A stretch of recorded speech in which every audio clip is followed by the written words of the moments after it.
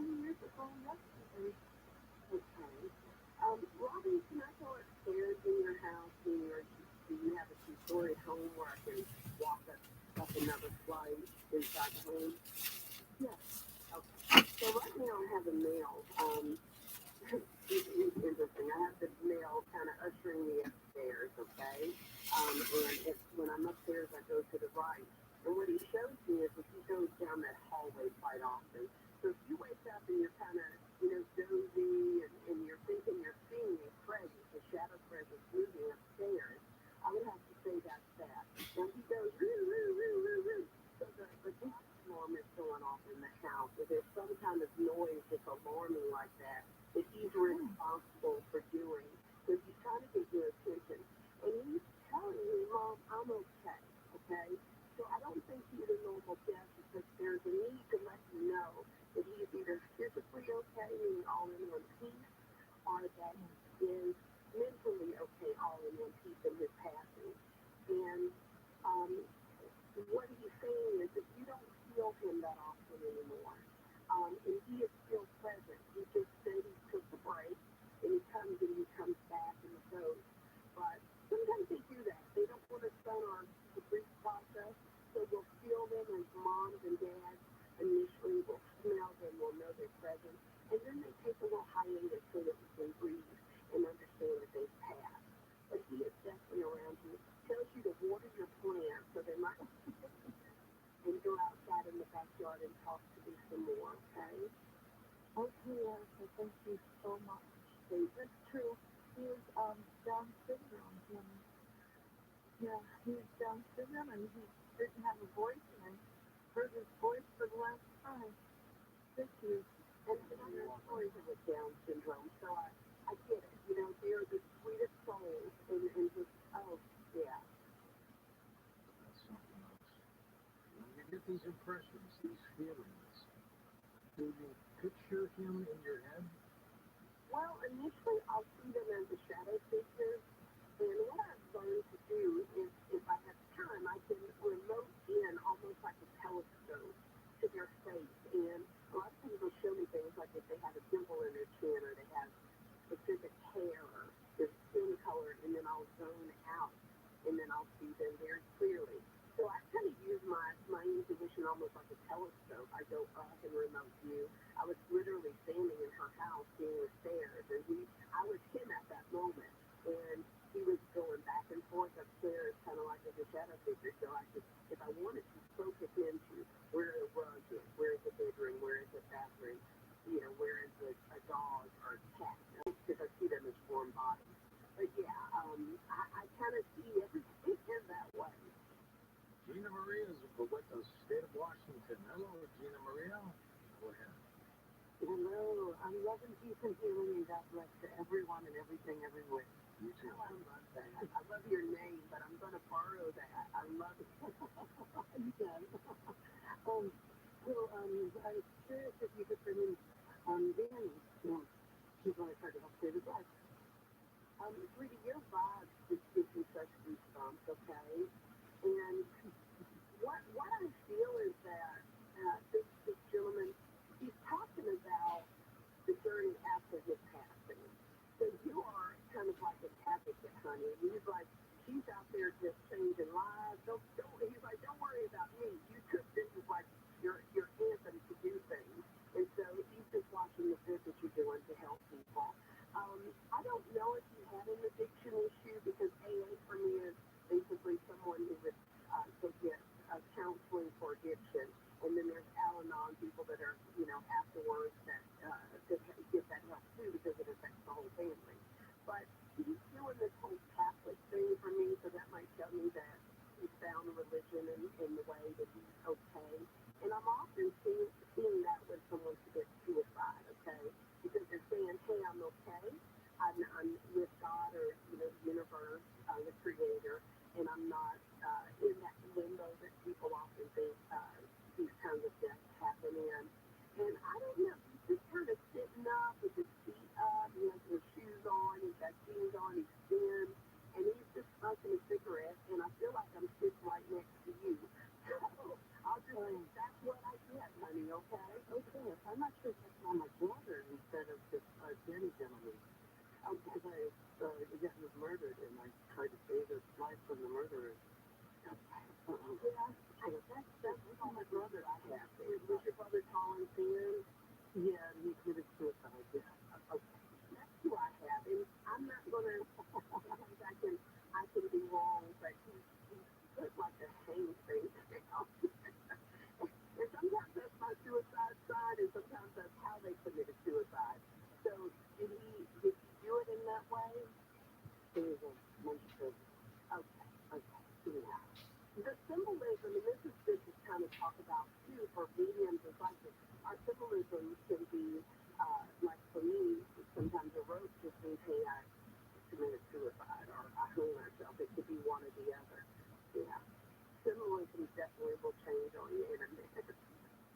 Well, God bless you. Thank you so much for calling in, Gina Marie. Thanks, Gina. Next up, let's go to Aaron in Florida. Welcome to the program. Hey, Aaron, go ahead. Thank you, George, for taking my call. And been going through kind of like a stagnant period. I was wondering what kind of things you see with my job, and I'm wanting a bunch of money, and I also want to know kind of like where you see me being, like maybe in Florida or California in entertainment or something. And like I said, I've been just bouncing all around and kind of need some guidance. What do you think? Okay, Aaron, I love your energy. As soon as you started talking, do you have any round circular tattoos on your arm or leg? Tattoos? No. Okay. I saw a signal, which is kind of like, maybe look into that and do something that could assist you as far as protection or manifestation. So to answer your question, I live in Florida. So between where all those places you were saying, I was dab in the middle of Texas. So be looking at Texas as maybe an opportunity for what you're wanting to do. And I kind of chuckled a little bit when you said the money, because, you know, they always say if psychics are psychics, they can tell you, they can win the lottery and tell you how to do money. Money is a little different for you, okay? Because I feel that you tried multiple things and you feel that they haven't panned out. Be a little bit more graceful on yourself. I just feel like it's all timing. You're about to hit a real great opportunity of networking. Look into management, okay? Maybe you've been the person that's performing. Look into managing this time. And I do feel it's about networking. You're not out there the way that you've been in the past. And it's time to kind of like manifest by action. So I have to kind of get on you a little bit, Aaron. You can laugh. It's time to get the paper out, the scrolls out, vision board, call the people that you used to interact, and basically step up and get it done, okay? What's that purple thing you're talking about? I don't It looks like a tattoo to me, honestly. I thought it was a tattoo. A signal is usually kind of like an angelic sign. A lot of the archangels or signals. Tap into Michael is who I would tell you. But it's a little bit about an angel, yeah. Yeah. Interesting. Talk to Michael. The archangel Michael. For guidance and protection, I feel like that would help you a lot in your journey, okay? Okay, I'm still lost. What did you say? I said I'm still lost, and you said it like all over the place. Well, I appreciate you calling, and hopefully you'll be able to decipher from some of that I gave you, and hopefully it'll help you. Okay, Aaron, good luck. Hope it all works out. Erica, since you've been doing this since you were a little girl, what has been the most satisfying aspect of what you do? Well, you know, he would be a great example of that. Sometimes you go to people that are psychic and mediums, and, you know, maybe they don't have the answer, maybe that information doesn't resonate with them today, and that's okay. I learned a long time ago I don't have to be right, but I have to relay the message that I give, that I'm given to who I get it for.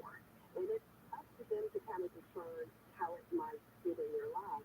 But messages for me, the beautiful thing is to teach and empower people. So I teach and empower people to discern your own messages. He would be a great example.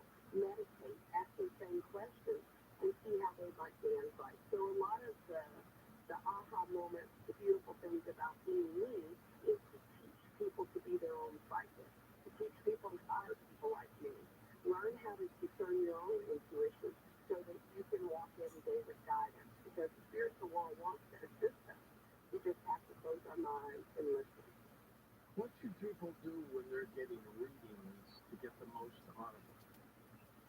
those people a lot of times are Googling online or looking for advice. So we're in a sense of desperation.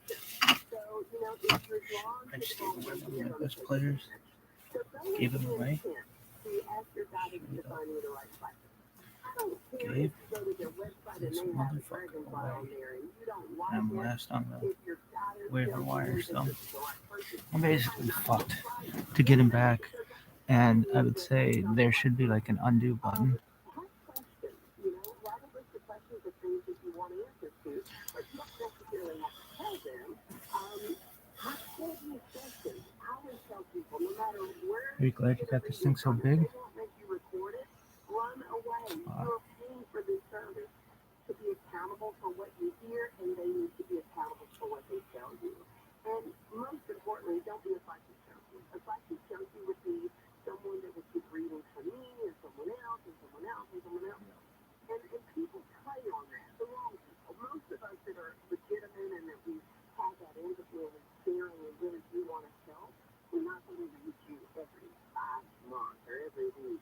I tell people I don't do repetitive readings because, you want to empower people to learn to listen to their own loved ones. All right, well, hang with us, Erica. We're going to take a short break and come back and take final calls in a moment. Coast to coast.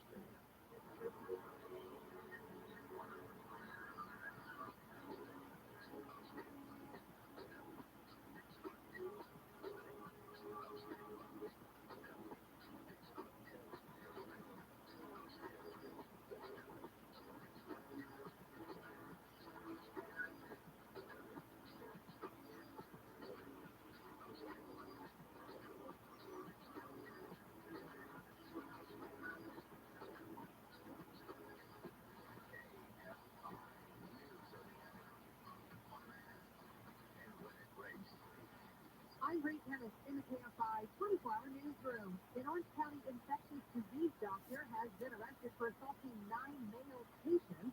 Officials say 56-year-old Dr. William Thompson IV allegedly assaulted patients during medical exams.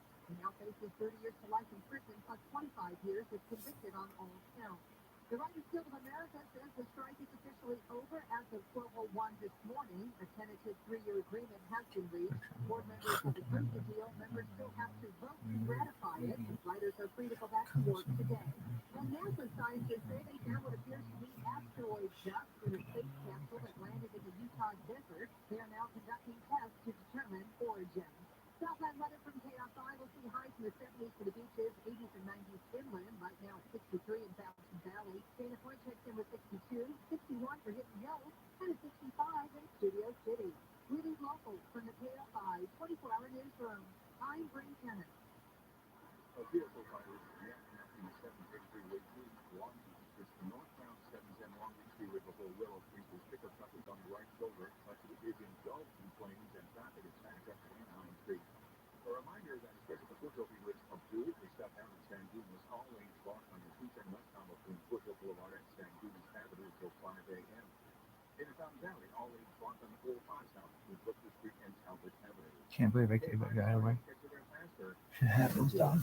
This week's Marketers Report, we learn about the value of local lunches, uncertain times, and Allison Griffin, head of marketing at State Farm. The economy is tough for everyone, and taking a step back and understanding the pain that your customers are currently going through because of the tough environment is really important. We've had multi-health agents across the country, and they understand what's going on in those very unique communities. iHeart has such a broad broadcast reach that is local, connected, and for us to be able to touch customers with a local feel but at a national scale is so efficient and important for us. No matter what audience, iHeartMedia gives marketers access to all, from national to local. Every audience, live conversations, trusted influencers, and insights and data you need to grow. Not just the media. iHeartMedia is your access company. If you're a marketer, go to iHeartResults.com. DeForest Johnson has spent the last 24 years on Alabama's death row for a crime he and many others in court he did not commit, based on one paid ear witness. Join investigative reporter Beth Shelburne as she narrates the story of the 2-year investigation into this case. What you provide intel is that the truth. Whatever a word, to get this information out of you. No.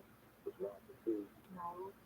Listen to Bear Witness on the iHeartRadio app or wherever you get your podcasts. Hey, it's Team Sharp. Are you sick of chlorine in your water? A light source water system is your solution. And September is the perfect timing because Light Source is offering new customers a double gift. You get free standard installation plus an extra $250 off. That's up to $1,250 in savings. The offer ends September 30th. Restrictions apply, so call Light Source today. 800-WATER-99 or visit lightsourcewater.com. Light Source. KFI AM 640, more stimulating talk. KFI AM 640. KFI AM 640. KFI live everywhere on the iHeartRadio app. KFI AM 640 at coasttocoastam.com.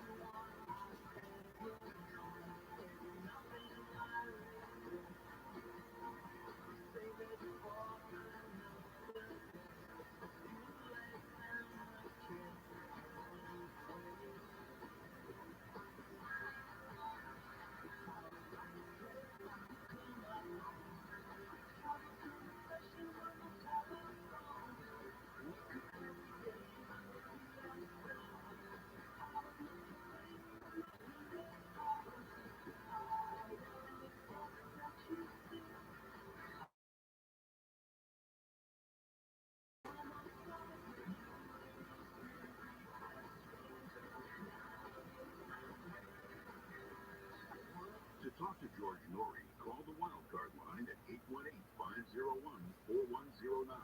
The first-time caller line is 818-501-4721. To talk toll-free from east of the Rockies, call 800-825-5033.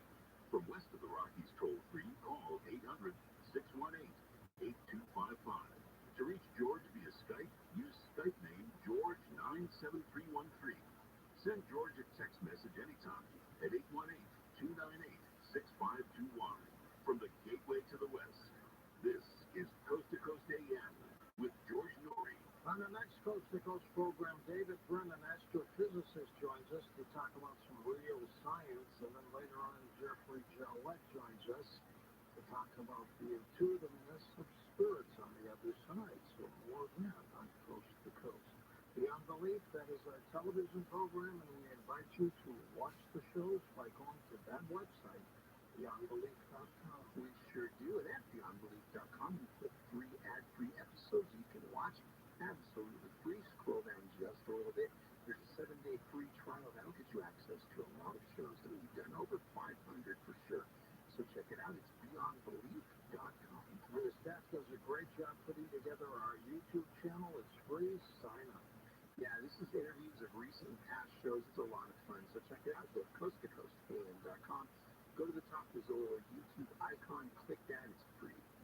Back with final readings with Erica in a moment on Coast to Coast. But first, build up your immune system. HealthyLooking.com and Dr. Alan Millay brings 4 decades of experience in natural products for the exclusive stem cell wellness set that works with your body's stem cells to assist your immune system. Here's Dr. Millay with more. Whether it's physical activity, obesity, diet, smoking, low on hormones, stress, sleep disorders, or your age, can be supported by reducing inflammation and aiding the body to heal itself appropriately. A stem cell is a cell waiting to be told what it needs to be. If there is inflammation, that inflammation needs to be stopped. High blood pressure, high cholesterol, kidney disease, various types of cancer, osteoporosis, even fatty liver, are chronic signs of inflammation and can be aided by supporting the body's ability to protect those cells that it needs. And that is the purpose of ImmuStem and AdaptoStem together, supporting the body to be the best it can be. Dr. Malay, how will I feel after taking AdaptoStem and ImmuStem? The ImmuStem is going to have an immediate effect, but I tell you, your immune system is starting to function better after 24 hours. You put AdaptoStem along with it, and most will feel it within 30 minutes. Order now at healthylooking.com. The Stem Cell Wellness Kit from Dr. Malay protects your body's stem cells and will make you feel better faster. The Stem Cell Wellness Kit with AdaptoStem and ImmuStem and your free gift to relax cell is only available at healthylooking.com or toll free at 800-563-3980. That's 800-563-3980. Don't forget to enter promo code George for free shipping. George's Stem Cell Wellness Kit at healthylooking.com. That's healthylooking.com.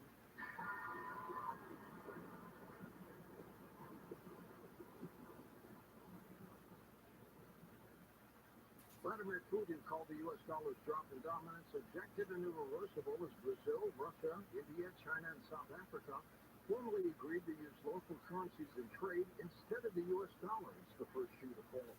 As demand for the dollar weakens, the buying power of the dollar weakens. That is why ViralRabbi Group is busier than ever. Investors and savers are looking to harness the power of physical gold held in a tax-sheltered IRA, and you can too. Text COAST to 989898 for your free info kit on gold. With thousands of happy customers, an A+ rating with the Better Business Bureau, and countless 5-star reviews, you can count on ViralRabbi to help you navigate transitioning an existing IRA or 401k into an IRA in gold. As the U.S. dollar continues to receive pressure from foreign countries, digital currency, and central banks, arm yourself with information on how to protect your savings. Text COAST to 989898 to claim your free info kit now. Attention taxpayers. If you're facing IRS debt you can't afford to pay, then you need to take advantage of the new Taxpayer Relief Initiative to free yourself from IRS collection efforts once and for all. Due to the financial hardship consumers are facing, the IRS has made it easier to settle delinquent tax problems. You may qualify for significant tax savings. An open phone line has been established by Community Tax for consumers to call and see if they qualify. Take down this number stored in your cell phone, but call the Community Tax helpline at 800-508-0328. If you owe back taxes to the IRS and cannot afford to pay them back, or you even have years of unfiled tax returns, you may now find the relief that you need. Call the Community Tax helpline today at 800-508-0328.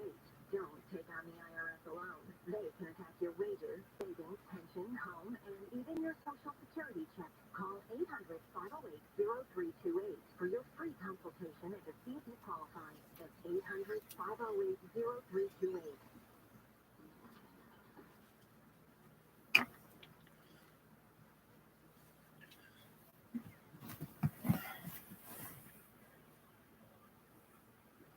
And welcome back, George Norrie, along with Erica Busa-Haley, our final segment here. Erica, spirit guides, tell us exactly who they are. Well, spirit guides can be a number of different things. They basically help us they talk to us to kind of help us through life. And so some of them can be our higher self. That's pretty much our connection to God. Some of them could be angels.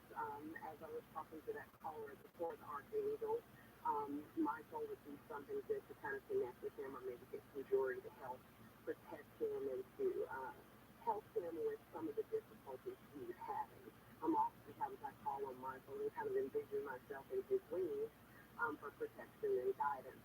Then we have ascendant masters. They're people that have walked the earth before, and they're basically kind of contracted to assist us in this lifetime. Our ancestors, people that we've never seen, that are in our bloodline, our DNA, they are spirit guides often. And then, deceased loved ones. They don't necessarily have to be our deceased loved ones. Sometimes they're people that we've interacted with. Sometimes they're people that are situational. Animals can be spirit guides, animal totems, and then extraterrestrial, ET. We don't know how many people are getting information from us here. We do know that they You got way bigger problems. Your shit. You got way bigger problems. Do they have our Because I'm 2-in-1 squad. and heart. They do. You know, a part of their process of helping us is what is in our highest good. Sometimes we're so consumed with our ego and our fears and all these other things that they are kind of separate from that. So their information is in the highest good and it's passed down through telepathy, through the psychic senses in order to help us. Final calls, here we go. Mark in Alabama on the wire third line. Hello, Mark, go ahead. How are you doing, Erica? Hey, Mark, how are you? Oh, yeah, I got a question for you. All right. White light. I got hit by a car in Tampa, Florida, riding a bicycle. Somehow or another, I was coherent enough to tell somebody the phone number. They told my parents, and mother got up and said, hey, we gotta go, honey. Your son just got hit by a car. How the hell did you know that? I don't know. But the thing about it is, I woke up 4 days later. My mother said it changed colors and all this stuff. Didn't know I was going to live or not. And I said, what about the lights that sun has to be operating on? Well, I eventually got in the military. I went to the Air Force. I switched to Army. And turned around and started teaching people how to fly in the clouds. And then I had that experience in the clouds. Light. Blinding light. I was like, oh, I've been here. I've done that. Put my visor down. And here it is 50-something years later, and I still can't get it out of my head.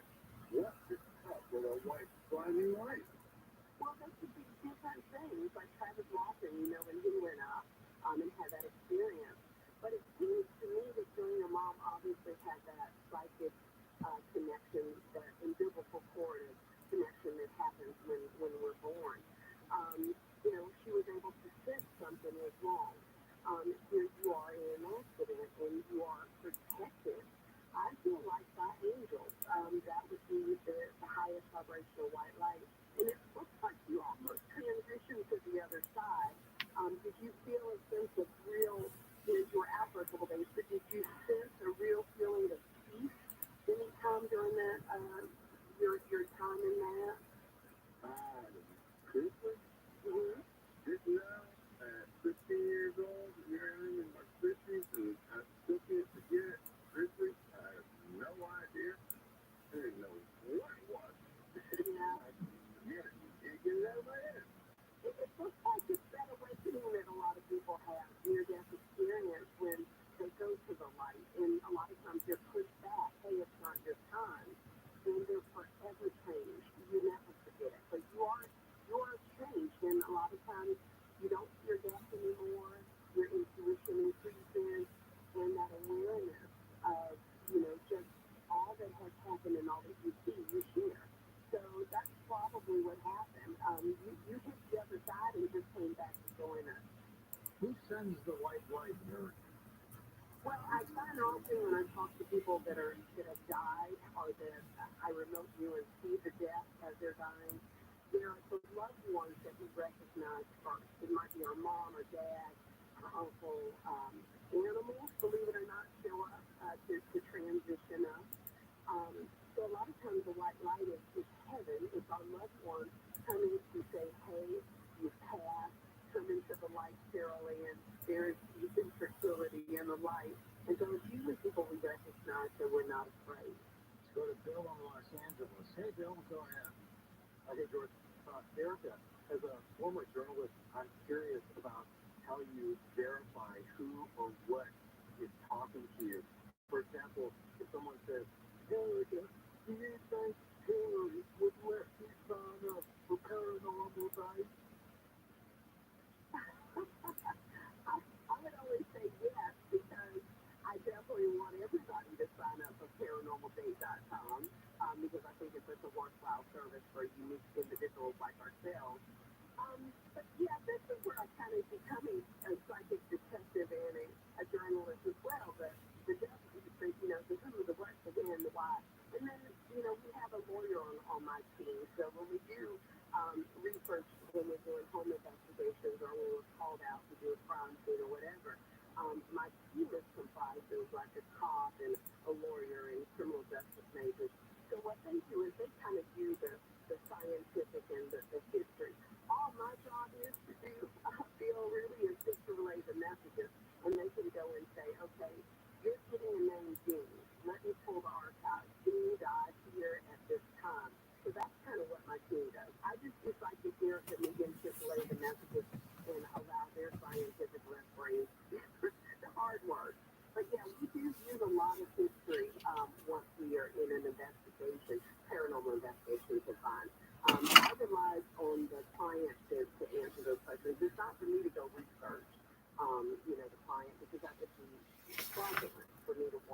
research them before or after the fact.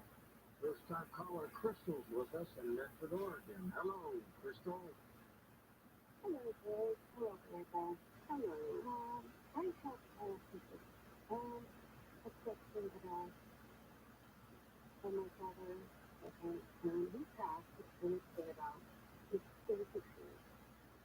And it was the strangest thing. I was at home and it was eating time, and I just had this thing that I needed to get to the hospital, like now, right now. And it was an overwhelming thing. And I called, and I was told to call my son and get there. So I called the doctor and I said, let's go, we gotta go right now. He said, what's going on? And I said, I don't know, I just know we have to be there. And so it turned out, I get there, my father was over the family. And, we were able to say goodbye because he wasn't very responsible there.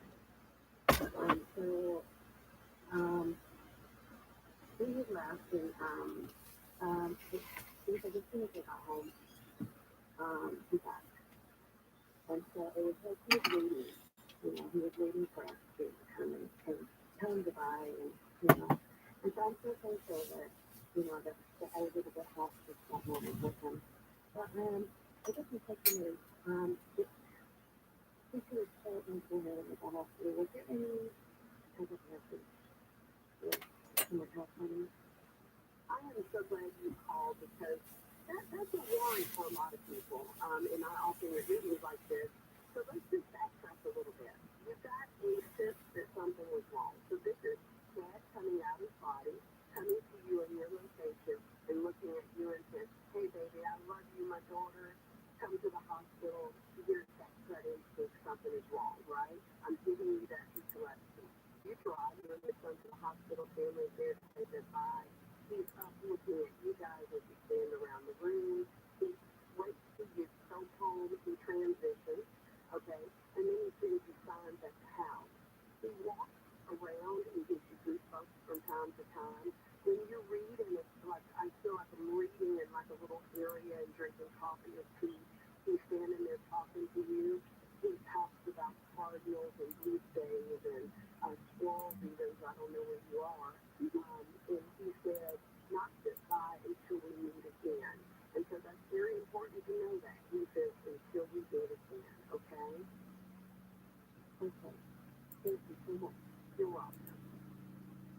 These impressions that you get, do they feel like you're hearing? Oftentimes what I do, but it's like, when I meet somebody, I think it's almost like to see a movie in your face. And then it's just steadily talking to me. I know that he's listening and following me, but it's not needed. They're talking to me in consistent. And oftentimes photos or photos are a snapshot of your particular kind of relationship with them. And a lot of times they tell stories and things that people that I know, that's my John Travolta, he's a dancer, this person. And, a lot of times I kind of mimic this person. Wine, beer, Serious and fun with moving and dancing and doing all the things that they do. And besides, I never drank beer. When I drank, it was wine. Listen, I'll have a glass of red wine, thank you. no problem.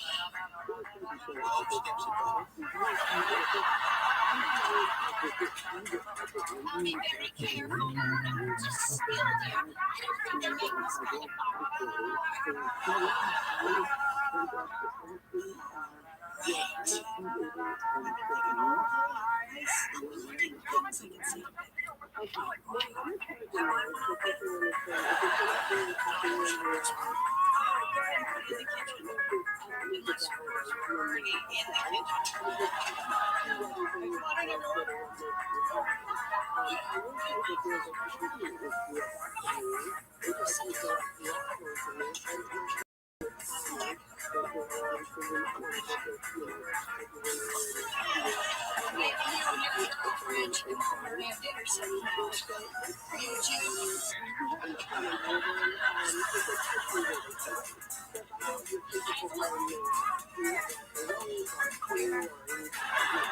You and your girlfriend should be doing some why don't you tell Lindsay how much you want for her? The girls most people are not creative enough except to use them in the shower.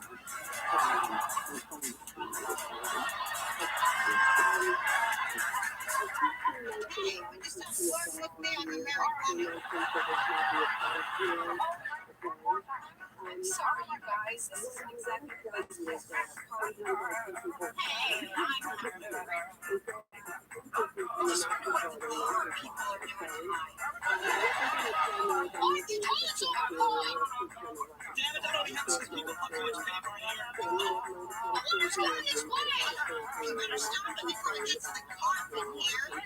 Why does everybody in the kitchen take their shoes off and sit down on their side? It's a good idea. Well, you might have a bad idea. I tell you what, check up the side of the trailer.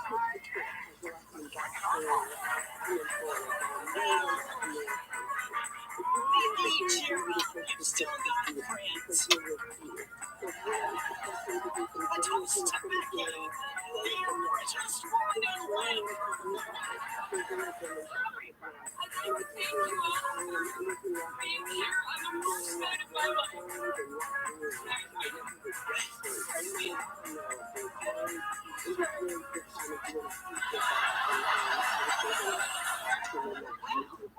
Becky certainly got her nippers in a twist.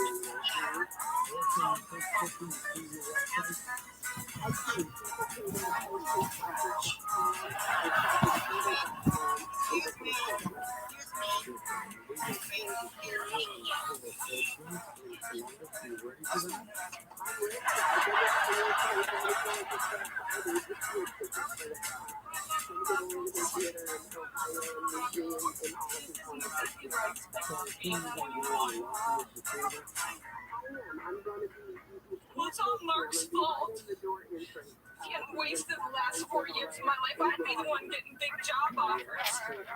We can't go blaming all the bunch of guys. You two just don't know what happened. You can't continue the work we did with them. It was too down to go.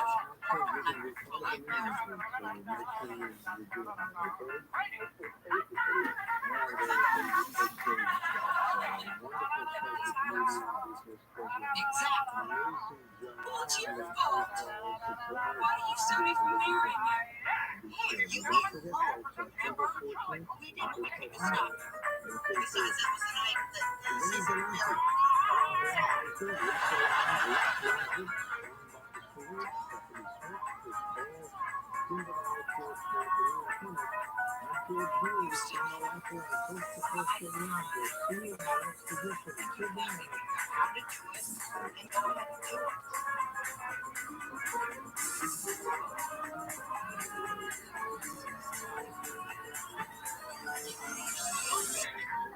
I'm already 21. I married Jerry Seinfeld, yes.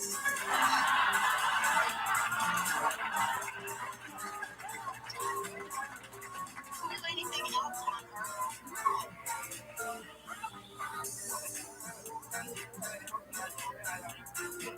You're the one that's going to have to, make her change yourself. Oh my God, I can't believe he's actually jacking up the trailer. Why don't you just tell him to pull that cork out of the hole in the floor?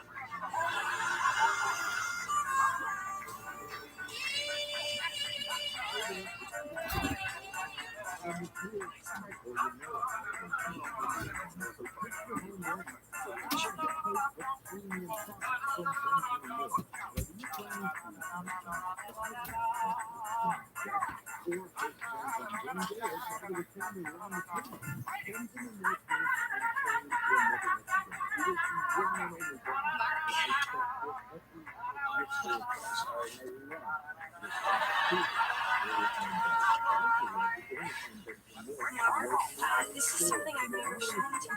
You go to university and you can't either. This is so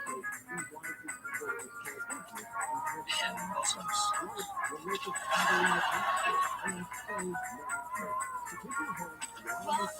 was accepted, Mark. We got married and moved to Minneapolis, and now sometimes I wonder what happened to my boy.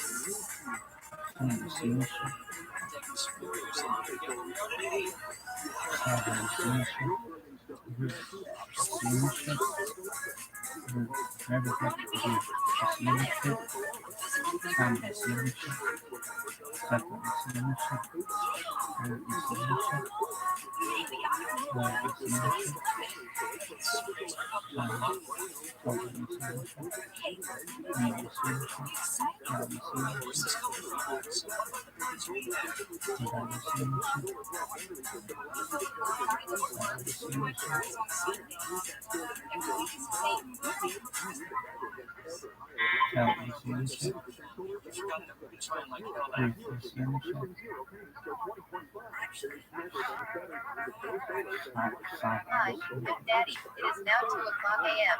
I'm trying, you guys.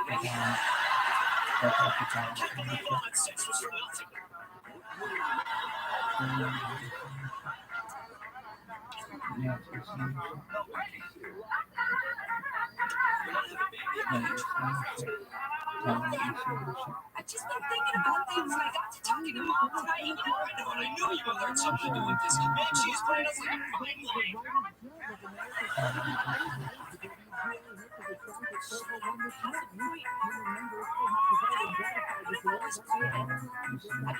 Just like her, and I don't want to spend the rest of my life raising kids in a trailer park.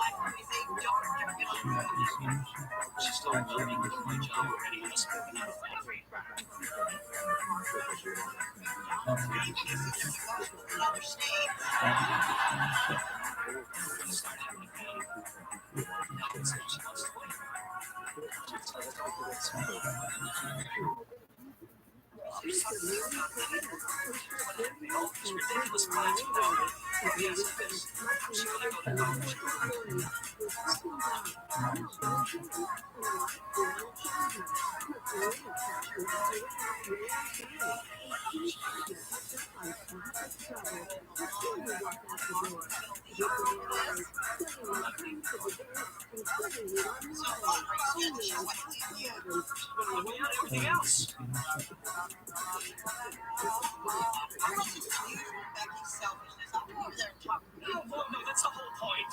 I came over here to tell you to put out your lives and leave us alone.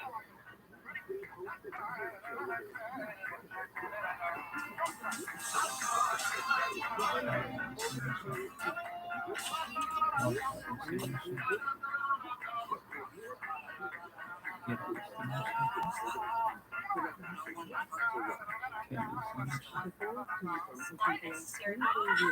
Way ahead of time. I figure I'm about an hour behind my sunset. Now from grad school, I'm thinking maybe university job, office well, I guess I do money. And I'm also thinking of but. What's the but?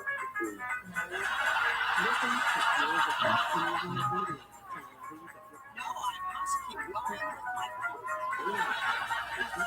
No, he's totally freaking out because you have a good consultant view and all their plans are good. I'll talk to you. No, it's more than that. If you won't she stood up to me and went in my I think you're being a little selfish here, Rabbi, and I think, maybe you're going to mess up our marriage. Well, then how come you guys just feel like we're going to be broken?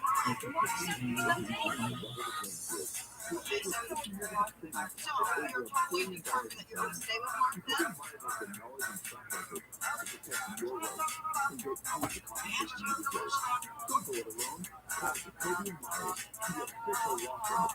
So, your head is already over? You got me going to change my life.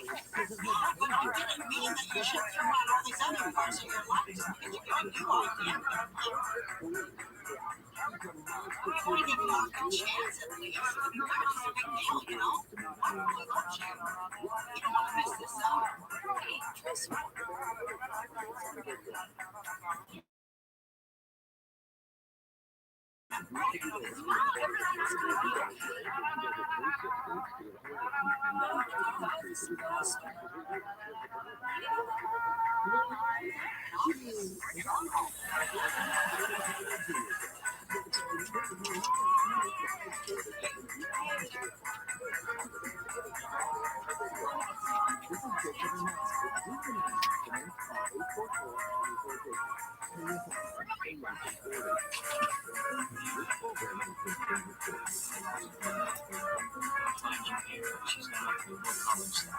Everything's going to be She has no plan. She wants to do all this with you.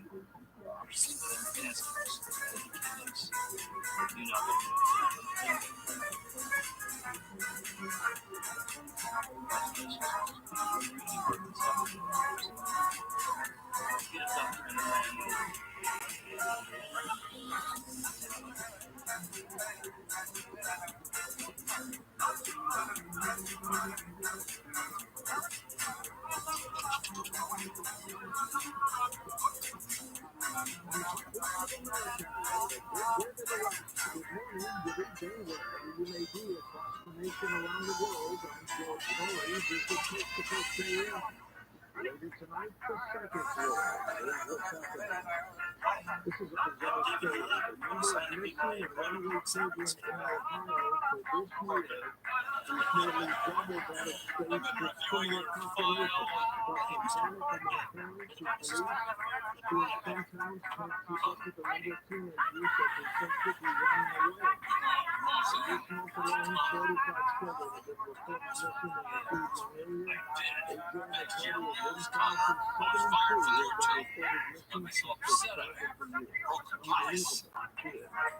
The Federal Trade Commission in 17 states for 21 years have filed a lawsuit against Amazon, accusing the company of illegally maintaining its monopoly power. As a result of its position in the marketplace, the company has allegedly given a person. The internationally expensive competition according to the FTC. The financial purchase was accepted. Isn't this just pure marketing on Amazon's part? What's going on? Of course I am. This isn't over. This is far, far from over. You hit me by name, please. along with 17 attorney generals. Only a very few cases brought by California, which is not a party to, is not one of the 17 states. So the only independent review and this is the combination of both federal and state powers or enforcement law and order.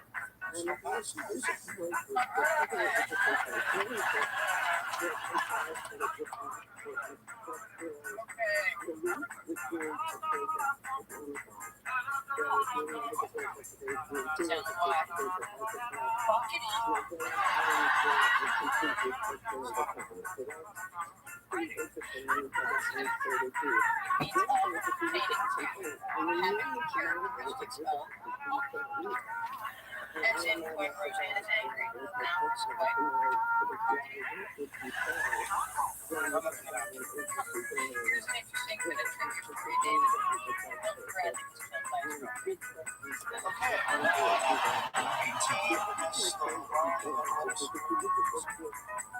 You don't give me a Twinkie, but you give her Burger. Yeah, and then I'll go with mom and stickers.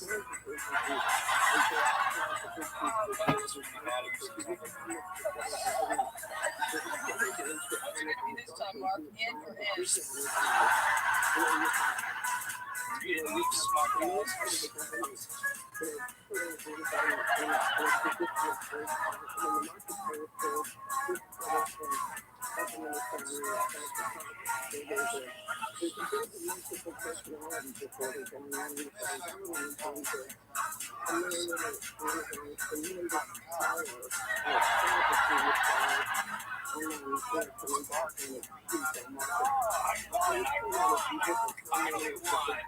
Knowledge in my head.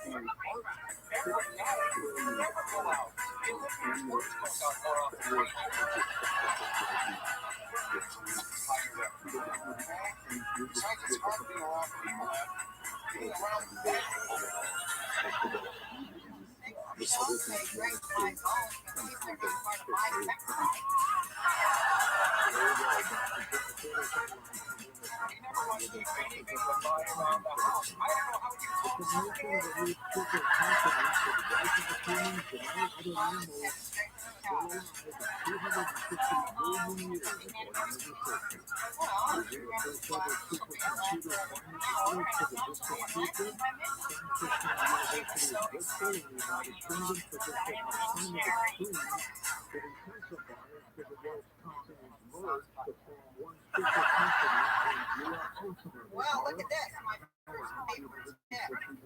They're on a lot.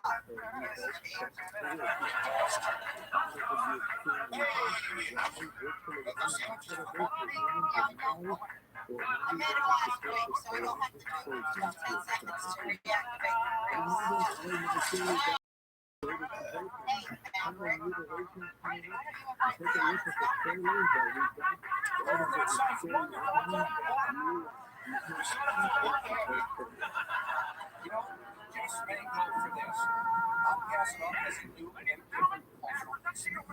Yeah, Dad got the jalapeno Doritos this time.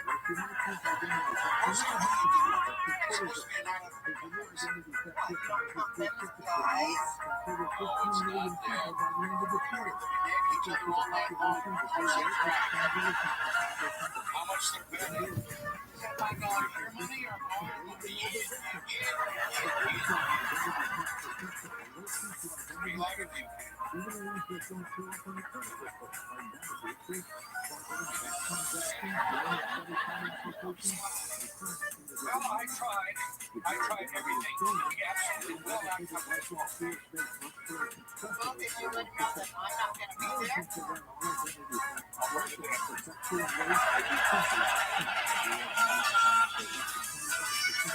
be there.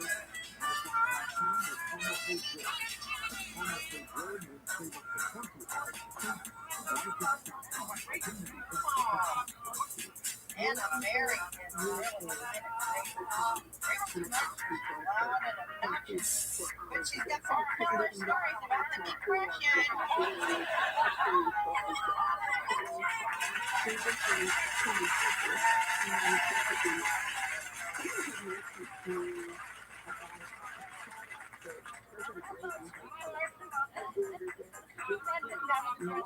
Jackie, give me a pack of smokes. Maybe later, yeah, Nana. Hey, this here is your great grandson, Jerry Garcia Pine.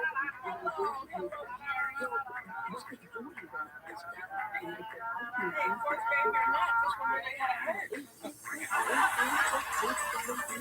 You want to hold it? No, they hold it. Look at these three. Next time. Oh, that sounds great. No, they means the kid. Oh, that's okay. Okay, so what's in the box here? There's not more clothes from all your dead friends. It's all the toys that you and Jackie used to play with when you came off the house. Because your mother called you trying to get so this is all of our toys. This is the big piece. Oh, yeah, but it's not all the toys. Everything is bigger than your money. It's a bunch of paper, right? It's not to make sure it's as long as the parts is in the media,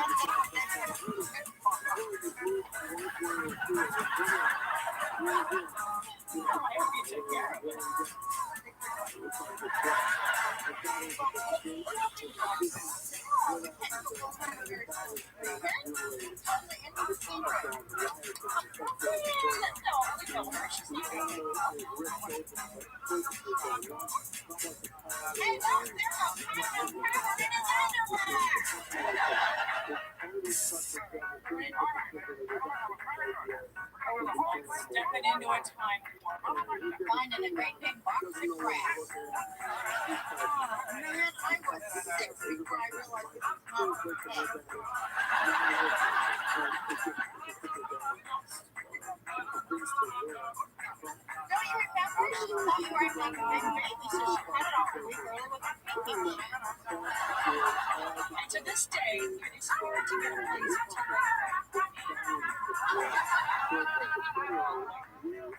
says Isabella lives. Oh, there you go. We know that you're a monkey. Are you cleaning my panic? I've come to dethrone you, princess. Not my dirt monkey minions. Well, she'll never get mine wrong because your red, shiny monkey butt is sticking.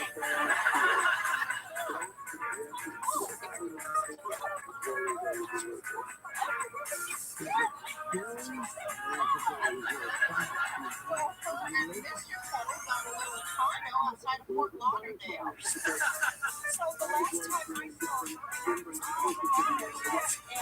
I had her ready, and then when I woke up, she was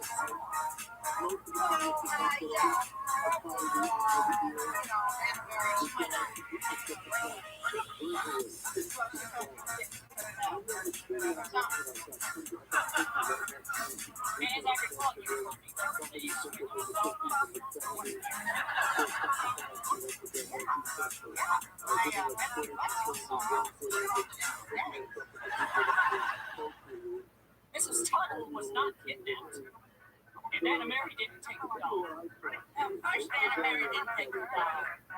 What about my Anna?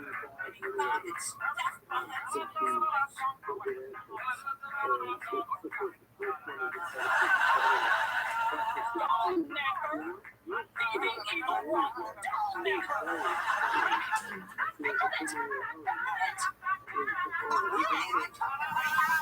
On the contrary, it sickens me. Why, Roseanne, why would you take Mrs. Tuttle? Yeah, why? Why does it show you press a gun? Get at the chin. Come on, stop fighting. Let's have a drink.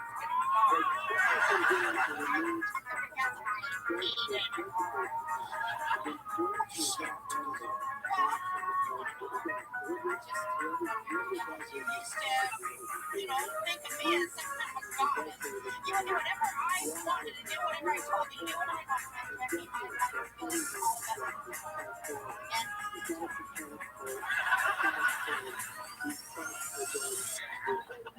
and then all of a sudden I just get mad friends with her. I'd be like, Mom, you gotta let it jump rope, and instead of saying yes, you had to run, and I was what she wanted to play jump rope, of course she didn't want to play jump rope, did she? No, she wanted to play bumper rolls, or play with dolls, or have a tea party. She never wanted to do anything that I wanted to do. Tuttle has sports eyes, small. By shoving her behind from the insulation. Kangaroo, you see what the man's in your butt.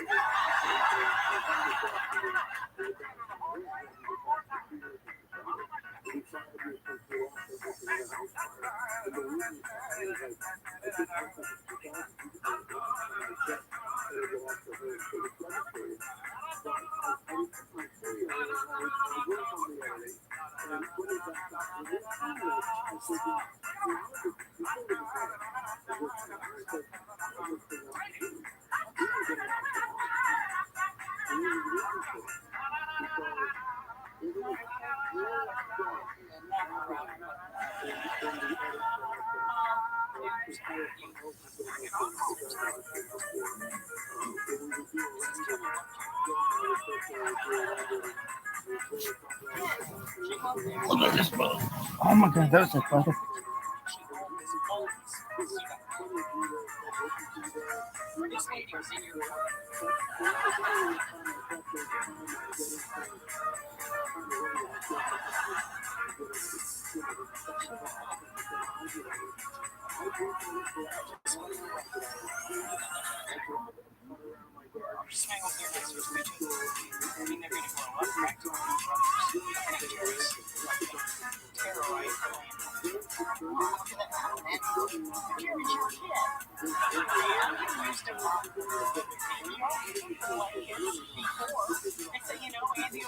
In some insulation.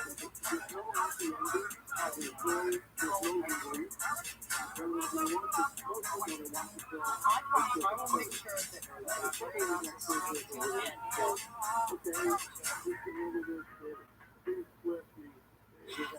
I like these little guys, these Sprogos.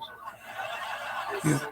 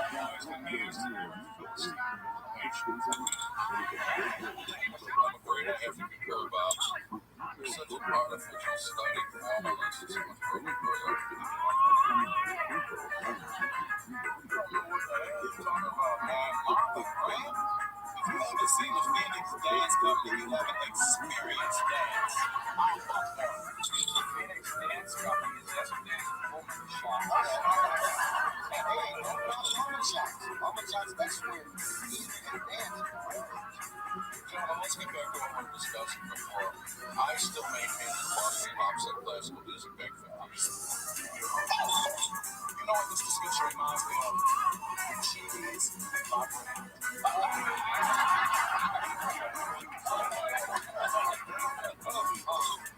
That hurt me except in Washington. Yes, but just as you feel this game, the artist in any field must acknowledge this is an ever-growing presence. You must cast off any pretense of a studied and artificial nature. You must be omnipresent in his work. You know which suckers is his phrase.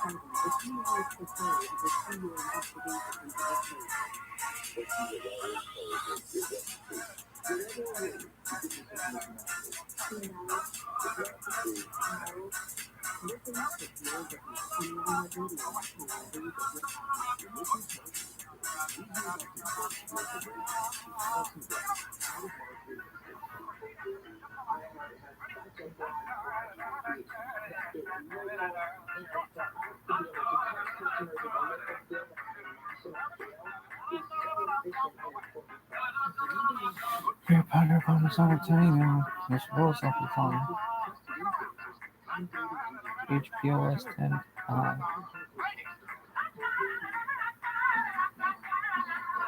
It's gonna be a global currency someday, kids. What should you watch? Someone's flying in here.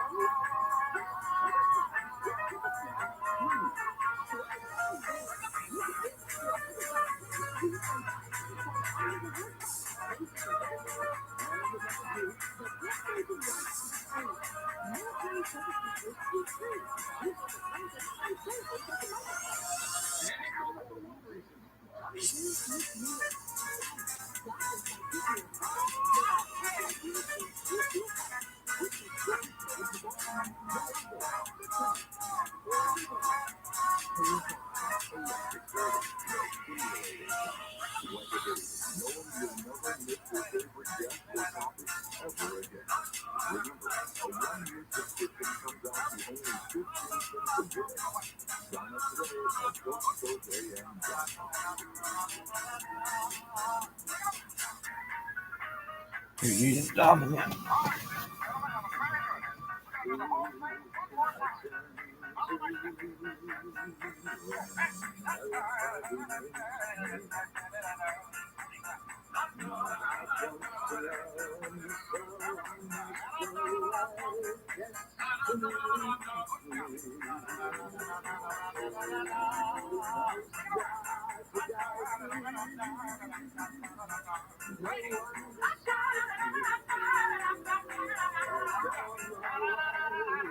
Yo, dog.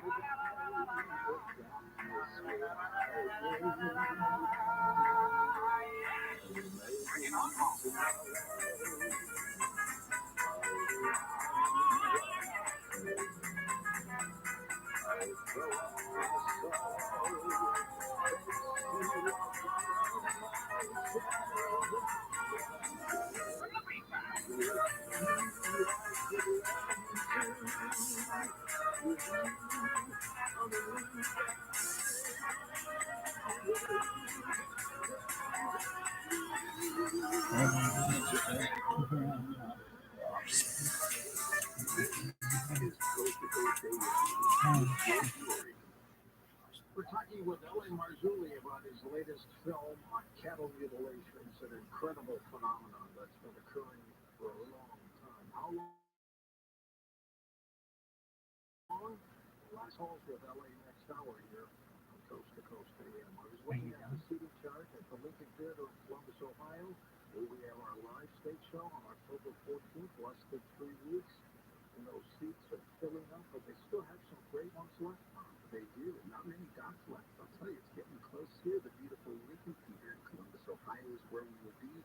Saturday, October 14th, we're calling it a Halloween spooky stage show experience. So to celebrate Halloween, just a couple weeks early, 4 guests on stage: Ghost Professor John Kachuba, spiritual warrior Bill Bean, horror host Mr. Lobo, and mentalist James Carroll. We'll have a live band. We'll do a music like we always do. We'll do a salute to our veterans. We want everybody to come in costume. There's a costume contest. George, I'm going to stick $500 cash in your hand, and we're going to send a winner out to you. And Tom, I'm taking the cash and putting it early. So everybody dress up, please. I'm very happy to say that our next guest, Erica Busserhaney, psychic Erica Busserhaney, will be in the lobby giving away free readings. And we're going to start the show just a few minutes early. And special guest artist Brad Burkhart is going to teach us on by singing the legend of Buck Cemetery. Get us in the Halloween mood. So this is going to be quite a show. We're going to have some fun. Head over to coasttocoastam.com. Lex has got all the info right up there in the carousel and also under our events section. And Erica will be readings tonight in our last hour, right? Yeah, she sure will. So folks can get a little sample of what to expect at Columbus. It'll be fantastic. Now here's something for you to build up your needs. HealthyLooking.com and Dr. Alan Ray bring 4 decades of experience in natural products for the exclusive stem cell wellness kit that works with your body's stem cells to assist your immune system. Whether it's physical activity, obesity, diet, smoking, low on hormones, stress, sleep disorders, or your age, can be supported by reducing inflammation and aiding the body to heal itself appropriately. The stem cell is a cell waiting to be told what it needs to be. If there is inflammation, that inflammation needs to be stopped. High blood pressure, high cholesterol, kidney disease, various types of cancer, depression, Alzheimer's disease, autoimmune disorders, osteoporosis, even fatty liver are chronic signs of inflammation and can be aided by supporting the body's ability to protect those cells that it needs. And that is the purpose of Immustem and Adaptogene together, supporting the body to be best it can be. Dr. Malay, how do I feel after taking Adaptogene and Immustem? The Immustem is going to have an immediate effect, but I tell you, your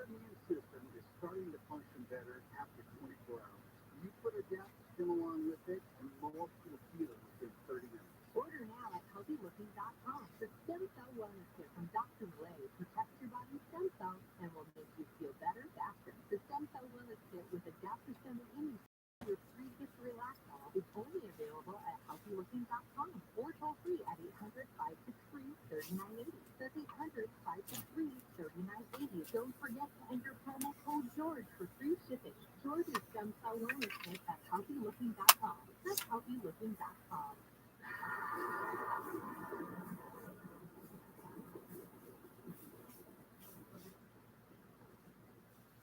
Fun and adventure has returned comics and graphic novels from Marvelous Entertainment, based on the thrilling sci-fi masterpieces by Marvin Sundell.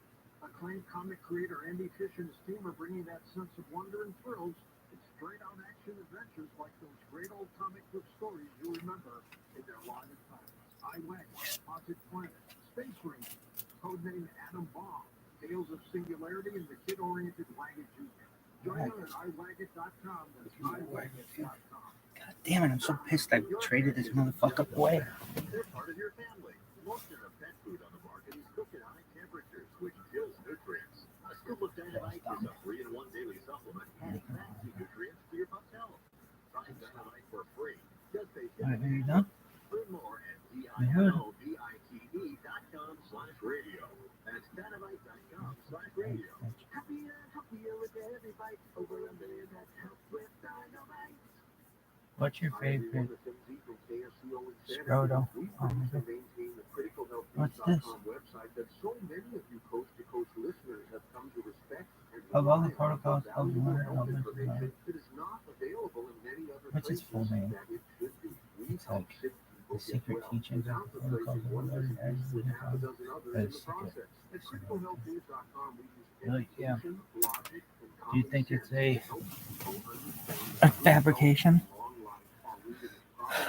It's a good question.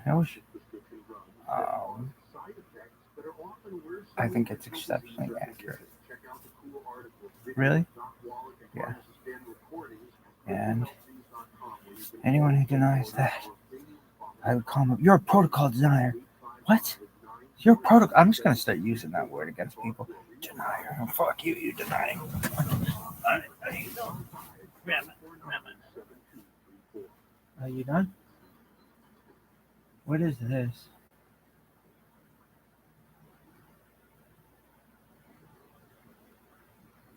Yo, dog. Let's hold confessions. Latest film is called Cattle Mutilations. We've got the trailer up at coasttocoaststate.com right under the introduction to LA. So we'll take a look at that. LA, Yo. do we know how long cattle mutilations, this phenomenon has Oh, but what about your boy? Is it recorded anywhere? Yeah, Chuck had Joy Diaz. report from the 1950s, late 1800s. So it goes back. The check-in. Certain things How do you call it the check-in? it doesn't go back away. It really came to the forefront with Snippy the horse. God The damn it. horse's name was actually later. Oh, this shit Somebody sucks. ground zero for Motherfuckers. capitalism in modernity in the present time, but they go back before Snippy. But Snippy was a horse in Alamosa and Yo, dog. and we actually went to. What's your favorite person on a Joe Rogan? Right here in Alamosa, and we saw the skunk of Snippy. And we interviewed Jimmy. That's all. It's Tuesday, Here's Marquis. the Is he on 26th the of September. Welcome to the check-in. It's brought to you by Blue Chew.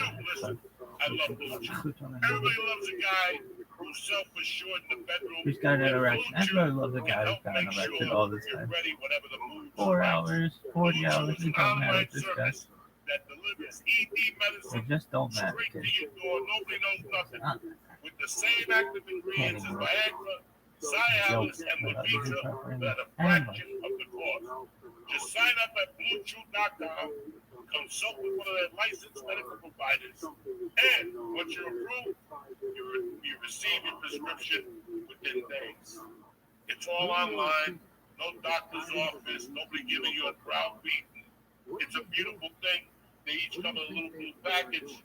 When you feel something or you bump into somebody that could be a stranger, you pop one and you do what you need to do. Blue Chew comes in in a discreet package, so your nosy neighbors don't ever know what they got, unless they want the yum yum. You know what I'm saying?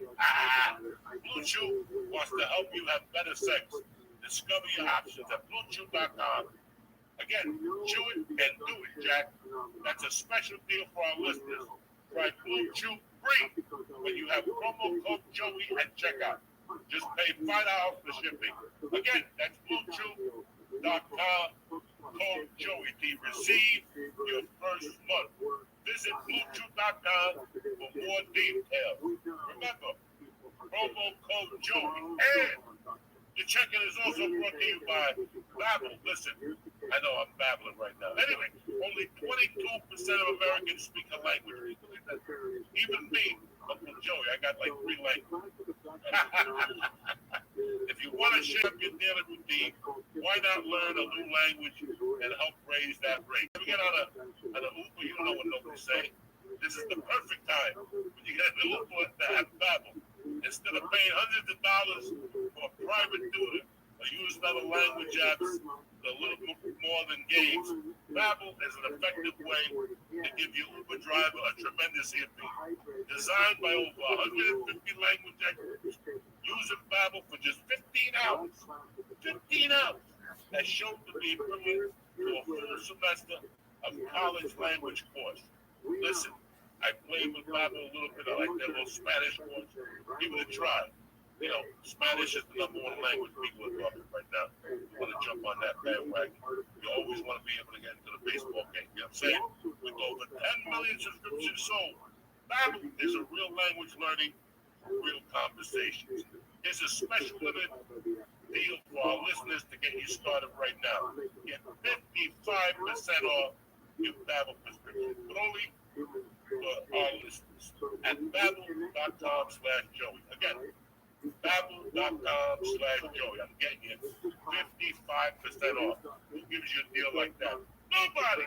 Spell Babel, BABBL.com/Joey. Rules and restrictions may apply. Welcome to the check-in.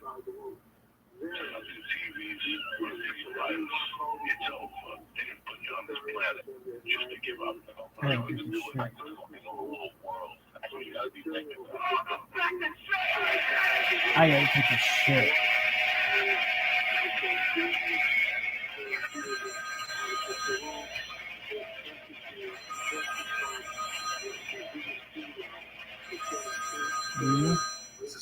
No dog. I got leaky butt syndrome. I'll never stop. You never get this Yom Kippur, you know what I'm saying? Yom Kippur to all the brothers in the struggle. I gotta take a shit. I got leaky butt syndrome. I can't believe I get that fucker away. You interviewed a rancher who lost 16 head of cattle. I gotta take a shit. It's gonna be guaranteed. I kind of put him on the spot.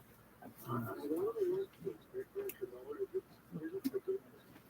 So, what do you mean? I go, well, are you glad when they mutilate a cow?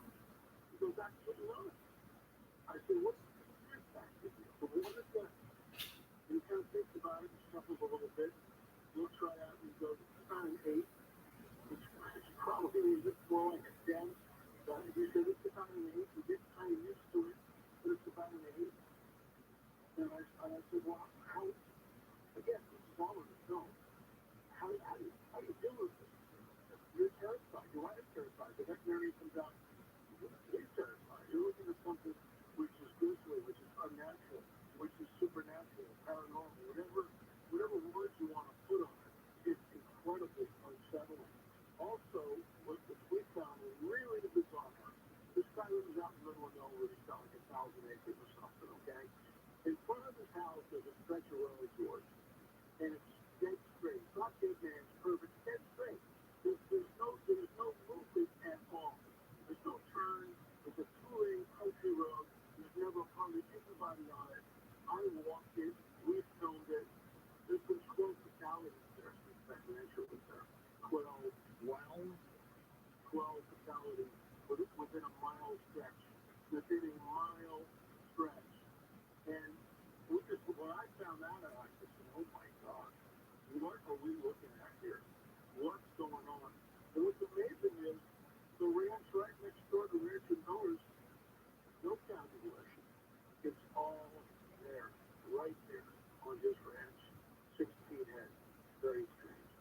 law enforcement say about any of this, already? Well, they come out, they look at it, and some of these guys will, hem and haw, well, maybe it's a satanic call, it's not a satanic call. Maybe it's predators, it's not predators, but scavengers won't touch it. The cuts are done with, I can't emphasize this enough, the cuts are done with surgical precision. It's not some guy out there with a hunting knife. No, this is like a degreed surgeon doing these things. It is. It's unbelievable. It's very disturbing. The law enforcement comes out and looks at it, right, it's a report, takes a bunch of pictures, goes back in. Now it's at the point where some ranchers won't even report it. We show this in the film. Some ranchers, it's so commonplace that ranchers just don't want to publicity, they don't want to get involved with law enforcement or the local vet or any of this stuff, so they just say they don't report it. But it's ongoing. It has been ongoing. And that's why we think it is used in the breeding program. It is used to create artificial wounds for the hydrate. Paraphrase from the Bible, Daniel 2:43. It is, and remember, this was written 2,500 years ago. And this is why the guidance into the supernatural is so important, because it gives us a window into what to expect. It's not, it doesn't give us, bullet point by bullet thing, but in some ways it does do this. These are prophetic words, and this messenger which appears to Daniel states this. Hey Dan, I'm paraphrasing, seal up the words of this book. In other words, what I'm telling you to write, but seal it up, because people aren't going to understand it. Then he gives us what I call a supernatural truth. Men and women will run to and fro over the face of the earth, and knowledge will increase. So, until the time of the end. So the words, until the time of the end. But then he tells us what the time of the end looks like. Knowledge will increase, men and women will run to and fro over the face of the earth. Well, 2,500 years ago, no one was running to and fro over the face of the earth. Welcome to the advent of the airplane. As we're speaking, men and women are flying to and fro over the face of the earth as we speak. Knowledge increases now exponentially. We're in the window of time where the book is unsealed, in my opinion. And other biblical scholars would concur on that. There's a phrase which is very disturbing, but pregnant with meaning. And it says this, Daniel 2, chapter 2, verse 43. They will mingle their seed with the seed of men, but they will not cleave to them. The word cleave, way back in Genesis, a man will leave his mother and father and cleave to his wife. The marriage contract is what this says. There's no marriage contract here. No marriage contract. And who are they? Their seed will mingle with the seed of men. Well, it's not men. Certainly not animals. So who are we talking about? I call that the supernatural truth. Because it's exactly what's going on. There's a mingling of the seed. There's a book we're publishing. The author's name is Karen Wilkinson. She is sort of a tentpole in our number 4 film, On Abduction. She was abducted at a very young age. We're talking 5, 6 years old. Impregnated by the United States. And that's why she wrote this whole stolen seed, evil harvest. We're just about to release it, so it's a fascinating inside view of what is going on here.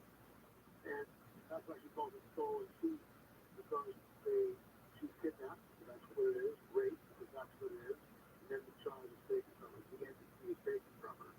She's been on board ship, she learned the ship, she's seen the hybrids, she's seen the graves, she's seen the hennies, the whole 9 yards. That's why it's so, the book will be a must-read for your astrologist, for the trillion inside look to what's going on, what the end game is, and how she got out of it, how she finally was able to stop the abduction.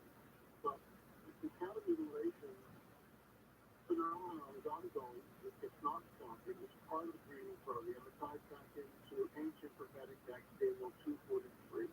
The mingling of the seed. It's exactly what we see. It's exactly what we see. Their seed is mingling with the seed of men. Who are they? Who are they? This goes back to even further. It goes all the way back to Genesis 3:15, where we see that the seed of the dragon is at war with the seed of the woman.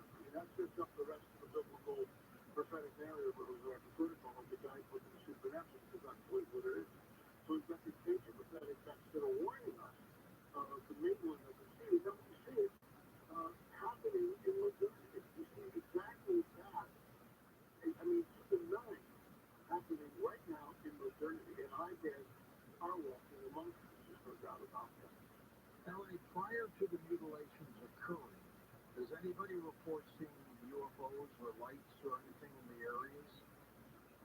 Absolutely. Usually a rancher isn't sure what he's looking at. The lights will turn around, maybe an orb or something, and kind of catches his eye, and what the heck is that? But they shut it off, because they're not schooled like yourself and myself. They haven't traveled in years. Specifically on the first one. What the heck just happened? And sometimes it's multiple mutilations in one rancher, like rancher Miller, 16 head of cattle over the years, unbelievable. It's basically one every couple of years. They do see lights. Miller talks about, he's had other stuff happen on the ranch with us. This like steer and horse came into the room, passed over him. When it happened, next morning he woke up and couldn't walk. And then he finally, they got him to the doctor, and they, whatever happened, wore off, and he was okay. So, once again, it's high strangeness. There's no doubt about it. But there's nothing, I can't stress this enough. It's a calling card of darkness, because whoever does this does it deliberately. What I mean by that is the rancher comes out, he sees it, he's terrified. Fear factor's amazing. Just his wife and kids, they come out, they didn't get the teenagers, they see it, they go into school, they're freaked out, they tell their classmates, maybe a couple classmates come over, they look at the thing, they're freaked out. He calls the veterinarian, he comes out, he's never seen anything like it, probing around the animal, he looks at the surgical precision, can't figure out why the blood is drained, no signs of a struggle, the animal's perfectly healthy, doesn't cross on it. He can't figure out what's going on. Law enforcement comes out, they take a bunch of pictures. Finally, a newspaper guy comes out, and he writes a story on it, takes a couple of pictures, it's in the paper, and fear. The circle just gets bigger and bigger with fear. The calling card of darkness. Dragon's calling card is always one of fear. That's the deal. That's the deal. They're going to take something else. Why not just, if these are benevolent space brothers, okay, maybe they need this for food or something, whatever, let's take the virus from the down. Why not just take the carcass and you've got a ship that can travel, go through space, pull something in a lake someplace, 500 miles away, or something in the ocean? No, they place it back in the farmer's field. It's deliberate, in my opinion. Absolutely deliberate. There's one scenario in the film where I caught myself, and I go, well, let me ask something, Chuck. Hold on, LA, right there. We'll talk about that scenario and take calls when we come right back on Coast to Coast AM.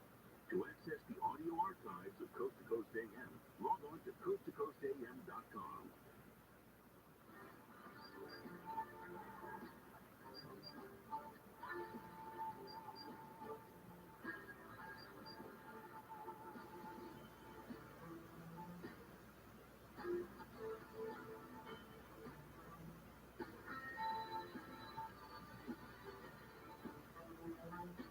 So I was in a Las Vegas hotel recently. It was hot and noisy outside, but cool and quiet in my room. Why?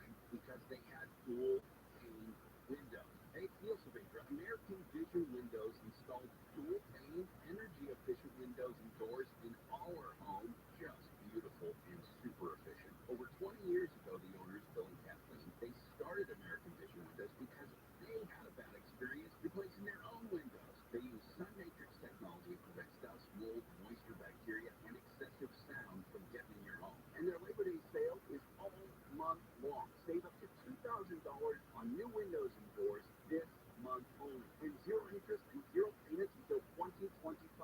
TSLB number 778326. Trust the window I trust. I use. My friends and family trust and use. American Vision Windows. Call, get that free estimate, 888-226-9908. That's 888-226-9908. Or visit AmericanVisionWindows.com. Don't let insurance companies play hardball and take advantage of you in your personal injury case. Trust the team at Jacoby & Myers to level the playing field. With over 50 years of experience and over $1 billion in settlements, Jacoby & Myers has the knowledge and track record to protect your rights and get you the compensation you deserve. Don't go it alone. Call Jacoby & Myers, the official law firm of the Los Angeles Dodgers. Justice for You since 1972. We're not just in smart speakers, we're in a couple of smart ears as well.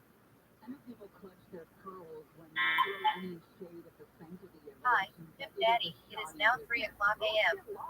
Votes don't get counted. Votes appear out of nowhere. We like to assume that elections are this absolutely pristinely run mechanism. The idea that there wouldn't be problems is betting on a miracle.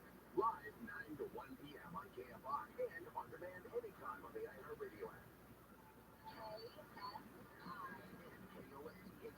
Los Angeles, Orange County. Live everywhere on the iHeartRadio app. Gift card theft. I'm Bree Tennis in the KFI 24-hour newsroom. 3 people have been found guilty of laundering over $2.5 million in Target gift cards.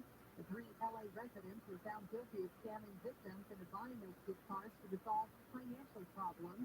The U.S. Attorney's Office says the trio used WeChat to coordinate the purchase and drop off the cards. The trio will face the next 20 years in prison and must pay restitution.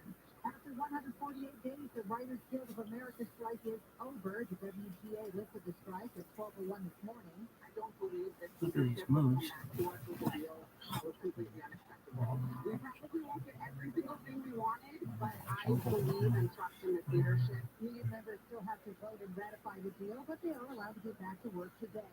Uber now in partnership with the Yellow Cab Company. Now when customers request a ride with Uber X, you could get an Uber or you could get a taxi driver. Rates will be posted ahead of time and users will have the option to decline and be rematched with a non-taxi driver. 7 Republican presidential candidates will be at tonight's debate. The debate will be at the Ronald Reagan Presidential Library in Simi Valley.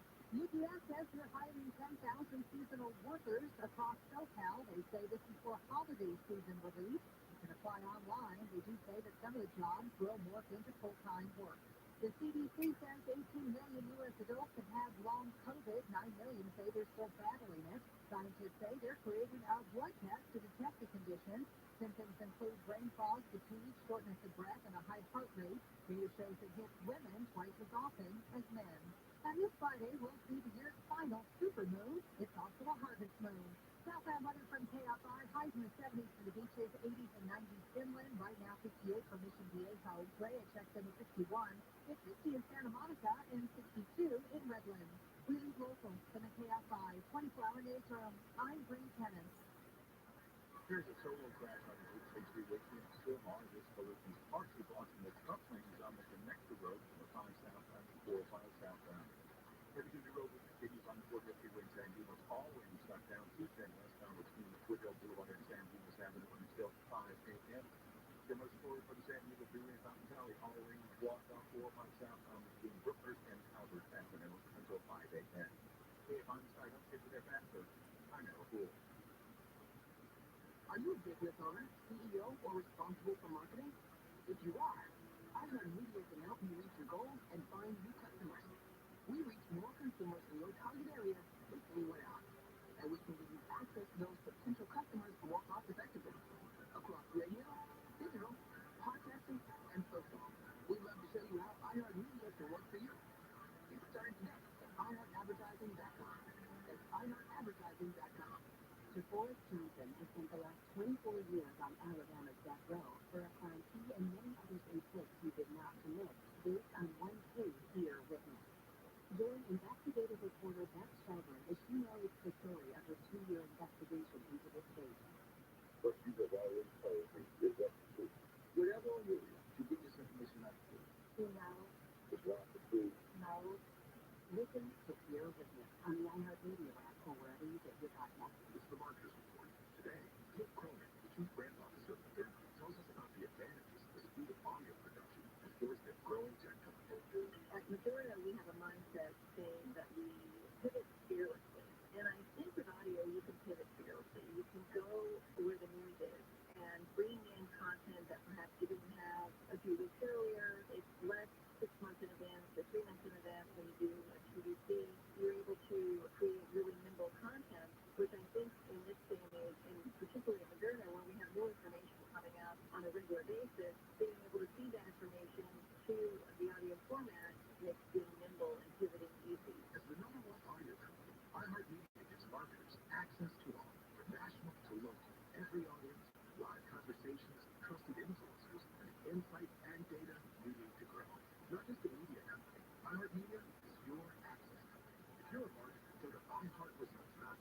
If you're looking to get out of your house, doesn't matter why you're moving, or maybe you've inherited it, now what do you do? Usually you go to a real estate agent, 6%, and you're told clean and paint and repair, and buyers are going to walk through, the house has to be pristine, and if you don't live there, you don't need to pay that. How about getting a fair price for your home without any of that hassle? DirectBuyers.com will do exactly that. DirectBuyers.com, a local family-owned business, Janet and Matt, brother and sister. I love the way they do business. Now, there are a lot of schmucks out there in this business. I'm going to suggest you call DirectBuyers.com. They'll never lowball you. They'll give you an honest, no-obligation offer, even a $15,000 cash limit for closing. Go to DirectBuyers.com. Call 844-242-SELL, 844-242-SELL, DirectBuyers.com.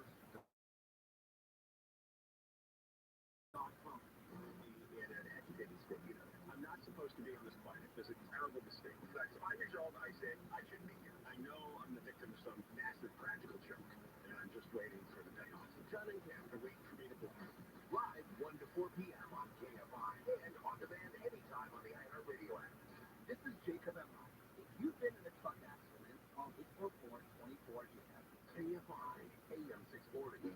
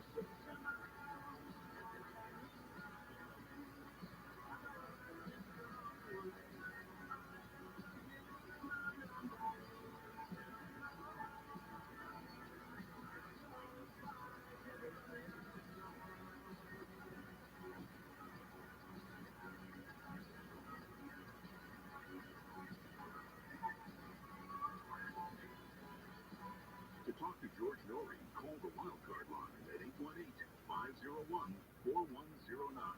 The first-time caller line is 818-501-4721. To talk toll-free from east of the Rockies, call 800-825-5033. From west of the Rockies toll-free, call 800-618-8255.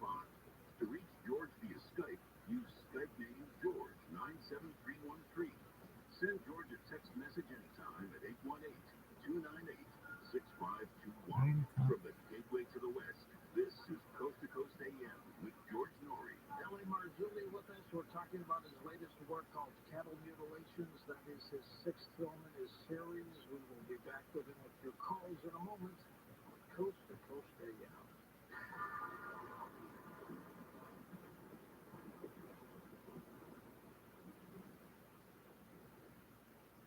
Real people, real things.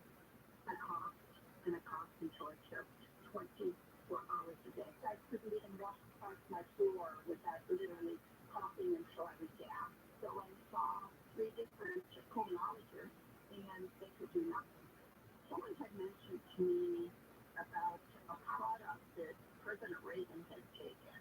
I ordered it within 1 week. 1 week. My coughing had stopped since I've taken the carnivore. Everyone that would come into our store would say, "What happened? Why are you not coughing?" I told them what I'm doing, and he said, "Well, what's it doing that stopped that coughing?" I said, "I can't answer that. It just stopped it." Call 866-836-8735. That's 866-836-8735. Or visit carnivore.com. carnivora.com. Attention taxpayers. If you're facing IRS debt you can't afford to pay, then you need to take advantage of the new Taxpayer Relief Initiative to free yourself from IRS collection efforts once and for all. Due to the financial hardship consumers are facing, the IRS has made it easier to settle delinquent tax problems. You may qualify for significant tax savings. An open phone line has been established by Community Tax for consumers to call and see if they qualify. Take down this number stored using your cell phone, but call the Right. helpline at 800-508-0328. If you owe back taxes to the IRS and cannot afford to pay them back, or you even have years of unfiled tax returns, you may now find the relief that you need. Call the community tax helpline today. Chris and this bitch.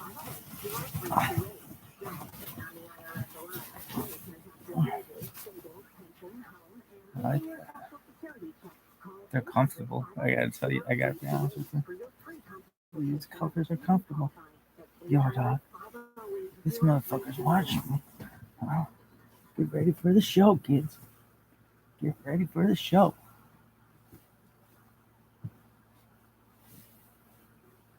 Yo, dog. What you spraying today, Rabbi? Some bitch. Who? She older bitch or younger bitch? It could be both. How is it gonna be both? One guy's older bitches and another guy's younger bitch. Oh. Alright. Thanks, I appreciate it. So, Chuck and I were, Chuck Johnson and I were towards the end of the film, end of the interview, and I've known about the human mutilations, and This bitch is attractive. Really? Yeah. Man, I took a shit. 2 of them actually, and I still have a watery bottle left.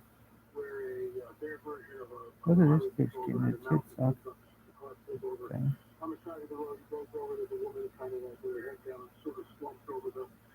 Man, this bitch is attractive. Yeah, really attractive. When the coroner gets there because she's dead, they look at her and her chest, she's been mutilated. And we've heard this before. And this is where it really goes off the rails. That shit is crazy. So this is nothing. Crazy. These are not the 9 space brothers or the Neverland space brothers who are here. You know, this is something, a wing of mythology, a part of mythology, which is very dark, very disturbing. As I said earlier, there are no happy endings. Chuck takes the gun wherever he goes. When he's out in the field looking at this bitch loves bachelor shit. You know, he's equipped, not fooling around. But you don't know what you're going to come up against. And it's not super popular. It's not. It's something else. And Chuck believes, as I do now, that these animals are placed. They're not dropped. They are placed down. And the reason why Chuck believes that is because once he was standing in the back of the pickup truck, later on the drone showed that you could actually see the compression. We should have ordered by length. So, yeah, it's duration. It's very disturbing. Thanks for remembering to do it. Okay, come downstairs, please. Well, you know, we've been talking about this for 20 years, 20 years and so on. So it's a long time. You know my take on this. This goes back to Genesis 3:15, which sets up the entire rest of the biblical prophetic narrative. Thankful. So when you're looking at your offspring, you're seeing the war with the offspring of the woman. It's the whole deal. It's a seed war. It's a seed war, and it manifests all throughout the pages of the book. And people don't get it. It's been almost, in some ways, it's been deliberately obfuscated by the powers that be to keep people from understanding. We're going to Israel. We have a full tour there. And 50 people in the bus. So we go up the mountain to Mali. All right, where they watch the Jesus came down. There's actually a decree of freedom in the London Museum, which is contrary. It talks about the fallen angels, the fallen watchers that come down, create this oath, and then they oversee it, which is the reason for the flood. This labeling of the sea has gone on for millennia. It continues to go on today. This is why Jesus warns us. Will be like the days of Noah when he returns. And again, people, I'm not saying this. I knew what prophecy is for 1,000 years. Why would he say that? Why would he say it would be like the days of Noah? And what differentiates the days of Noah from the presence of the Nephilim, the co-mingling of the sea? The Nephilim are the unholy union offspring of women, earthly women, and the watchers. And they combine the genetics to create this hybrid entity. the Nephilim. You know that's part of our work. We have a whole series on that they filmed in that on the show the Nephilim. We're working on night and death. So we're on now. It's all interconnected. And once a person took a deep dive and they start to connect the dots, it's my model. Let's start with the calls, LA. Let's go to Pat, truck driving in California on the wild card line. Hey, Pat, go ahead. Hey, George, it's fellow and everything you do and keeping us up out here overnight. LA, I love, me and you have a very similar theological standpoint on things, and I just had a quick comment. We know that the blood has been painted with since the beginning. There's life and death in the blood. It speaks of in the Bible. I just wanted to ask a simple question. Is there a particular reason why maybe the graves are picking certain cattle? Does it have something to do with the particular blood that they may be carrying? Maybe it's some blood from the past, or is it something related to maybe the DNA of the blood? Thank you. Thank you, Pat. Appreciate it. We don't know. That's, if I weigh in on that, it's complete conjecture. Why Rancher Miller? Why is he hit with 16 mutilations? And the rancher right next door isn't. He's never lost a cow. In fact, when Miller's cows mingled with his neighbor's cows, it was Miller's cow that got hit, not the rancher. Why is that? Are you done? We don't know. Allegedly. Why? Could have been a deep fake. Ice Mom. Like Shauna and Rudy. That's a dining being in company of the World Series. Bill fucking Rothschild, they're not for this facts being out police stuff. And you're not anywhere. Bill fucking Mary Sign the universe. And you're all fucking Rothschild. Was Mashiach inside the multiverse for that why? Does anyone know anything from Mashiach? It's not the multiverse for it. Optically, adequate language righteousness. Let's go. Where Brandon is in Austin, Texas, they've already got a guy in Violet United Methodist Church that has done the AI sermon, and the parishioners hated it. So look that up. Austin, Texas, AI sermon. Now, I'm going to give this my question. I was a federal security officer at Hotel 1, Louisiana. And one night, I saw something way off in the woods. Well, it was up above the woods. And it lifted up a cow. Because they have cows that, are out in the wooded area from the prison and stuff where I guarded at. And it was amazing to see L.A. and George, to see a cow lifted up in the air and this beam just take it up. So I didn't see anything happen to it or anything like that. But that's what I witnessed. And L.A., in my council meeting, there was a demon in my council meeting. So I hope you'll talk about demons and stuff because they're coming out. For some reason, they're coming out right now.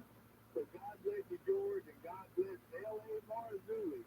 Cornelius, let me ask you, did you see that cow in a beam of light when it was going up? Yeah, it was in a beam of light, and it was something to see. It was amazing. Let me tell you one more thing, George. You need to get David Grudge on before they do something to him. You and George Knapp need to get David Grudge, and maybe you, L.A., need to get a hold of David Grudge because he knows something. He's the military whistleblower. Go ahead, Alan. Yeah, Cornelius, good to hear your voice, and thank you, sir, for the kind words. I appreciate that. There was a video that came across my desk very recently. There's so much nonsense out there, you don't know what's real anymore unless you're there. But it piggybacks with your story. It shows a reporter allegedly South America is speaking at Peru, I believe, or Bolivia, one of the two, but I think it was Peru. And you can see the cow over his, looking at him over his left shoulder. There's a beam of light that comes down, and the cow goes floating up. That's exactly what he said. And other eyewitnesses talked about this, seeing the light in the sky. Some have seen the crab, some have seen the animal lifted up through the air. Interestingly enough, in our abduction film, the women talk about this. The women talking about being taken in the light in a beamed aboard the ship. So whatever this thing is, I spoke to Karen Wilson, this is the book that published Strange Seeds, or Stolen Seeds, Strange Harvest, Evil Harvest, and she talks about when you go through the window is closed. Dr. David Jacobs talks about this in our film. But when you go through the window, it's like every particle in your being is vibrating. You can feel that. So these entities manipulate space-time, matter, and energy. Surprise, surprise. But also the God of the supernatural, i.e. the biblical prophetic narrative, that's what we see. I mean, it's all there, but you got to spend time in it. You got to look at it in a non-religious way. How is your seventh film in this series going to top this one? Well, I've always believed, and I know you have too, that the Roswell thing was not illegible. It's just not a legible right. A cover story. And it started actually the entire, what's the word I'm looking for? It started the paradigm in which the powers that be embraced all who followed me for decades. If you got too close, I won't mention any names, you got taken out. That's how it worked in the 90s. You got taken out. If you got too close, something happened to you that wasn't good. 2017 changed all that. Cornelius mentioned David Rush. You'll notice that everybody who is in the media eye are on the that should send red flags to everybody. I'm not going to mention any names, I don't want to disparage anybody, but it's all military. So it's a managed agenda. Absolutely a managed agenda in my opinion. So what we do in Roswell 1, we're with Linda Marcel. We dropped the bomb on us out of nowhere. In the middle, I think it was sort of at the end of the interview. I just got there, you got to be kidding me. And I won't give it away. But we interviewed Jeffrey Marcel Jr.'s wife, Linda. We interviewed his best friend, Dr. Richard O'Connor. We interviewed his daughter, Denise Marcel. And then, of course, Tim Alvarino. It's a long film. It's about an hour and 40 minutes right now. It's longer than any film we've done. There's so much information. And what's interesting about this, look, other people can't pay me for one. God rest his soul. But it was Stanton that broke this story, really. He was the one that heard about it and contacted Jesse Marcel Sr. and the rest is history. Well, George, we had some really interesting things happen when we were in Roswell. So we did this tour, and they take us to the hangar. Well, you can't go in the hangar. No, I can't get you into the hangar. So I'm walking along the fence. I see a guy smoking a cigarette on the other side of the fence. I walk up to him and say, hey, man, we're from California. We're really a small phone crew. There's only like 3 of us, 4 of us, whatever. Can we get in? He said, come around the front door. Let me see what I can do. So we walked around. At this point, I'm running. We get to the front door. Everybody else catches up with me. We're in the waiting room, and this boss comes up and goes, hey, let me talk to my boss. We called to the boss, saw him film. Called to the boss comes about 20 minutes later, invites us in, sits us in the conference room, and lectures us about what he knows. And then we go, George, we were inside the hangar where all the stuff was. Wow. Was it an eerie feeling? It was like going back in time. I mean, it really was like going back in time. And they took us back to the back room where allegedly the bodies were stored, which was just really strange. And we also went out to the debris field. And I'm not going to give it away. I'm just not going to give it away. But let me tell you something. We found something. And I'll just leave it at that. Did he say anything to you in his lecture to you two? Oh, yeah. He knew the whole story, the backstory. He's a believer like we are in the sense that the records were stored there. We also have the death site confession, which is in the film by 2 caretakers for Colonel Hill. Riveting information that this couple attended Colonel Hill end of life. So they knew him for 2 years. And it was like a death site confession earlier. That death site confession about a month before he died.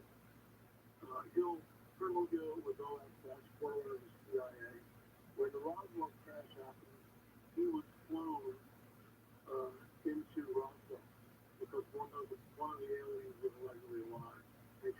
contact with him. All this is in the film, the report from, again, it's secondhand, but maybe it's not Colonel Hill. Colonel Hill told Jimmy Carroll Reagan in the film. We also, in Roswell 1, there's a woman that, and I know that you know about the nurse that goes missing. Well, this is 20 years ago. She's in a hospital with her husband, and a nurse comes in, and they strike up a conversation. And one thing is, where are you from? Roswell. She goes, is there any truth to that? And the nurse goes, well, I got there shortly after the event. Get this, George, but the nurses who were there were shipped off to a convent. A convent? A convent. Because they were never seen or heard of again, as far as we know. I may be wrong with that. We also talked about in the Roswell film, the telegram, that Mr. I think it's Rodiak discovered. I mean, Jim Raimi's holding this thing. They're very cowardly in a way. But he's thinking, well, nobody can read this thing. It clearly says this body, and it's all there. We also drove by Wright Patterson Field and jumped out of the car and drove it right back. Just decided, just so we get out of the B-roll, that we got some of that too. It's just amazing. That is a place to do. We've got a very place that's just rolling. And of course, according to Colonel Hill, at that point in the session, that's where all the records was taken. According to our contact at the hangar in Roswell, we also believe that everything was flowed to Wright Pat. So, there's really nothing new. For those of us who travel with this, it's other researchers have, picked over the bones. But I think, from our standpoint, we do two things. We get into the kind that to clear the Marcel name and dispel the absurdity of the weather balloon story, which was a complete cover-up, which that's the paradigm. So they lied to us, and then the cover-up continues in 2017. Tucker Carlson demanded they refer. You can actually go before that, the New York Times article, but it really breaks on Tucker, and that's where it starts to go viral. And now we've got David Grush, and this is, George, you and I have known this forever, absolutely forever, because we're students of it. Grush says, yeah, we have biologics, and nobody bats an eyelash. Nothing happens. I mean, that's the most profound statement. And you remember, Grush was under oath when he stated that. That's right. And then he said, I tell you about it in a different setting. Exactly, which I'm sure he told me what's going on. I believe at some point, and I asked this Dr. Richard O'Connor and asked this all of our people that we interviewed, Denise Marcel and Linda Marcel and all this stuff. And she gave us some really candid photographs and we showed those in the film. So this is sort of a different take on the whole. We're looking at it through their eyes. How did it affect the family? It affected the family in a very deleterious way. Like they use those words, but I mean it did. It impacted the kids. In fact, Linda was even telling us, Linda Marcel, Jackie Marcel Jr.'s widow, but the kids, when they went to Roswell, one of the daughters was just freaked out with all the costumes. She still was supposed to be movie. So it really impacted their lives to think that Jackie Marcel Sr. would mistake a weather balloon for crash. It's just, it just doesn't hold water. But today, this could be a little familiar because this would be in Roswell number 2. We interviewed a gentleman, and I'm not going to leave the name out right now, but we found 3 military boxes out of the debris field, 3 of them. And we analyzed their aluminum, and they're circa 1940 to 1950, and they're from the beach. What the heck are they doing out there? And they're always buried for it. The artifacts are not on top of the surface. They're buried like idiots. Exactly. Strange stuff. Emily, we're going to come back and take final calls with you in a moment on Coast to Coast. The Coast website is now streamlined for mobile devices. Great news if you're a Coast insider or simply want to enjoy our website on your phone. Visit coasttocoastam.com on your iPhone or Android browser.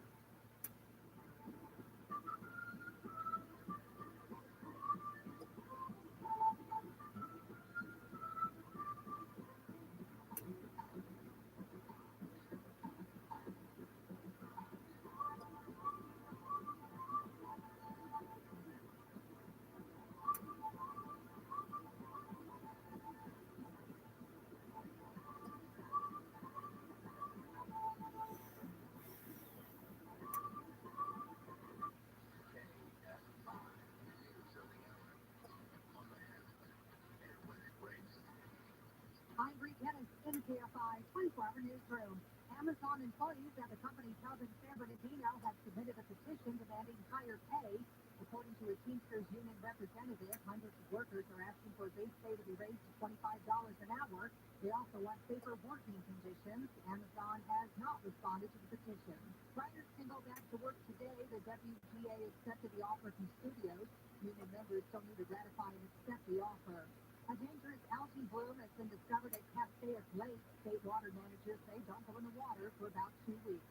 And Uber Eats says they will start accepting SNAP and EBT benefits for payments starting in 2024. More than 41 million people receive food benefits. Southbound weather from KFI, highs in the 70s for the beaches, 80s and 90s inland. Right now, 64 in Anaheim, Lake Forest is 60. It's 54 in Palmdale and 65 in Woodland Hills.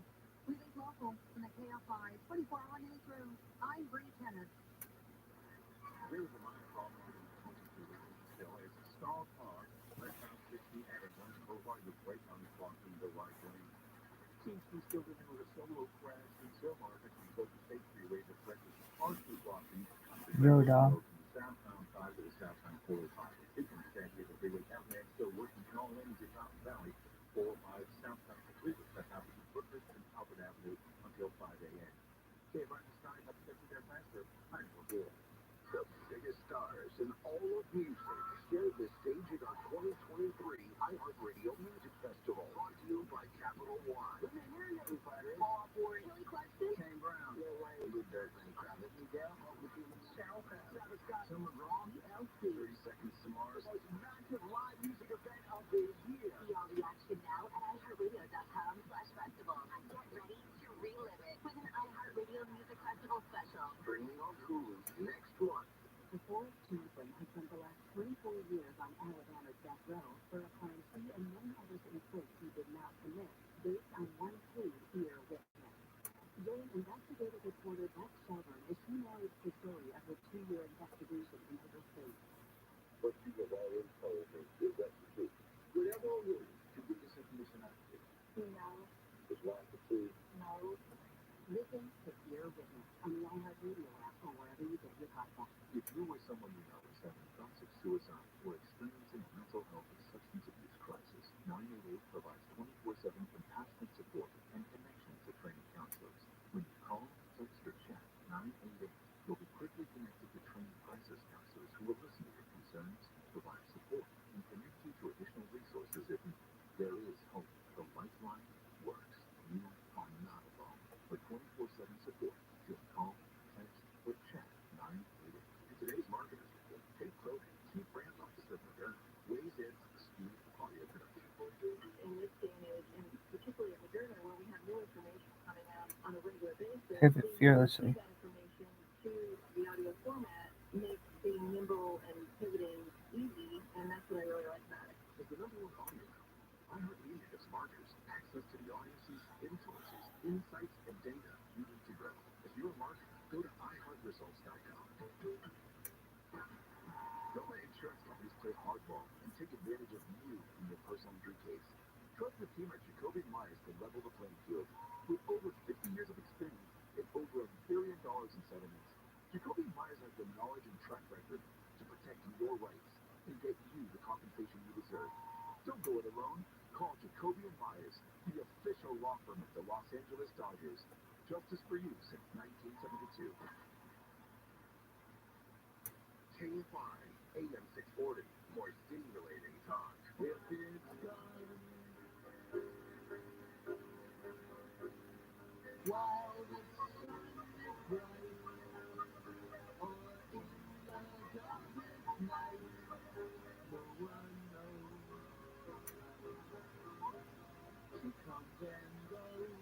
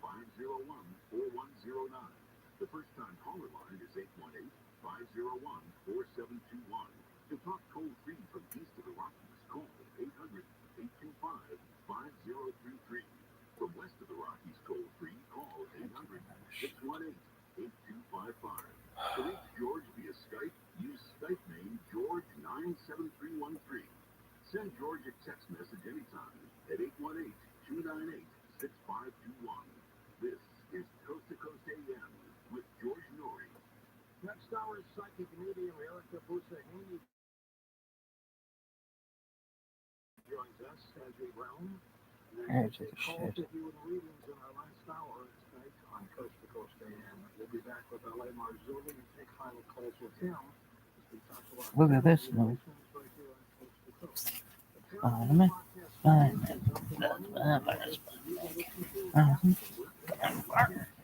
Download the iHeartRadio app for your phone. If you're on a PC, go to iHeartRadio.com.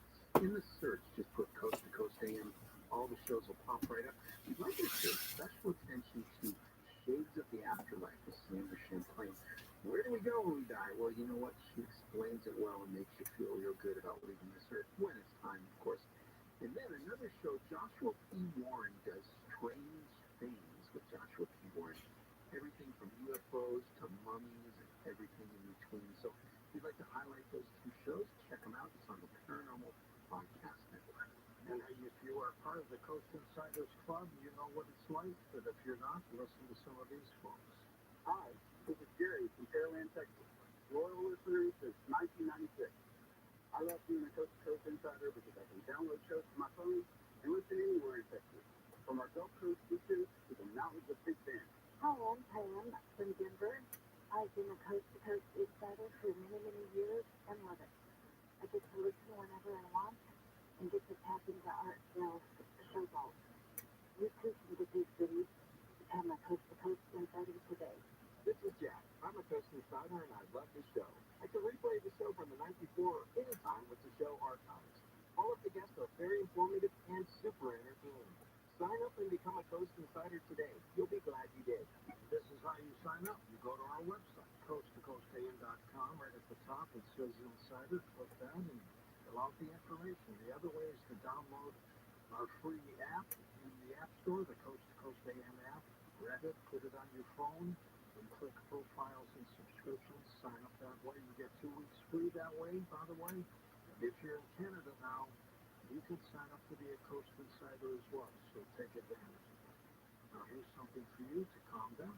HealthyLooking.com has a combination of products to help with everyday stress, fatigue, and moodiness while increasing energy and stamina, plus help to fall asleep easier and more soundly while losing weight. Take Elevate in the morning for energy and focus, then Accelerate weight management and sleep combo before bed for a great full night's sleep. I've maybe gotten 4 to 5 hours sleep max a night. I'm sleeping between 6 and 7. I wake up to use the bathroom, but I go right back to sleep, which has never happened before, which is pretty awesome. I noticed a high level of happiness. I also noticed that I wasn't taking naps. I had more energy. I was more in the moment with my kids. Like, we were laughing more. We were more excited. Every single person needs to feel this. I lost 10 pounds and 5.5 inches off my waist, and I'm so proud of myself. Makes you keep energy. It helps you sleep better. It just works. I stand by it 100%. I was on a handful of medications to help me sleep, to help me be happy, tons of therapy. When I'm ready to go to sleep, I'm getting 7 to 9 hours of sleep every night. Lost some pounds, inches mainly. My family has made it back. George's Power Pack. Elevate naturally boosting mental and physical performance while naturally cleansing and detoxifying, and Accelerate for winding down, improve sleep and weight loss, plus free gifts Hydrate, easy to use pH water enhancer, and free shipping at HealthyLooking.com. That's HealthyLooking.com or 800-394-9930. 800-394-9930. More energy, better focus, a better mood, plus a great night's sleep. George's Power Pack at HealthyLooking.com.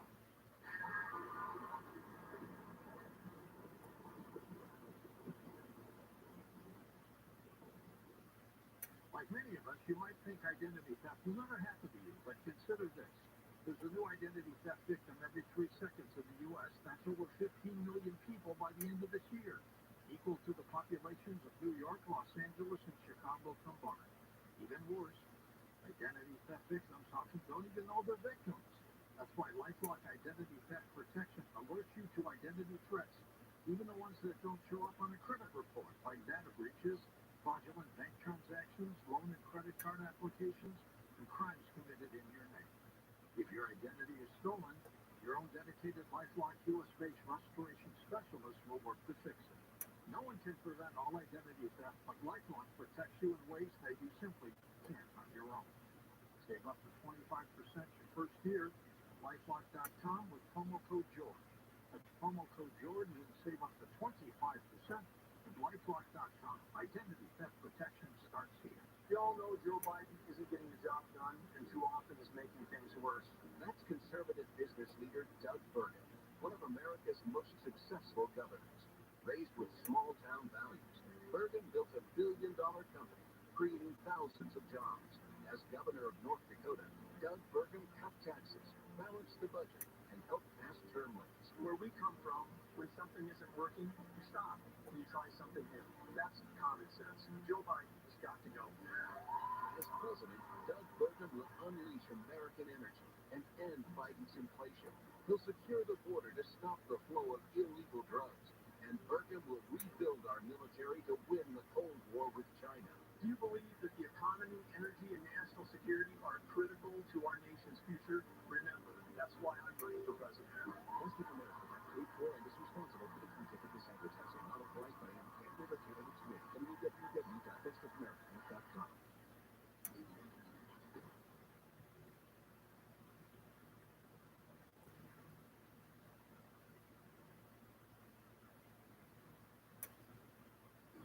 And welcome back to Coast. George Story with you in LA, including with the late Richard Shaw. How many films do you think you have put out so far? There's 28 in our catalog right now. Good for you. Hey, Ron. Let's go to final calls. Charles in Sebastopol, California is with us. Hey, Charles, go ahead, sir. Hi, Ollie. We actually met in Texas. We both spoke to Texas 2 years ago. It was very much impressed with the caliber of information for his. Even if we don't agree with all the religious aspects, I completely support the quality of what you've done. So this is what comes to mind. If these things are happening, I do believe they are. The mutilation design for a long time. You were saying that it was partly to install fear. Now, why is that? What's the motive to create fear? In other words, by leaving these corpses in the approximate area, the theory that you proposed was that this was to make sure that you were afraid of these things by knowing what it meant to affect. What was the motive for that? The motive is simply this: the calling card of the dragon is always to rob, kill, and destroy. That's the calling card. I'm not making this stuff up. It's rob, kill, and destroy. He moves in fear. Fear is what he does. A person can either live in fear or live in faith. The two are mutually exclusive from one another. If you have faith, then you can't possibly have fear. The two are mutually exclusive. So the calling card of the dragon is always one of fear. Always one of fear. Rob, kill, and destroy. That's what he does. And he does it deliberately. He does it on an ongoing basis. All we need to do is turn on the 6 o'clock news and tell me. From him, death enters the world. That's where it comes from. Death enters. We can believe that or not believe it. I don't care. But I mean, I do care. But it's not.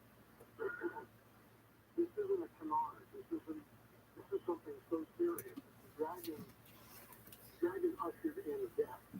And when Jesus, I'm not, this is talking religion. You mentioned the word religion. Look at these moves. Oh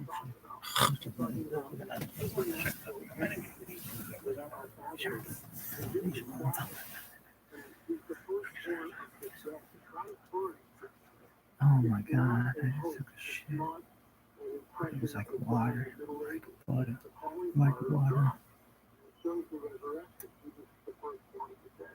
Why did he do that? Why did he do that? Because that's the protocol of the heavenly war. That's the protocol. He's the firstborn from the dead, so that he may be preeminent in all things. And so death comes into the world, and Jesus, think about this. When he died on the cross, the body was put in the tomb. He was separated from his body. His spirit, his soul, where did they go? They go down to the deepest, darkest dungeons of Tartarus. Who was chained there to follow and watch us from the time of the flood? And that's when he says, no joke, you might get me out. That's where the victory happens. Then he goes back into his body, rises from the dead, but he's a prototype. He's a prototype, firstborn of the dead. There it is. I mean, it's the most profound event in human history, in my opinion. L.A., do we know if the incisions were done with surgical instruments or lasers? Chuck talks about a cold laser, which is a possibility. It's not a laser as we know, it would be a cold laser. Again, if we're looking at technology, we can just kind of scratch our heads and wonder. on the other hand, I would believe that certain parts of our military know all about it. That's conjecture, but that's what I think. You may be right about that. Joe, Long Island, New York. Hey, Joseph, for you. Yeah, hi, LA, but doing okay. Two quick questions. You said that there's technically hybrids among us. Would you speculate a handful or a large amount of hybrid people? The second question would be, would someone say on foot in a given town or city, do you think crossing the street could mean you're crossing into a side of the street that has angels or demons? Do you think that there's that present for someone on foot, say, in Vegas or Yoshi. a city or that? I've been in situations where the oppression was powerful. I mean, you could feel it. I've also been in situations where the opposite occurred, where you could feel the presence of the angelic, which is different than the other side. There are certain charged areas. We were filming at the Great Circle down in Ohio several months ago. All of us got hit. All of us. Rick Zimmerman was there. My business partner, Gil. Jim Peterson was there. We had other people that we were interviewing, a mathematician, a world-class surveyor, everybody. Everybody got hit. Everybody got hit. What I mean by that, you could feel the oppression. As I walked through the Great Circle down, which is typical, I got brain fog. I was in a long barrel in England with Hugh Newman, and I'm interviewing Hugh inside the long barrel where they found a elongated skull. And about 10 minutes into the interview, I'm getting hit. And I know what that is. I look at you, I go, I gotta get out of here, guys. I can't do this. I walked out of the long barrel, sat in the sun for about 15 minutes, eventually lifted, and I never went back into the long barrel. So these sites are charged. There are entities in and around them, there's no doubt about it. They are gateways, they are portals. The stuff that comes through them are not good. I mean, American Stonehenge is a perfect example of that. To down is a Canaanite and dedication. What the heck is that doing in New Hampshire? Yeah. So, this stuff is deep, and it's global. There's other question. There's no way to speculate on how many hybrids are out there, is there? No, there isn't. I mean, that's why I really didn't answer it. There's just no way. We've had accounts, not a lot, but they're there. Al Matthews in my film had an encounter with Diane, her eye shapeshift, and the whole deal. We've had others. I got sun from a game trail, which is, what the heck is that? I mean, it looks like a north. It looks like a tall white on the game trail, and it wasn't there. And white squirrels and 47 degrees, and it's wearing some kind of a shirt that I've never seen before, and it looks right at the camera, and the eyes are rectangular. And I've reported on this, so it's, yeah, I mean, we're not getting a lot of reports for it, because it's being held back, but there are some. Let's go west of the Rockies. Linda's with us in Colorado. Hey, Linda, go ahead. I was in LA about 28 years ago. I found the back half of a black cat that had internal organs, it seemed like, was still in there. No blood, no insects or anything around it. And it looked like it was cut, clean cut, not like from a coyote or a hawk or an eagle had gotten to it.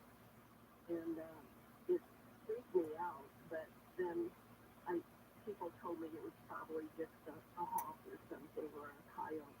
Then 10 years later, in my backyard, I found the back end of a rabbit. The same thing, internal organs were there, clean cut. And when I went to pick it up to throw it away, there was no rigor mortis.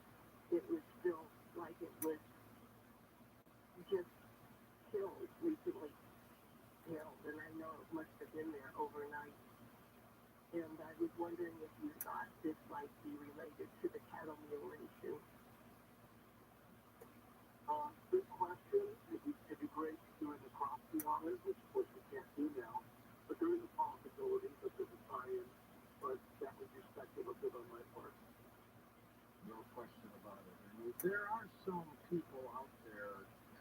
seen penis apps also that way, right? Yeah, there was the catapult. I mean, there's those. I was a music director at the old Malibu Vineyard. This is years ago, decades ago now. And I remember getting early on Sunday morning, and I'm going, oh my gosh, what the heck is that? Right in front of the door. There's a large circle about 4 feet in diameter. There's a pentagram in it. There are 2 candles burning, and there's a slaughtered dove on it. There was a ritual done on the steps of that church, George. 3 months later, that church split. 2 years later, they lost the building. Let's go to Joe in Monterey, California. Hey, Joseph, go ahead. Thank you for taking my call, George. Hello, George. A few things. Number one, that's psychological warfare, by the way, terrifying people with the cattle as well. They need the blood. It's very high in oxygen. It delivers a lot of oxygen. And the hybrids, they need that. They're very anemic. That's important to know. Also, that they have problems with cancer. There's one thing that they do have a problem with, and that's nursing them as far as the human element being low. They don't know about that, so they may be devoid of certain emotions. One of the things, when people claim that ETs have helped them, they did an operation and they cured me, or they healed me, or they did wonderful things, that's to make sure that they have a medical procedure to make sure that their hybrids will survive. So they experiment on us. Also, it's with PR, because people feel that, oh no, there's no negative ETs.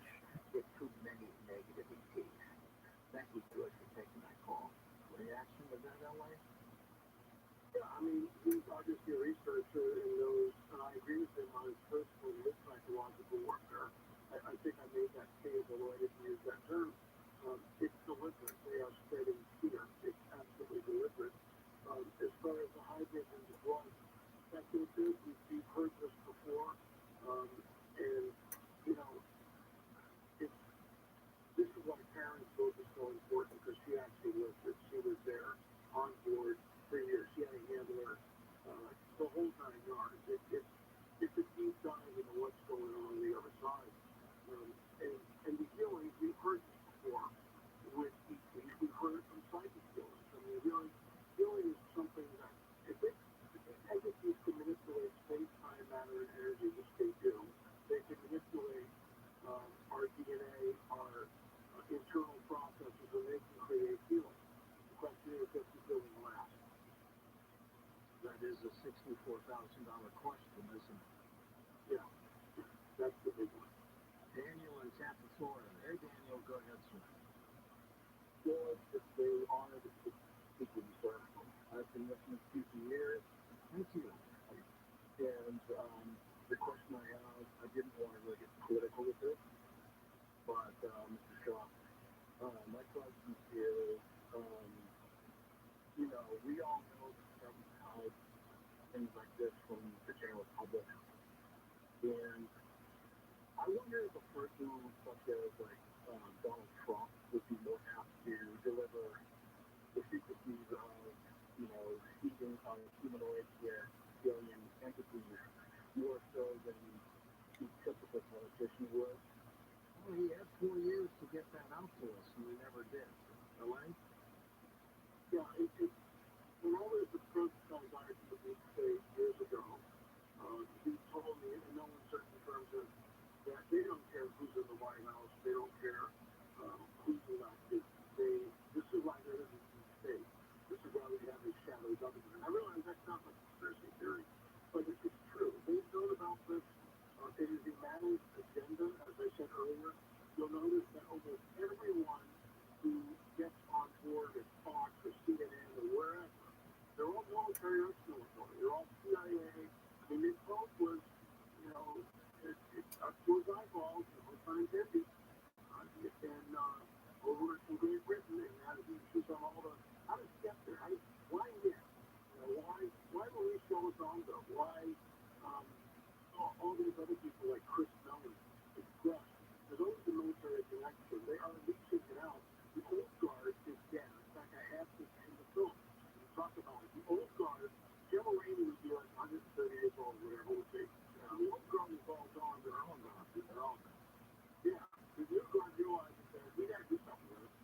And they're leasing it out. It's very deliberate. It's a managed agenda. They know to think about that.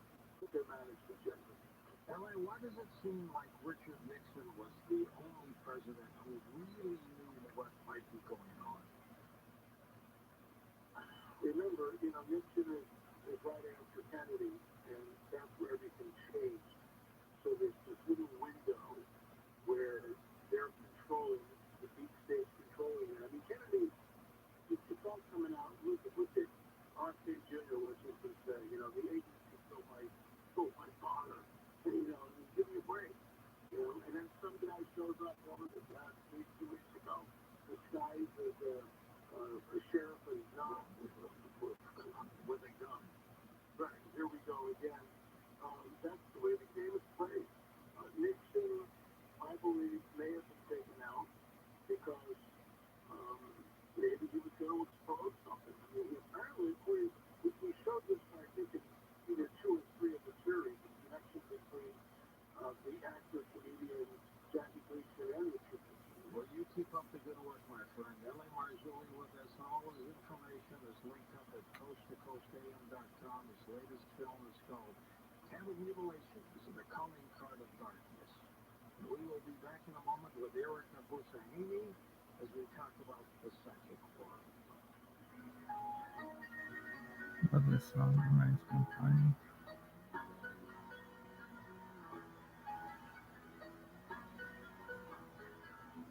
Hey, Steve Sharp, for years now, I have told you that there are only 2 types of solar companies in Southern California, Sunlux and everyone else. And year after year, Sunlux proves me right. The same is now true of the newest addition to the Sunlux family, All-Guard Roofing. All that time on the roof, dealing with roofers, Sunlux knows how rare it is to find a roofer worthy of your trust.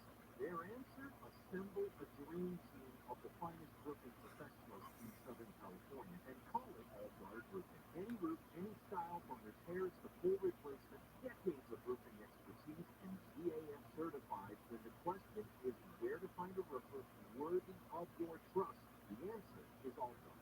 Safeguarding homes one roof at a time. You owe it to your roof. Contact the Dream Team at All-Guard Roofing for a free estimate today. They're just a click away at allguardroofing.com. Allguardroofing.com. CSLB 1107661. Recently, a new client called me. He started by saying, Mr. Morgan, I really need your help, but I'm just a nobody. Those words stunned me, and I immediately called him back. And we're now helping him and his family after a terrible accident. I'm John Morgan of Morgan & Morgan. Everybody who comes to our firm at their time of need is a somebody. I grew up poor, but my grandmother was like a queen to us.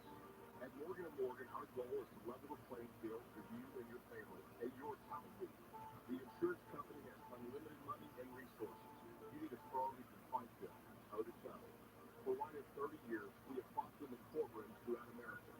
Our results speak for themselves. Hi, Food Daddy. It is now 4 o'clock a.m. And nobody is a nobody. Visit orderpeople.com to learn about our firm. Morgan & Morgan. Injured? Visit orderpeople.com for an office near you. We're not here to make up your mind. We're here to give you the latest.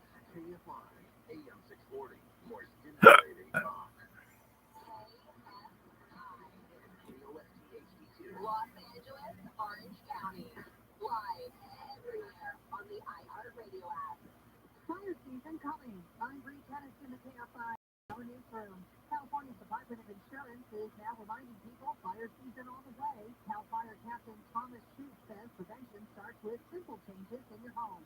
Talk about ready the defensible space part. 100 feet of defensible space started by first 5 feet. And it's always been a big deal, but now it's just finally rolling into law. Cal Fire says new state regulations call for an upgrade on chimney and attic vents as well. A youth league football coach has been arrested for allegedly punching a 14-year-old player in the face. It happened in Marietta over the weekend. Police say the incident occurred after an altercation between 2 teams. The 50-year-old coach has been arrested for child abuse with possible 48 days, the Writers Guild of America strike is now over. The WGA lifted the strike at 12:01 this morning. I don't believe that leadership would come back to us with a deal that was completely unacceptable. We probably won't get every single thing we wanted, but I believe and trust in this leadership. Union members still have to vote and ratify the deal, but they are allowed to get back to work today. 7 Republican presidential candidates will be at tonight's debate. The debate is at the Ronald Reagan Presidential Library in Simi Valley. Singer Shakira has been charged with tax evasion for a second time, this time in Spain. Prosecutors are ordering her to pay more than $7 million. Target closing 9 stores in 4 states effective October 21st. The stores are in New York, Washington State, Oregon, and California. The closings are due to theft and organized retail crime. And San Bernardino County is getting some new snow removal equipment. The state handed over $2 million so the county can clear roads faster.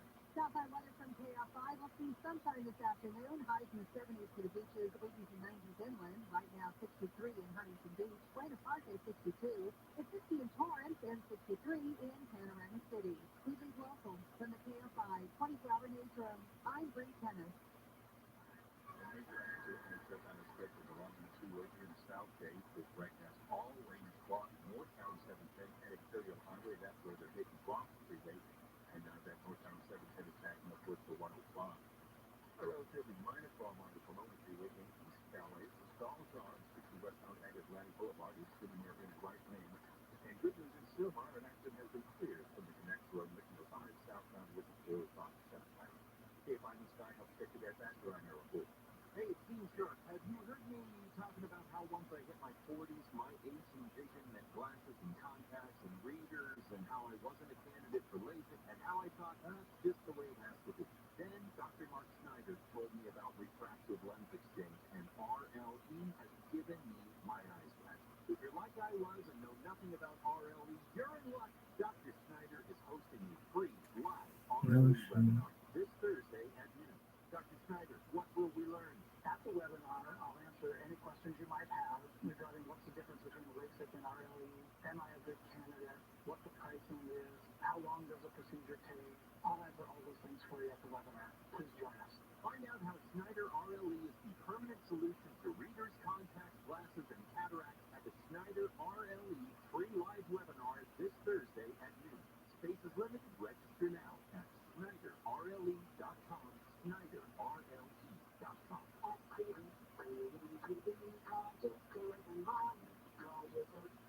In this week's Marketers Report, Dana Nussbaum, Executive Vice President, Worldwide Marketing at Warner Brothers Discovery, weighs in on regional audio marketing.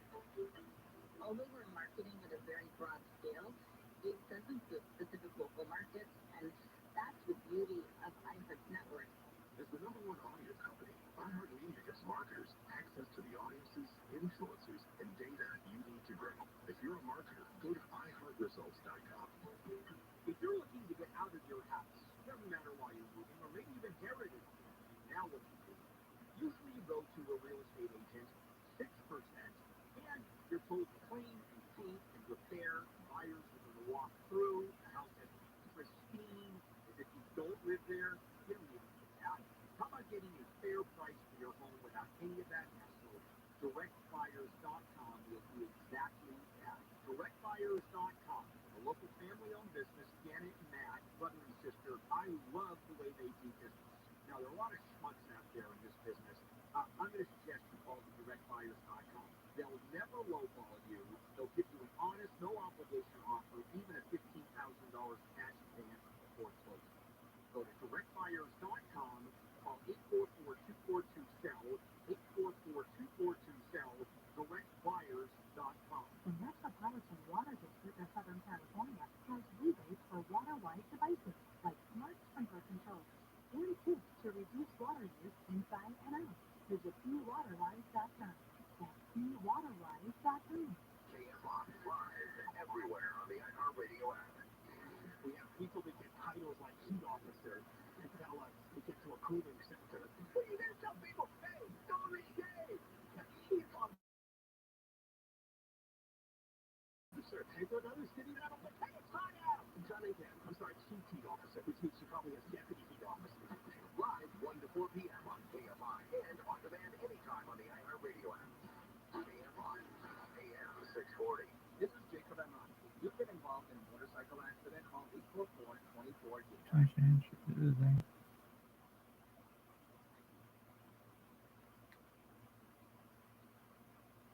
KFI AM 640.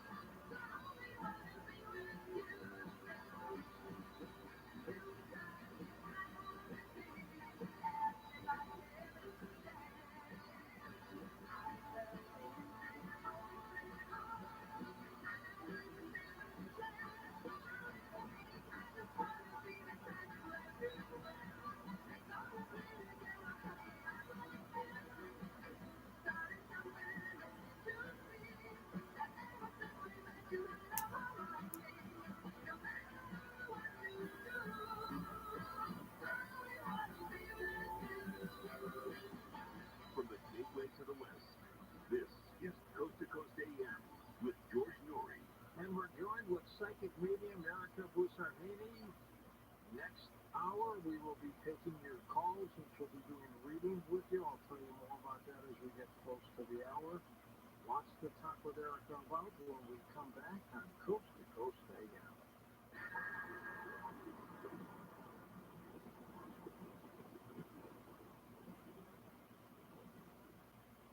Like many of us, you might think identity theft will never happen to you, but consider this. There's a new identity theft victim every 3 seconds in the U.S. That's over 15 million people by the end of this year, equal to the populations of New York, Los Angeles, and Chicago combined. Even worse, identity theft victims often don't even know they're victims.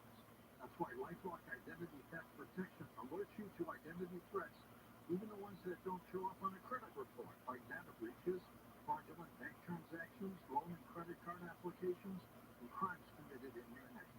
If your identity is stolen, your own dedicated LifeLock U.S.-based restoration specialist will work to fix it. No one can prevent all identity theft, but LifeLock protects you in ways that you simply can't on your own. Save up to 25% your first year at LifeLock.com with promo code George. That's promo code George and save up to 25% at LifeLock.com. Identity theft protection starts here. You all know Joe Biden isn't getting the job done and too often is making things worse. That's conservative business leader Doug Burgum, one of America's most successful governors. Raised with small town values, Burgum built a billion-dollar company, creating thousands of jobs. As governor of North Dakota, Doug Burgum cut taxes, balanced the budget, and helped pass term limits. Where we come from, when something isn't working, stop and try something new. That's common sense. Joe Biden's got to go. As president, Doug Burgum will unleash American energy and end Biden's inflation. He'll secure the border to stop the flow of illegal drugs, and Burgum will rebuild our military to win the Cold War with China. I believe that the economy, energy, and national security are critical to our nation's future. Remember, that's why I'm running for president. Most of America, Page 4 and is responsible for the content of this advertising. Not authorized by any executive or candidates nor www.coastofamerica.com.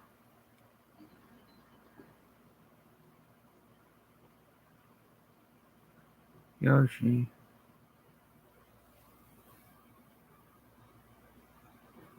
And welcome back to Coast. George Norrie with the Erica Busarhini with us, works with the afterlife, grief, synchronicity, and beyond the grave communication. She examines how our deceased loved ones are often present, but they are invisible like beloved things. Here's Erica back on Coast. This was it. This was one of the most athletic movies I've ever seen. America, you got friends. Really? No. But you got that shit. Yoshi, you got a pee? Oh, yes. I look forward to having all of Coast to Coast fans come You on got a out. pee out your butthole? Doing readings so you can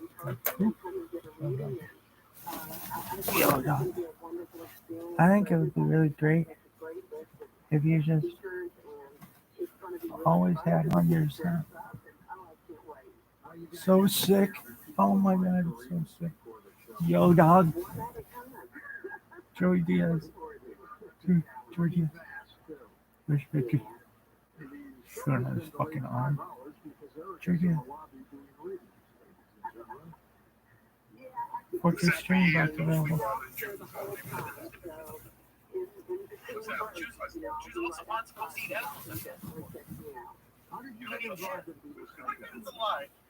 the Bible, the fucking Gentiles, the Corinthians, but the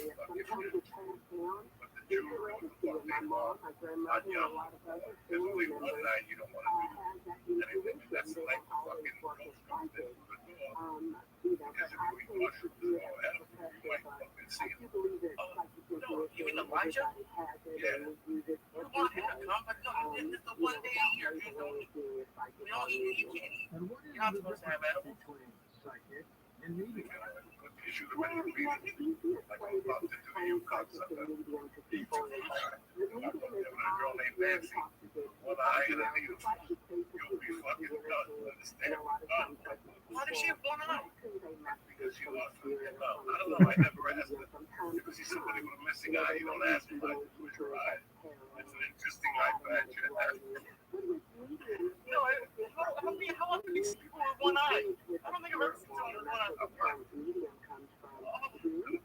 time we saw one of the guys in San Diego. Oh, yeah. Iron and Dean Pictures has that thing. I still have it. Hold on. Robert, can you find it? Or Joe, if you go to my Instagram, Like that, it's young. I'll find it. I still have it. Liz. How was your weekend? My weekend was pretty good, man. I didn't do shit. To be honest. I had a show on Thursday. I didn't do great at it. Thank you to everyone who came out. A couple people who came out. Listen, you can't be inviting people to check in. And then you told me to. I didn't follow. You gotta double check that you can't fucking drop a bomb off these motherfuckers. You know what I'm saying? You gotta say time out. I got some people here for the check in. I gotta start this all over. I don't think they like that. 2 hours in the ritual, I gotta start over. Yeah. You can't start over. It's hard. I didn't. It's hard. It's hard. Looking at photos and get on stage, having a rough time, 2 minutes, all the time on this. You gotta get my head together, right back. Sorry about that. I didn't know what I was thinking. I don't know if I ever told this story. You remember the time that you convinced me that Chappelle was going to open for me? Like the first time I hit the belly room? Oh, By dabbling in the we stuff fucking of brown Whole goddamn day. Well, you didn't tell me. You told me. Get to the comedy store. Eric Roja was on the church bunch. It's a very funny comic. We didn't even feel comfortable going to his comics on the guards. I felt like an asshole. Like, I didn't want to go. Like, I wasn't going to walk in there. So we asked somebody, and they got us in. And immediately, you were with Agostino, and the first thing you didn't say hi. You remember you had those edible mints for a minute? You had edible mints. Gasoline too. What do we get? You threw them in my mouth, and you said, hey, you're not posting anything. Chappelle's going up, wants to do half an hour in front of you. And everyone in the bar was like, oh shit, like everyone in hey, let me burn and fucking sweat. Half an hour later, we got to the fucking other room, and the other guy, he's not here. I was so high and so nervous, I forgot Eric's name. I've been doing comedy with for 2 years. Do you have a preference? Convinced me that Chappelle wanted to do 30 in front of me. You realize that comedy is all mental. You know, for years I put this fear in my head. I had 1,000 different fears. They have white hair, and they're drinking too much, you know, half of the Jewish, half of the Spanish, you know, it's half of them I grew up with. I can't do this material in front of them. And then one day I said, fuck it. Let's talk about Thursday night, and why you thought you didn't do well, because that's another part of the show that I want to talk to you about when you have a spot during the week. That doesn't give away. Let's review it. I don't need to watch the fucking thing. Okay? By the sound of your voice and your honesty, I know where you're taking it. You know, we can't always kill every night. Right now, you 5-year comic, you're working on percentages. You know, I don't kill. People say I always remember you were very, but I don't want to say hard on yourself. I use the word realistic when I'm talking about it. Because you had nights that I saw you that I thought you killed, and you're like, eh. You know, I haven't been doing, like, I'm not killing every night, but I went on a run there of having pretty good, like, sets I was happy with beats, at least. And then on Thursday night, I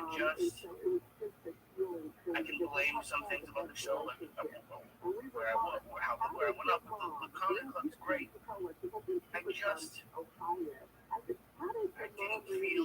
feel like I was in the moment, and I just felt like I've been trying to do different orders, and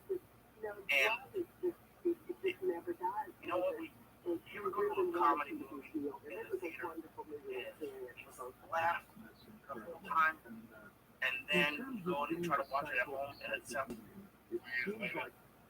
Even whenever, it just sucks. The audience plays a big part, and for me, when I start off not great, it tends, like, I can sometimes take myself out of it, but if, like, the audience isn't into it, I just feel like I'm not really present or flowing. I've been there.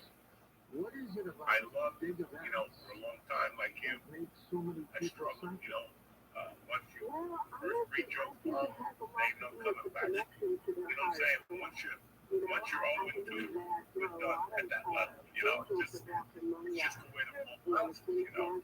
You're over to, you fucking perfect strikes down your throat. What are the chances of you coming up with anything else? You know, and maybe you didn't see the pitch, maybe it was like this, you know.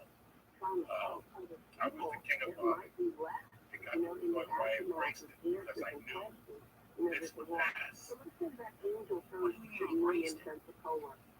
Listen, man, when you shoot, it's not going to become something overnight.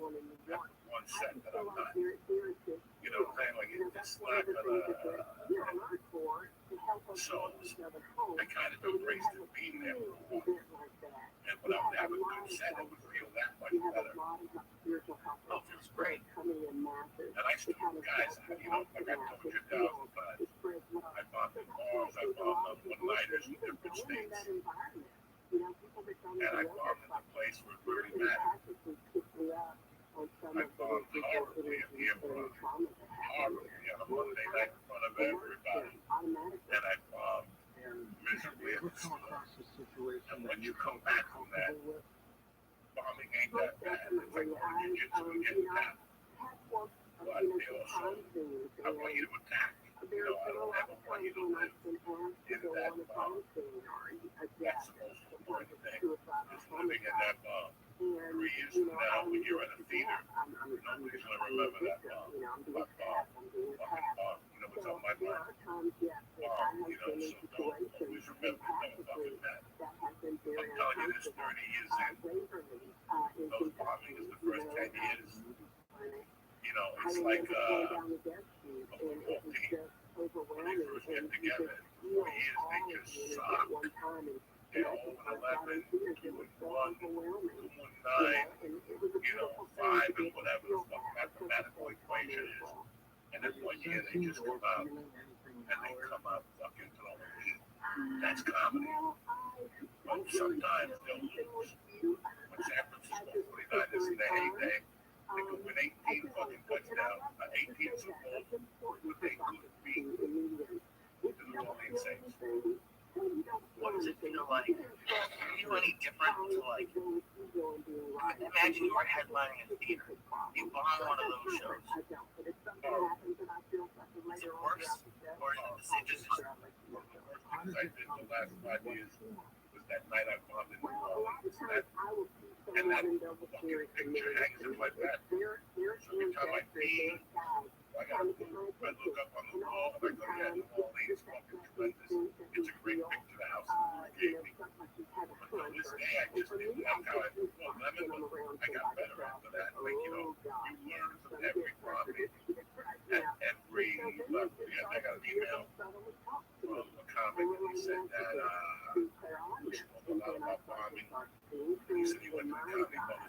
sometimes in the air. Last weekend, he seemed to bother the lungs. Like somebody big, you know. He didn't mean it in a jokey way. He was putting the guy down. He was just asking me, like, how do you recover from that? You know, it's a hot club. It's sold out. And everybody just watching it from afar. That joke goes too long. You know, I told him, comic isn't fucking professional. Next hour here in You know, fucking Aaron Judge, you know, for a good 2 weeks, and he pulls real out of his ass, and you forget about those 2 weeks. Right. That's, I don't know if you can relate to this. Where I am right now, like I'll have a weekend sometimes, and then it'll be like 8 weeks into a weekend. If I bomb the last show, or really anytime I bomb, like I'll run to an open mic. I'll run.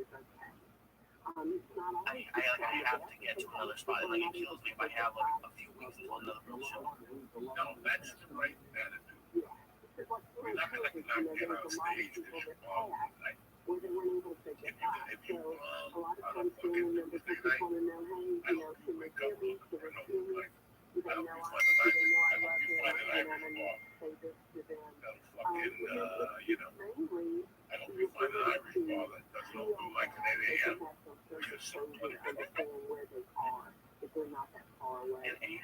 Yeah, no, I don't know how else to compare it. Like it's just, I feel like I have like shit on me, like literal shit. Why? Well, if I don't get a decent set after a bomb, at least something. Yeah, I have to, you know, even early on at the bar, and depending on what level of year I was in, you know, there was some nights that I cried after the bombing. You know, there was some nights that I went home and wrote the set out. There was some nights, I'm not gonna lie to you, I went home and blamed it on the audience. Like, that's what a chunk comic does. A chunk comic, well, he had a fucking Mickey Mouse sound system. Well, after the first minute, you brought the mic in, yellow. You know, I'm deaf. Nothing sucks for a show, and I can't hear the comic or something else. So, you know, if you don't know who has that problem, drop the mic, you know, the fucking thing. I don't give a fuck what it takes. But we'll do it that way. You know, if you bomb on a Tuesday night and you're not at an 11:30 matinee at the Expendables before fucking doing 10 minutes in front of those your folks, you got a problem. That's where the problem lies. You're not going to be a good comic. You're just scared to get back on the road. That's it. You just go back there that day. You're going to bomb again at that movie theater. And that's not the problem. Because you had the balls to go down there and bomb. You never had to look at this. I never done local this.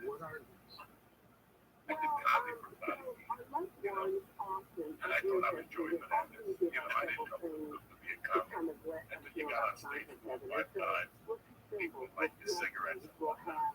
And it was like, you know, when I started comedy the first 3 years, there was still a lot of national contests. Oh yeah, very good. Johnny Walker Black had one. HBO had one in Las Vegas. And you got invited by sending a tape. And then you did the top 5 comics that spawned in front of fucking agencies. You know, I actually won the Vex fucking competition of Volta in 91. There were a lot of fucking contests. And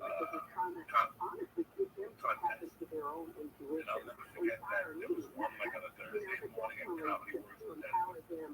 I had been on stage maybe 7 times. You know, and I was already, you know, I was already on the phone with fucking Seinfeld, you know, the advanced here. And I go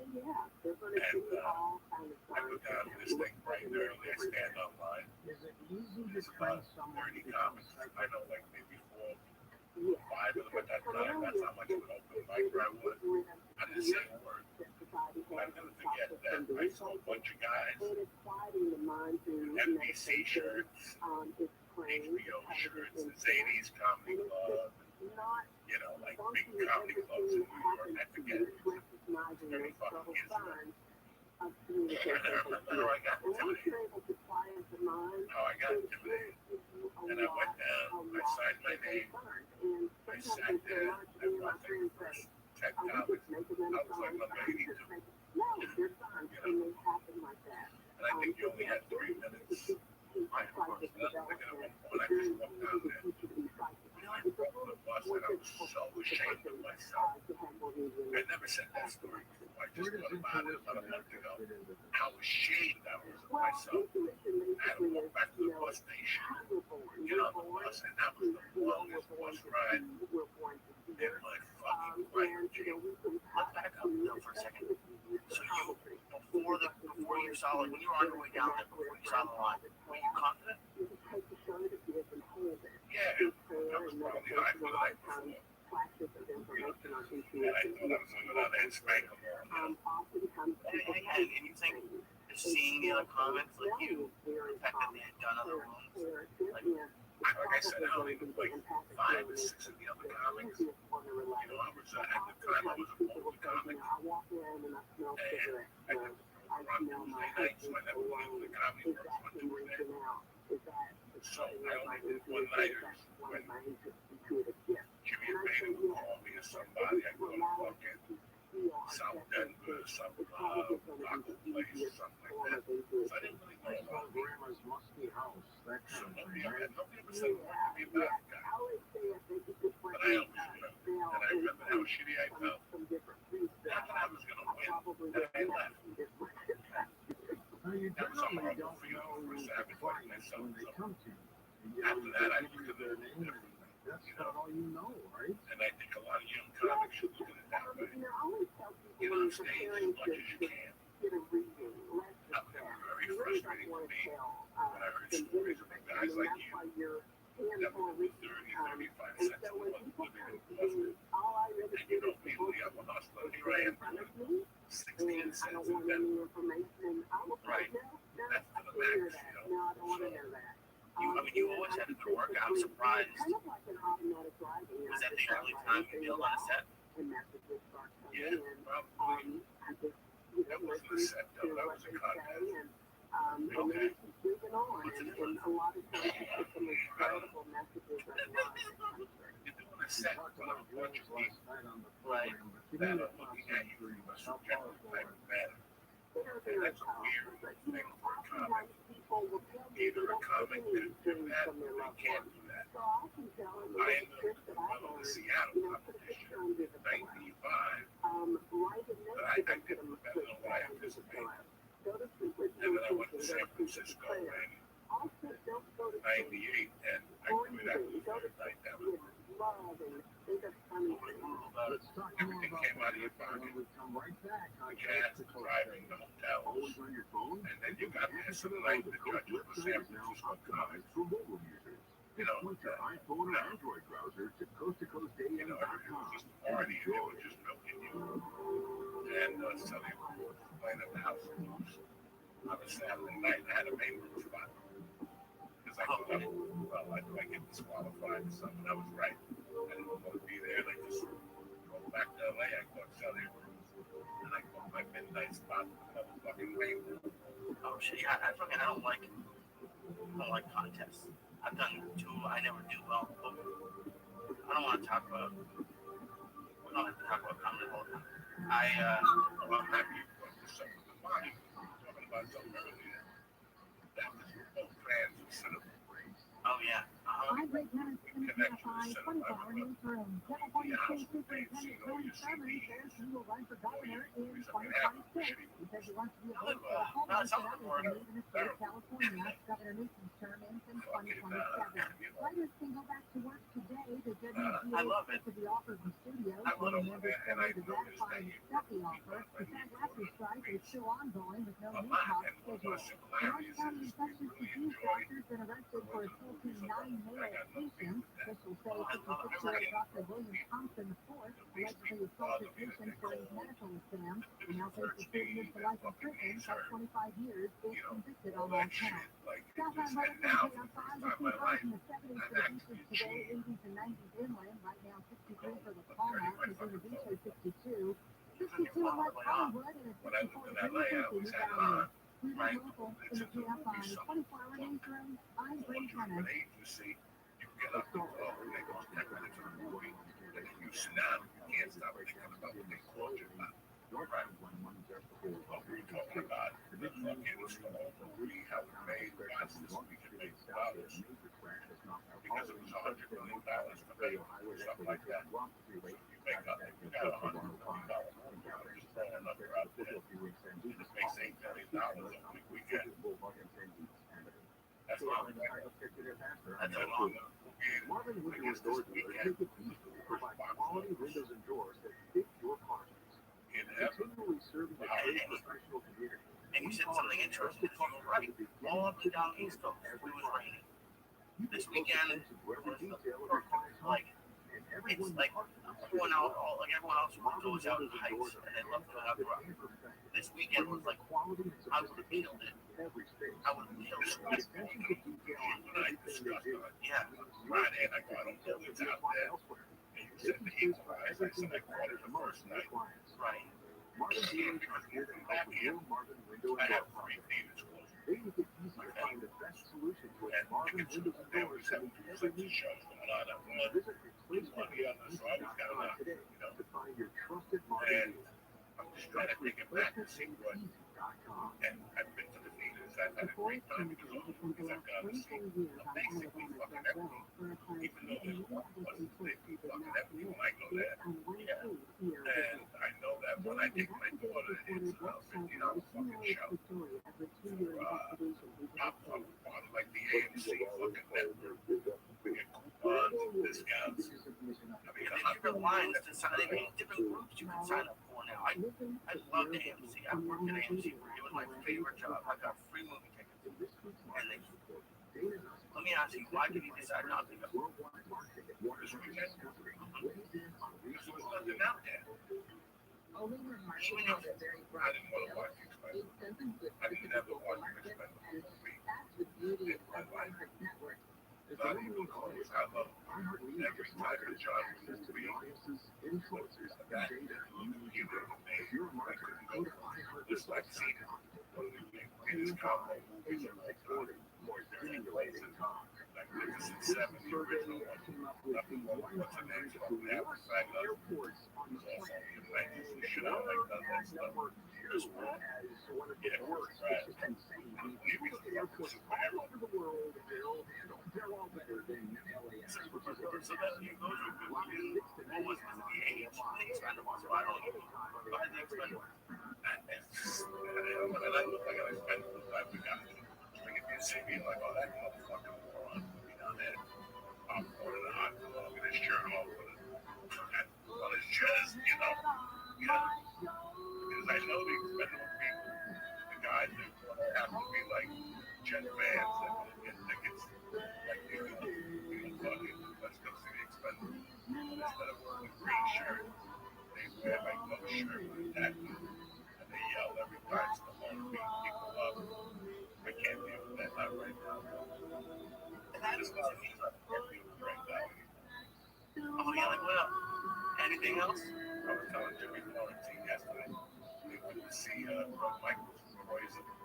I can't do that no more. I came to see a guy with mascara on for 50 years. Knocking over these singing Sweet Alabama, which burns me up even more than anything. It's just a party, get the fuck out of here. What about, like, what's wrong with Sweet Alabama? It's a Thanksgiving song. Why is there a guy up there with mascara on singing a fucking song? That's what I'm getting at. We'll take calls next hour with Erica I Buchanan. got type questions like jobs, relationships, things like that, lifestyle. And then she'll also take psychic media questions. You're a part of your friends that may attach.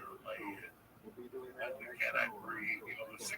Journalday.com, 507 people shy.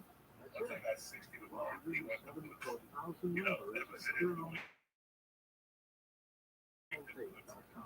Remember that you're looking for a date or friendship with someone a bit more mature, so create a paranormaldate.com/seniors. Now these are folks that you can relate to. I don't know. You said something like that's happening. Check it out. Just find a friend or find a date about paranormaldate.com and paranormaldate.com/seniors. ParanormalDate.com. You get the most fantastic people. Hi, I'm Tom. Hi, I'm Jennifer.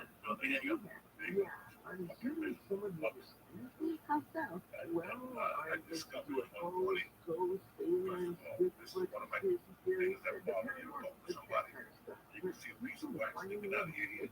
Oh, well, I'm not sure what the comment. I don't give a fuck if you got okay, just that's your cup of tea. You got the Sandman in your eyes. I really don't. That's why you don't give me a shot of that breath. And I don't see what earwax. I was fucking right. Paranormal day. You don't have like earwax sticking out. This is 1998 when I first got that light. He was supposed to be a big time manager. We never cleaned his fucking ears out. That always bothered me about that. That's why they were sorry. He had dirty fucking ears. I don't like people who got dirty fucking ears, right? So Hey, I'm Deb. You're now I'm on fucking 16. ViralRabbi.com, which is very interesting. So you really I thought have you wax found in the mornings in my ear. I scratch it sometimes. I'm like, what the fuck is this? Now I'm bad enough with that. I'm ashamed of that. So I get up in the room now and as I'm peeing, I'm cleaning the fucking earwax out of my ear, right? And then I discovered after about a month of that, I was going to have excessive wax in my left ear only. Not my right ear. That is out of what's coming because I can see the AI character. Wax in my left ear stinks like fucking my belly button like used to. You smell a bad belly button. Oh, I smell my belly button all the time. Tell me you can see my belly button. See, that's a problem right there. Why? That's a problem. Hold on 1 second. Anyway, what I was trying to get at is that my earwax on the smells so bad. Only on the left side. The right side's not. And not only that, it's infected like it's a fucking, like I gotta clean it out. And then I gotta get like a fucking pen, you know, like a certain pen. I got the needle and it's got a certain edge. Anyway, here's the yeah, listen, nothing cleans your ears better than a big pen. Big pen. You can double, you can blast the coat and then clean your ears with the thing and the coat sticks to the wax. At least you got something in the morning when you wake up. And now, for a word from our sponsor. Hey, this episode is brought to you by BetterHelp. Listen, if anxiety has you paralyzed like it had me, it's really hard to live the life you want. Therapy is an amazing way to just bring it down. Your anxiety so you can live the best that you can, guys. BetterHelp is online therapy. That's an amazing tool. And all you do is take a quick quiz and get matched with a licensed therapist, and you'll be on your way. You can book me a therapist on a video chat, by phone, or even just message. However, whatever you want to do therapy is only up to you. Listen, I'm from New Jersey. I had struggle with anxiety. I contacted BetterHelp and here we are 3 years later. I'm jumping up and down like a savage. If you don't get the gel with your first therapist, you can lose the switch anytime at no additional charge, no questions asked. Okay? Get a break from your thoughts with BetterHelp. BetterHelp.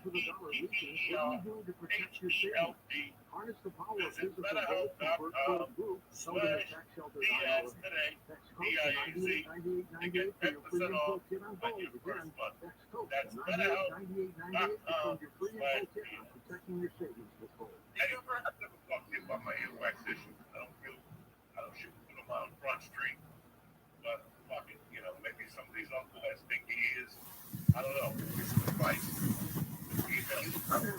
know, they have a patent like a thing with the camera in it. That's your phone. You can like see inside your ear and see the laptop, you know, like one of the camera. And I eat a much, I forget about it. Yeah, And also for I sure. get a silver wax I like each to of tell my people, ear. especially And I if stick that pen in there.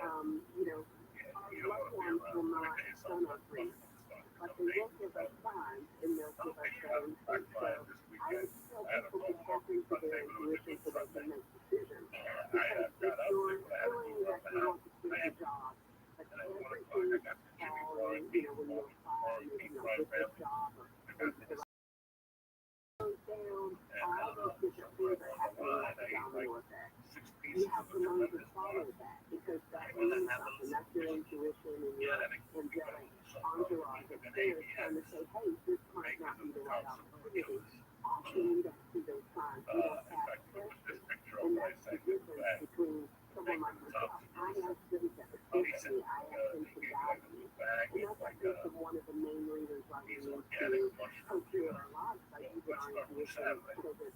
walk inside us and give us insight and media. We're never alone. And there's a lot of people that feel as though they can tap into their faith and their spirit guidance, and they will assist them in this life process. How many people have we not accept their intuition? I have to find out of it. Pick it I up. waited out when Oh, nothing's man, happening. you know, I'm watching Colorado I get beat remember up by Oregon State. back in the day, That you know, and Colorado that's in the right, 30s, you know how many it's people still losing, you know start what I'm saying? experiencing things and they're like, We can I don't want to hear this. I'm not gonna be in insane. Colorado A today. lot of times There's it's got to be an earthquake you or know, something people over there. don't want to be They got labeled beat up in crazy college. or And forget evil about that. or That dude they're Trump thing, afraid keep of quiet. things like psychic Oh my attack, God, the I'm surprised. devil, possession. So that's a bomb And, of like, you I know, was listen, like let's 70 face to 20, it, that's crazy. sometimes That's it not makes good. people That's not good. want That's to not good. tap into their abilities because They it's got to put forbidden. the hammer down. But I When it really comes think down, it's very right, important to know that we're all born we this can't way be for and 70 that to 20. we have But free will free of to the say NFL, no this to the can't be spirit happening. world, Now, and they have the free on will the to other help side of to that, ask for help. And as we mentioned, Erica is going to be with us in Columbus, Ohio on October 14th, giving free readings out there in the lobby somewhere right before the show starts. Executive producer of the event, Dan Eisen. How are we going to coordinate that? Eric, you're going to be very busy, Erica. I am looking forward to it. I want everybody in this listening audience to get tickets to come meet me, and I just think it's going to be a great opportunity to spread. You know, I left always mention about the business plan that I've had, with the helper that I have inside of me, but I think it's just a great opportunity to spread that awareness and meet all of these beautiful souls that are just coming to learn how to tap into their ability and get messages from the other side. So let's go on and do that. She's not allowed to meet me. And Where are you going to do your stand-up? There's hundreds of people. well, you know, the thing is, the energy does not come from my body because I was exhausted. You know, this is a soul thing. It comes from spirit. So I can simply open up and ask that flow of information to come through. And it never really makes me tired. It doesn't because it's not opening. But yeah, I love it. I'm like a girl that loves a challenge, and I've been dragging on, and I've had like in my audience that I did throw the rope from the person until the lecture time was over. So it is a challenge for me. I look forward to it. Erica, does the time of the year affect a person's mood? And what I mean by that is we're celebrating Halloween, so or Christmas or anything. Does that affect the outcome if someone comes to you and says, I need a reading? You know, I think someplace like in Halloween is good effective because people are not weird. They're not afraid of the fun. So when they're coming with the fun, they don't have that maybe connotation of maybe Christmas and doing this and this and that religion. So I think that because they're a little bit more open to the message that might be received, they're more attentive, and then they start thinking, hey, she's a cool girl. The messages of love that she's relating aren't so bad. If she can do this, I can now listen to the different things that happen to me. So yes, I think that, you know, sometimes the ViralRabbi is October is a great time for that.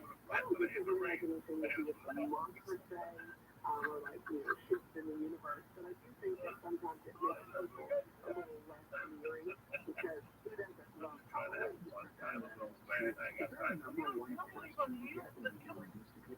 I think you would do this whether or not you were common. Relationship is more so, am I going to get married, you know, those kind of things. Am I going to have children? And I think all these people to the future. What we are is a map of information to help you along guiding your life. So what those life decisions, and you're never going to get married. Where they can define your life. We don't allow that. What good cycles are is we're not here to empower you. We're here to power you to do the things that you need to do to move on in your life. So I would say, yeah, of course you're not going to meet anybody that's staying in a house. What are you doing? Are you going to George's website to meet someone? Are you doing anything? But a lot of times it's relationships that you know, you meet somebody, it's the other side to meet them. San Diego, it's really and then over primarily just Minnesota, bringing that and message of love. How is my loved one? What I are had they the doing? I interest think in that's, under, you know, I think, and if it's a but trauma I death, are they in pain? lost the Are they okay? Baltimore Those are the major messages of love and that Saturday I took a beat, a leaf type beat, not a beat. People that I read. You know, yeah, I am I very don't believe excited I to join this show. This is going to be very cool. The last thing I want to ask you, thank you for spending some time with me. and then Give Sunday, me, and he's not expecting this, can you give us a short synopsis of George what he's getting right there's now? a line drop, 6.5 to 6. I know in the past, I George also play has with my team, this the is kind of Trumans, interesting. Lions. They George always is kind of struggle. the spirit of Like my a piece dream. of the night. I They remember always struggle. texting you last night or They this. love Hey, trade. They love. They want them but to I just feel like that there's a lot of transition coming up with George. on the You wood. They have have built they such drop a food. You gotta wonderful go. network, and we are not going to lose you anytime. You better not go anyway. But I do feel like there's a transition coming to you in your brand and your business. There's a need for some reason to kind of take a break for a little while, and kind of what I say to you. But I just feel like there's a couple of little health centers that are coming up, nothing major, worry. But it's kind of time to kind of take a little break for some reason. I don't know why you say that, but I just think they're changing just a little bit, okay? There you go, George. Well, Well, the health thing started today. I got You 200 know that? instantly in bonus Yeah, bet. I had a dream about you. I don't know how to check my cell phone. I had a dream of you, and I was woken up, and I was freaked out, and I think I texted Every him single game when I got to the dream. And I did make some comments about certain comments on a ribbon. Download the app So, now and sign up during for the different Joe. breaks, I was J going to O E get Y. this off. No customers But again. I just know that Sign things up, are going to get be okay, disappointed, okay? It's get okay. bonus I bets, had a and then reason to all you hold do on. is wait for profit pools. My dentist Is said, that George, you are one of the few people who still an has official wisdom sports to betting you. partner of the NFL Why? with code Joey, I had a little one that was cracked. J-O-E-Y. With He didn't DraftKings, want to put a crown on it. He said, George, it's not worth keeping. We have to take this out. So I said, okay, we'll make an appointment. call We'll 1-800 take Gambler. this thing out. Visit And so he knows he was here because I told him, I said, look, Gambler.net. I got a radio show. New York, I don't want to be put under or anything like that. Will this wear off? And he said, it'll wear off in 4 hours. And the If appointment you're in was Connecticut, help is available for problem gambling. Call 888-789-7777. put that out. And here I am. I'm fine. All right, amen. Please play responsibly. You Get your act you together. know, you're such an amazing person. I've built your person anything that comes to And let's all get it on the act. always been a It's fan. time It's to just, have some you know, fun. making, I'll call myself weird. I won't call everybody else I weird. said that. Making weird people like me okay. You know, you built a network to just say, hey, you belong. Hey, it's So I'm talking okay. about Hero. She was This is saying, what I you have want to believe. There's nothing wrong with it. I said that every news American I knew, and everybody got back to me. Thank you. One guy, he was I just appreciate that very much. When you're giving readings, if it's bad put news, on there that do you tell them that that? was a good I distraction have to this I fast. have to, but I feel very delicately. And I think that, you know, and I always say the two sundown, everything they're I'm giving you all the positive, bad and news and telling you sun that up, you need to spend this amount of money to remove it. sundown, Run sundown. away. Because the spirit world doesn't work that way. They want to love. So if I do get bad news, I often ask it Right now, in the highest risk that I keep this you've never seen so much water. skin. I used to And if go, I was told, yes, I have to. there's a family that we're friends with that was Italian, but the one was converted to marry a Jewish lady. Very, very nice. More food than I've Tell seen us in my about entire your life. films. Well, you know, I have a paranormal team that does like paranormal things and Oh, Paula. shit, And we man. started to film, shows just kind of how I do paranormal and me walking around, kind of reading the environment as a medium. And those shows are available like on Tubi and Amazon and just different It's networks. like And Black they're Friday available at on the our end of website services. too. They're polite, but it's, You know, they're moving things. allowing someone like At the you, end of the last to one, call it, we to and finally Paula put and myself three in kids a from July platform for where adults. people like you can see With that apples and being honey. is not an evil I don't eat it. That's the only thing. time of the year right now. To be a black medium, an African American medium, without the connotations of evil that, you know, I was raised to see as being evil. And so I love to empower people that way. It's okay. That's right, you're not a voodoo practitioner or anything like that. I am not. I have friends that are voodoo practitioners, but I am a Christian, and I think a lot of times people don't understand that mediums can believe in God. You can't cut a window in your bathroom. We any kind of religion. But don't assume that we are religion.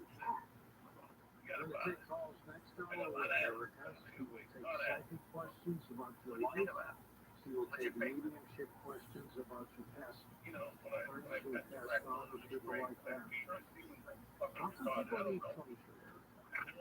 Well, I hate to say, sometimes people die in trauma. I was visiting family at their home in reference to their son. Didn't have any details why I was there. As soon as I walked in, a gentleman met me at the door as a ghost spirit. And he explained to me that he had died in an accident. He was on a motorcycle. And he just, a couple feet away from the house. He had left the house and got hit. And his parents had taken it so hard.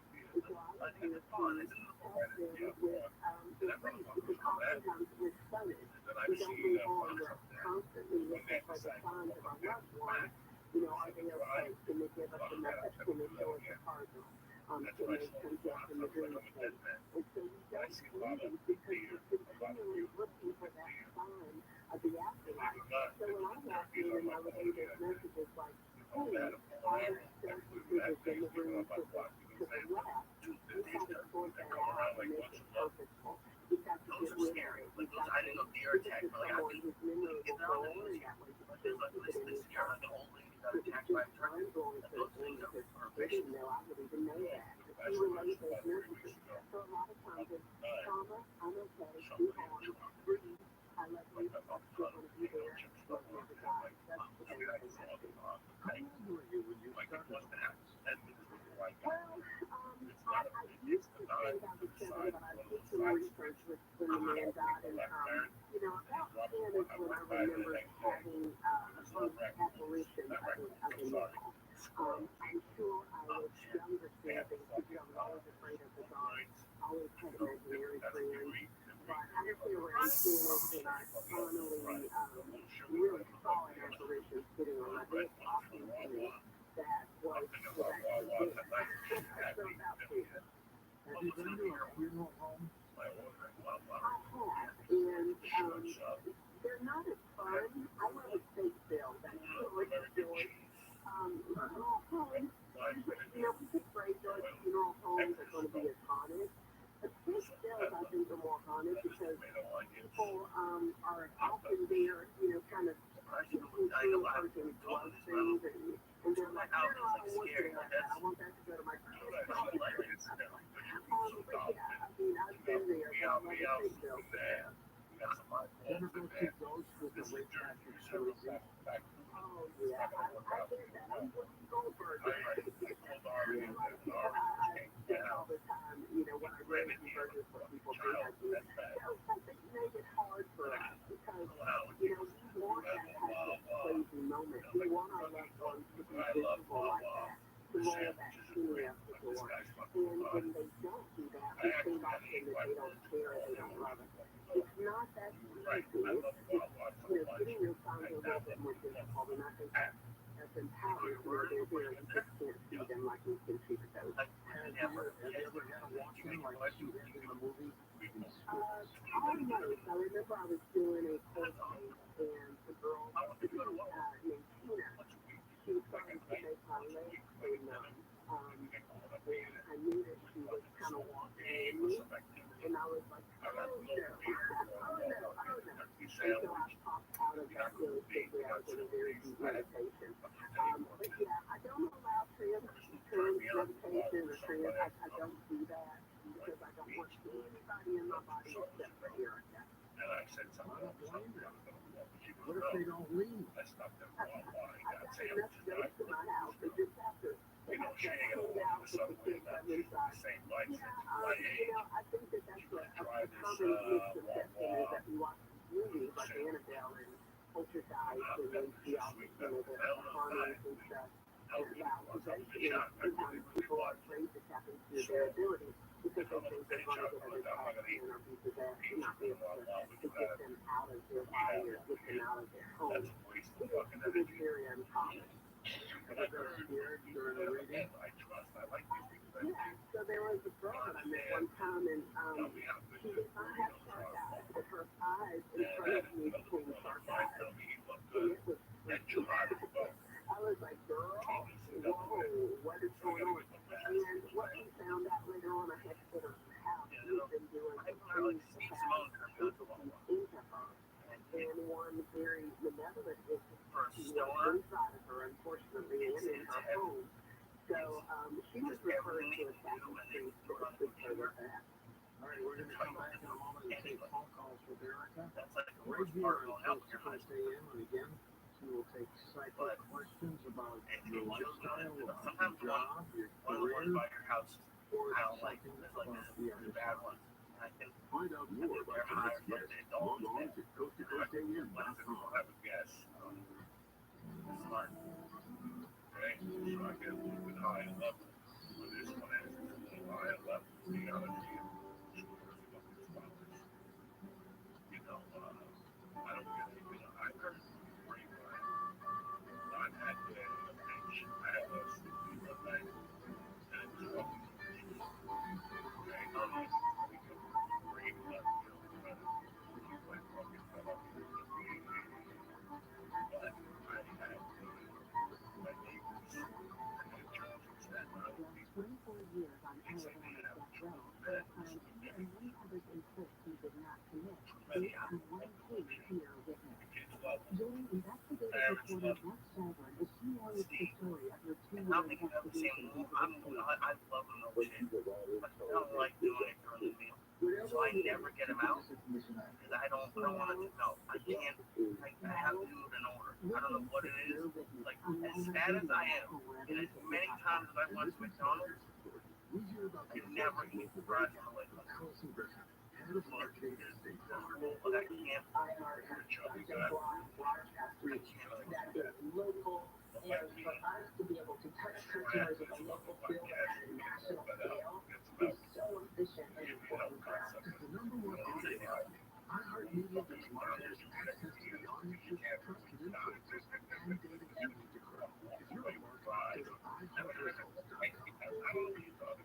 Hey, Team Shark, have you heard me talking about how one thing my stories, my vision, my glasses, and that's why I can't get the dessert. and how I wasn't I can't do it. and how I thought I can't have the milkshake before the burger. Dr. Mark Snyder told me about I don't want Run Exchange, and RLE has given me my eyes back. If you're like I was and know nothing about RLE, you're in luck. Dr. Snyder is hosting a free live RLE webinar this Thursday at noon. Dr. Snyder, what will we learn? At the webinar, I'll answer any questions you might have regarding what's the difference between LASIK and RLE, and as a candidate, what the policy is, how long does a procedure Hi, take? Fifth Daddy. It is now 5 o'clock a.m. Find out how Snyder RLE is the permanent solution to readers' contact Look for glasses. everyone calling back. Snyder RLE free live webinar this Thursday at noon. Spaces limited rates to now at SnyderRLE.com. SnyderRLE.com. Like I just started going back to the diet. AM 640. KFI AM 640. Like, If you didn't like that, then keep listening. We've got a few more. KFI and KOSC Los Angeles Orange County. It's time for your morning wake-up call. Gosh, I gotta take a piss. But I go there once a week. She's got a fantastic split piece. How much food navy beans and I love them. I mean, it's fucking to kill for, and they just put stew on the menu. Because my wife ain't gonna make a stew.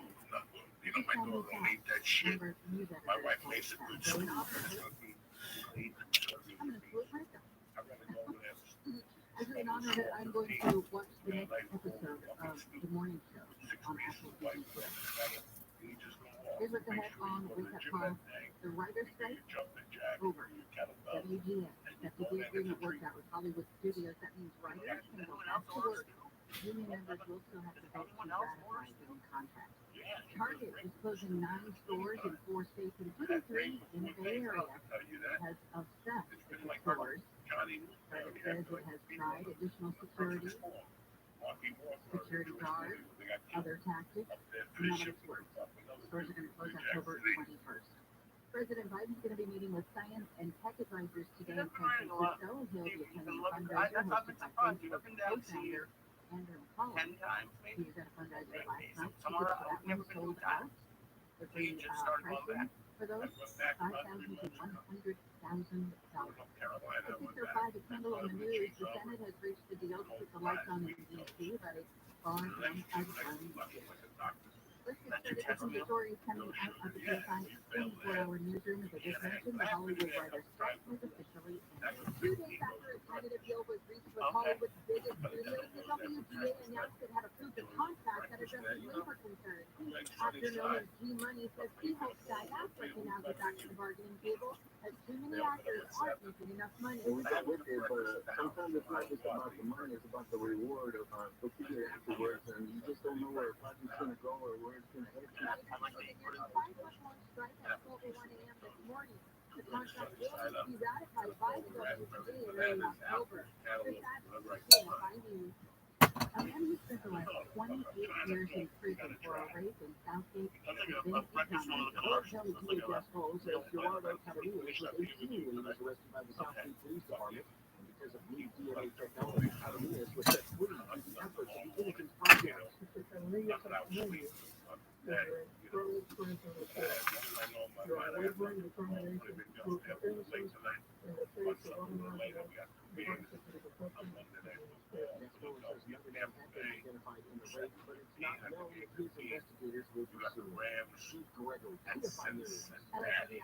have fatally shot a dog who didn't have a gun.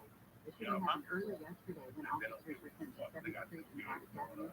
The man bitten was taken to the hospital. The San Francisco mayor has put up a proposal that would require low-income residents to screen for drugs and get treatment if they're on them in order to get welfare. But no more anything goes without accountability. No more handouts without accountability. Oh, I love her. Reed announced the proposal yesterday, saying it's time for some tough love. We have to get, as I said earlier, comfortable with being uncomfortable and making really hard decisions like this one in order to get our city into a better place and in order to prevent 59 overdoses on our streets. Mayor Reed says it's time to take a different approach to solve San Francisco's drug and homelessness problem. The proposal will need to be approved by the Board of Supervisors and law. A judge in New York has ruled committed systemic fraud, lying for years about his net worth by inflating the value of his real estate portfolio. Saying inflated the value of his Fifth Avenue apartment by as much as $200 million. Also striking claimed that Mar-a-Lago was worth up to $600 million when it was set at no more than $27 million. ABC Dan Lane says the judge yesterday said that Trump's fraudulent valuations were meant to reap the benefits of better loan and insurance terms. A civil case that will go to trial next week. Lawyers say they plan to appeal. We're going to take a closer look at this with Aaron Tursky. North Korea says it has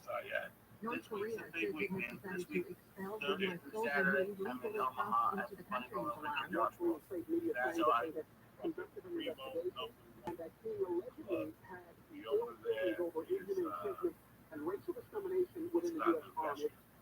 DC Marcus Moore says it's not clear when Private Travis King will be returned to the U.S. He was being sent home from South Korea to face disciplinary measures. He ran across the border from North Korea. Good morning to our buddy Pete Palioki, who's going to tell us about crash in Riverside. Some folks are making notes right now on 215. Not too far from UCR, that arrest that has 4 cars involved. It looks like the carport 2 lanes are blocked. That's got to be headed the west on north on side.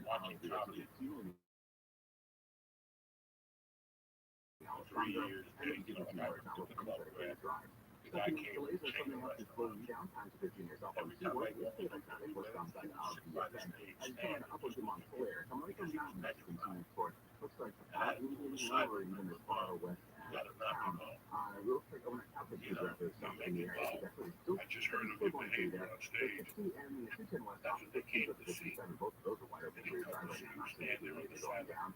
mean, you went outside on the 91 to decide to turn a section of phone for you showing up for the early morning drive. From before my noise outfit, then you get close to 71 Saturdays for the westbound on the 91. And you can see if there's anything showing locally and on the hill. You know, for the hey, if I understand if they're faster, I'm calling them. Good morning to ABC national politics reporter Brittany Shepard. Good morning, Brittany. We've got a debate tonight in our very own backyard at the Ronald Reagan National Library in Simi Valley. Tell us who's in it and what do we expect to see? Good morning. How do we reach out to the today? Someone wanted to realize this yourself. So it's on stage. Everyone can participate in one person. But more architecture is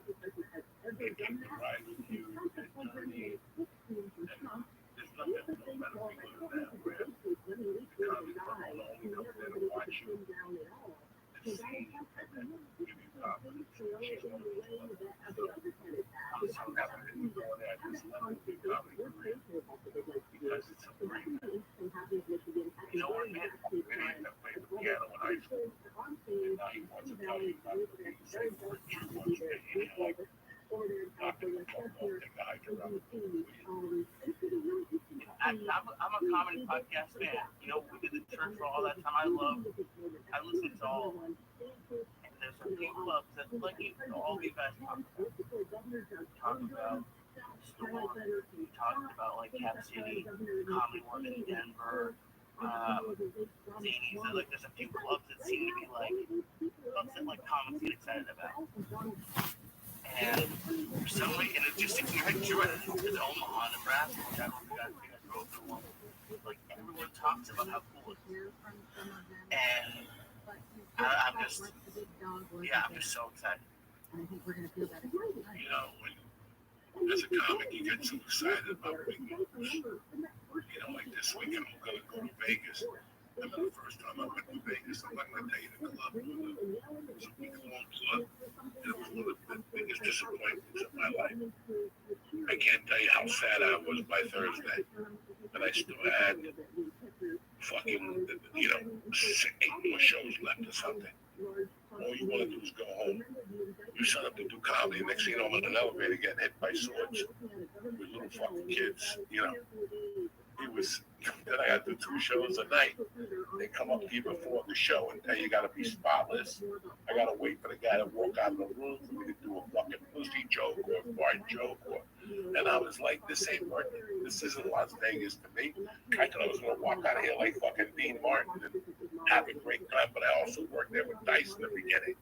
And I saw how it was for a guy like in his stature. When we opened for him, I got there like my ball sack on fire. Nobody would say 2 fucking words to me, you know what I'm saying? But anyway, where you at this week, brother, man?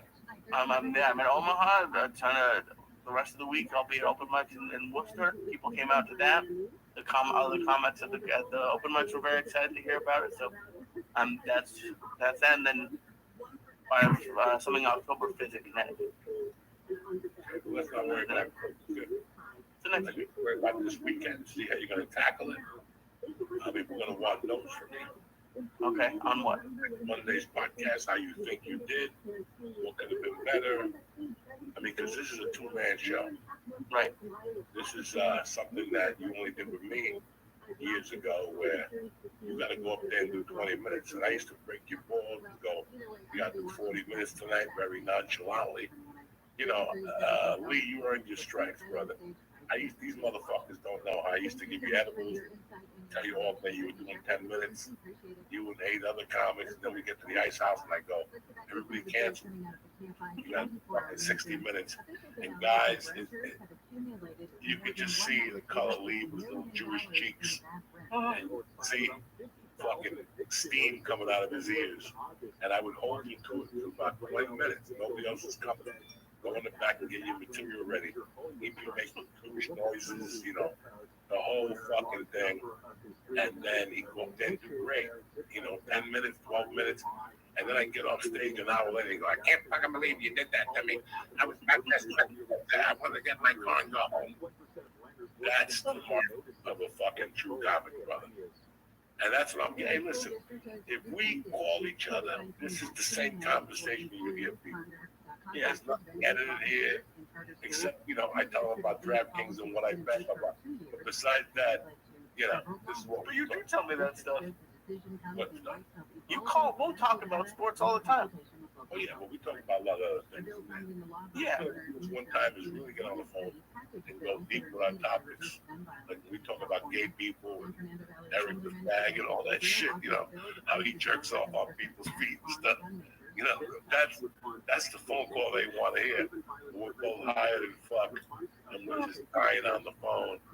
You know, before I said to you, he called me up and he goes, I already took the edibles. I go, I don't know. You don't sound retarded. And we start fucking dying of laughter. That's what the checking is all about. What do you think? Absolutely. I love it, man. Where are you tomorrow night?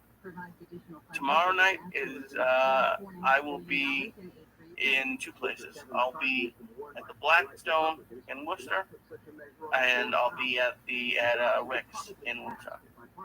You're fucking beautiful, brother. If you go to see any of Lee's shows, please say hello to him and report back to me how he did. You know, my Twitter is at Mad Flavor. Let me know if this motherfucker should call it a bomb alert or no. I have all the confidence in the world. You're gonna do great this week, brother. That's a great place. She makes you feel at home, so it takes the fucking steam off. You know, again, you're half neurotic, but it could be worse. I could be there torturing you. So, I'm way more than half neurotic, but thank you. brother, have a great week.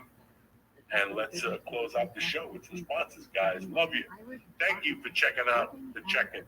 Checking out the check-in. What am I, a fucking idiot? Stay black. I'll see you in October. Okay.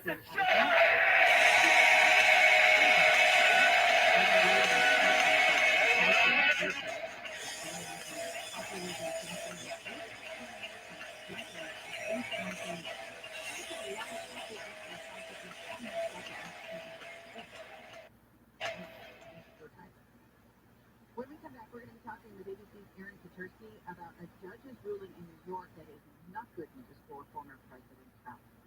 From the Southern California Toyota Dealers Traffic Center, let's go places. That crash in Riverside is clearing. The top to the center divider, so it's still going to be a bit of an attention getter for you. The northbound side of the 213 are right around ECR. It was a couple of left lanes shut down, 4 cars involved. That lane again seeing that activity happening in the center divider. But you will see a rough open drivers sticking around before Alessandro. Helena Blavatsky is one of the most significant figures in occultism, and she got her start in America. Well, not her actual start. She was born in the Ukraine, but she came to America to co-found the Theosophical Society, an organization that would spread across the globe in search of a mystical union between Eastern and Western religious ideas, digging beneath the surface for an original set of beliefs and practices to unite everyone. Originally, the society was concerned with experiments in practical occultism. Blavatsky herself was skilled in performing a variety of occult feats.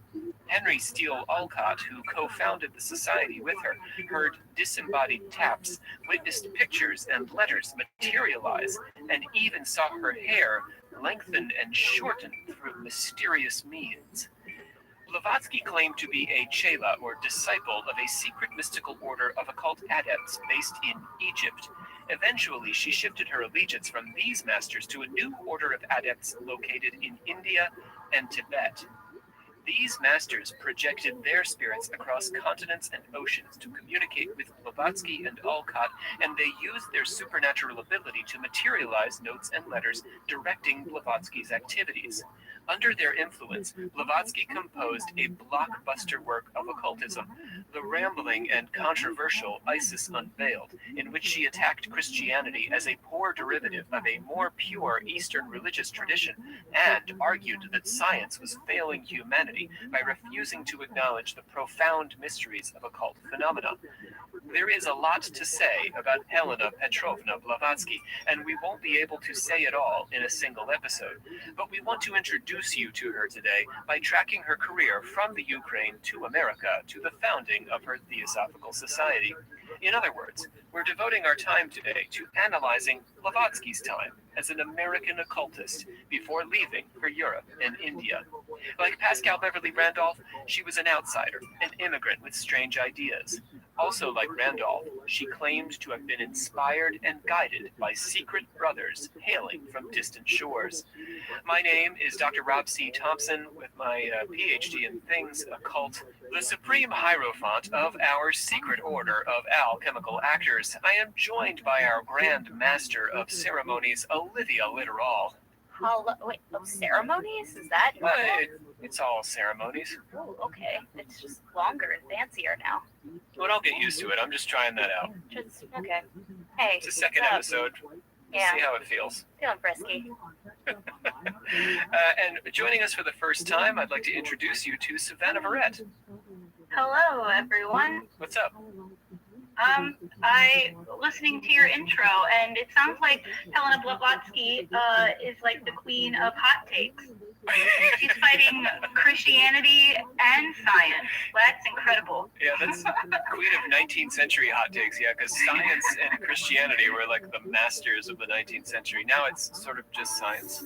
Yes, but normally when you attack Christianity, you use science, so it's interesting to attack both. That's true. That's true. All right, let's have at the pledge, shall we? We, the members of the secret order of alchemical actors, do solemnly commit ourselves honorable telling and honest telling of history of the occult as far as we know it. That was ambitious. I feel like that was weird, but I think I like repeated words. I don't know. No, I felt together-ish. Okay. Close enough. Helena Blavatsky was born in August of 1821 in Ekaterinoslav, Ukraine. Her mother was a writer and a translator of novels. Her father had a military career and moved the family around quite a bit. Helena was the oldest, with two younger siblings, Vera, who also became a writer, and Leonid. Who is Leonid? That's her brother, yeah. It's a good person. Yeah, it's her brother. Ah. Her mother died when she was only 11, and when she was 18, she married the much older Nikifor Blavatsky on a bet with her governess that she couldn't find a man who would tolerate her. That's so rude. What? Wow. Yeah. Well, good for her. She beat that bet. Well, I mean, it was kind of up to... It's a bad thing to... You shouldn't bet a person that they won't do a thing that they can just go out and do. Yeah, that just makes them want to do it, right? Pretty much. Yeah, at least for me. In this case, she probably should have withheld. She should just let the governess win. We'll get into that. So her husband became the governor of the province, so that's pretty cool, but she refused him his, I'll put this in air quotes, marital rights. Yes, winking. queen. Yeah. I mean, and she ran away, eventually boarding the Commodore, and the Commodore is a boat, not a guy. Oh, wow, okay. I wasn't even... But she kept his last name? Yes, yeah, as it turns out. That's interesting. That's a very 19th century thing to do. Okay. She gave her servants the slip in Kursk and continued on by herself to Constantinople. The what? The slip and cursed? I was just listening to that. Okay. I was just listening to that song earlier today. I don't know if that's a good one. Copyright, but... I think you're good. You can do a few notes. She next traveled to Cairo in search of alchemical secrets and then took up the piano and considered becoming a professional pianist, giving concerts in England and on the continent. Just like a side quest for her. Yeah, she's that skill, good. Side skill. Okay. These are like her college years, her trying to find herself. Yeah. Being a concert pianist, yeah. An Indian delegation attended the Great Exhibition at Hyde Park in 1851, and according to biographer Sylvia Cranston, it's likely she met the first of her occult masters there and then. This is the masters that form this secret brotherhood who guide her. The Indian occultist instructed her to study in Tibet for 3 years to prepare to help him with a great work they would undertake together. And so began Blavatsky's first world tour. She began in America, which is the wrong way to get to Tibet, seeking to communicate with American Indians and also Mormons. Savannah, you have a love for Mormons, isn't that right? I do. I think Mormons are incredible people. I am fascinated by their religion. Are you at all concerned that they might be knocking on your door now? Well, I would listen, but it's going to take some convincing with Mormons. I'm sorry. It's interesting, but yeah. You're more a fan from the outside. You like looking from a distance. You'll listen through the door. Yes. Just slide the book under the door. She traveled to New Orleans, Texas, Mexico, and Honduras before leaving for Ceylon, which is a country we now call Sri Lanka, and finally Bombay. Can we pause real fast? How is she traveling so much? Where is she getting the money to travel? She's a resourceful woman, but initially she did have a certain amount of family money she could work off of. She got an allowance.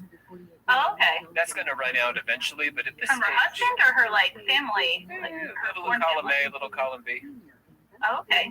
She can run away from her husband and still get money from him? That's the beauty of Blavatsky. That's a power move right there. This sounds like something I want to do. That is true. Yeah. And to go back to the 19th century. Yeah. There you go. British officials turned her away at the border of Tibet, and she did another round trip around the world to New York, Chicago, South America, and finally Calcutta. So that's really 2 trips to America and then India. She returned home long enough to learn that Nicofor had given up his marital rights entirely, and to impress her family with mediumistic taps, which she claimed to produce by occult power and not the spirits of the dead. So at this time period, a lot of spiritualists in America in particular, and then moving into Europe, were communicating with dead people. And the way they did it wasn't like the Long Island medium where they, hear the voices and tell you about it. There would actually be taps on tables or under tables that were being produced by no hands that you could see, like disembodied hands, and they would tap out like a Morse code. Oh, interesting. Maybe the Long Island can't read Morse code, or maybe ghosts nowadays just don't know Morse code, so she has to hear their voices. That's possible. So Blavatsky, though, she was a little different because she said she was also able to produce these taps just like the mediums in America, but she said that's not dead people. That's my own occult power making that happen. Whoa. So after staying in Europe for a while, she headed for Tibet in 1868, where she stayed for an indeterminate amount of time with 2 occult masters. The first one was Mahatma Maurya, and the second one was Koot Umi. Ooh, Umi. Good old Koot. It rolls off the tongue. It does. Whether or not this sojourn actually took place is subject to fierce scholarly debate. The biographer Cranston identifies 3 points of evidence that suggests she was really there, and I'll leave it to our listeners to make up their minds whether or not they hold these to be convincing enough. The first one is that D.T. Suzuki, the Japanese Zen master who brought Zen Buddhism to the West and had considerable knowledge of Tibet, believed, based on what he knew of what she'd written, that she had been there. So he was convinced just based on his study of her. The second piece of evidence is that Blavatsky translated the Tibetan Buddhist The Voice of Silence in 1889. This was a book that was praised by our current Dalai Lama. And the last, What was it about? It's The Voice of Silence. Oh. Says it all. Okay. I haven't actually read that one. I've read many of her books, but I've not read that one. And an investigator staying in Tibet in the 1920s received reports of a woman named Blavatsky staying in and around the country. Probably that's the most persuasive, but it's just this one guy, so there you go. But that guy, his neighbors are that's the most credible guy I've ever met in my life. Yeah. Well, it's a very specific thing to say there was a Blavatsky around here. What are the odds? Right. In Tibet. Next, we hear of Blavatsky. She's one of only 16 passengers to survive an explosion on board the SS Eunomia sailing for Cairo by way of the Ionian Islands. Kind of amazing. Yeah, she's an incredible life. Then, in June 1873, while staying with a relative in Paris, she suddenly received a message from her occult masters to sail for New York. By all accounts, I really love this story about her because it shows that she was a pretty nice person. Like, she's just generally a nice person to be around. On her trip to America, she encountered a mother with small children who was missing a ticket for the crossing. So Blavatsky exchanged her more expensive ticket, like, you know, in the top of the Titanic, for a couple of cheaper tickets.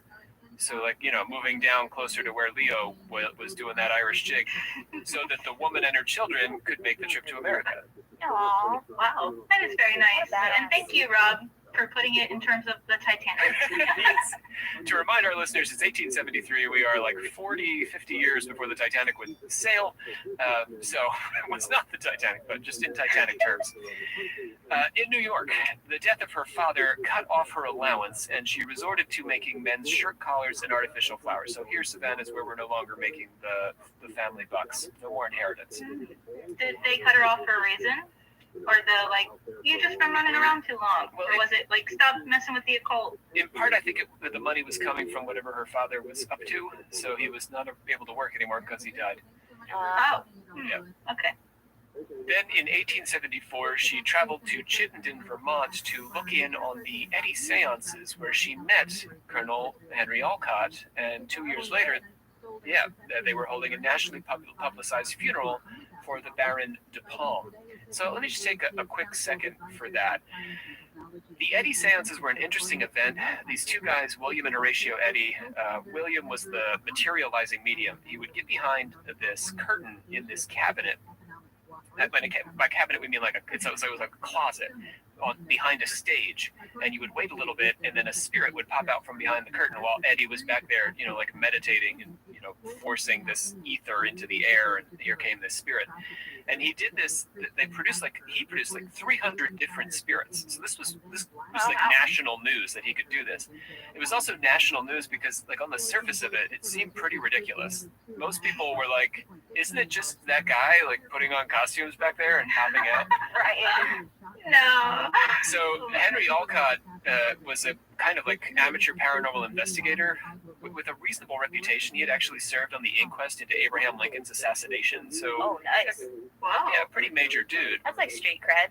He wrote a 400-page book about the Eddy seances, where he sort of the whole time was saying that they were a ridiculous waste of time, but that he couldn't disprove any of the phenomena. So in other words, the Eddies seemed to be doing some like miraculous, unexplainable things, but there was no significant message that he could take away from it. Like, there was nothing worth talking about, that any of the spirits had to say or do. They were just like popping out, performing magic tricks, and then disappearing.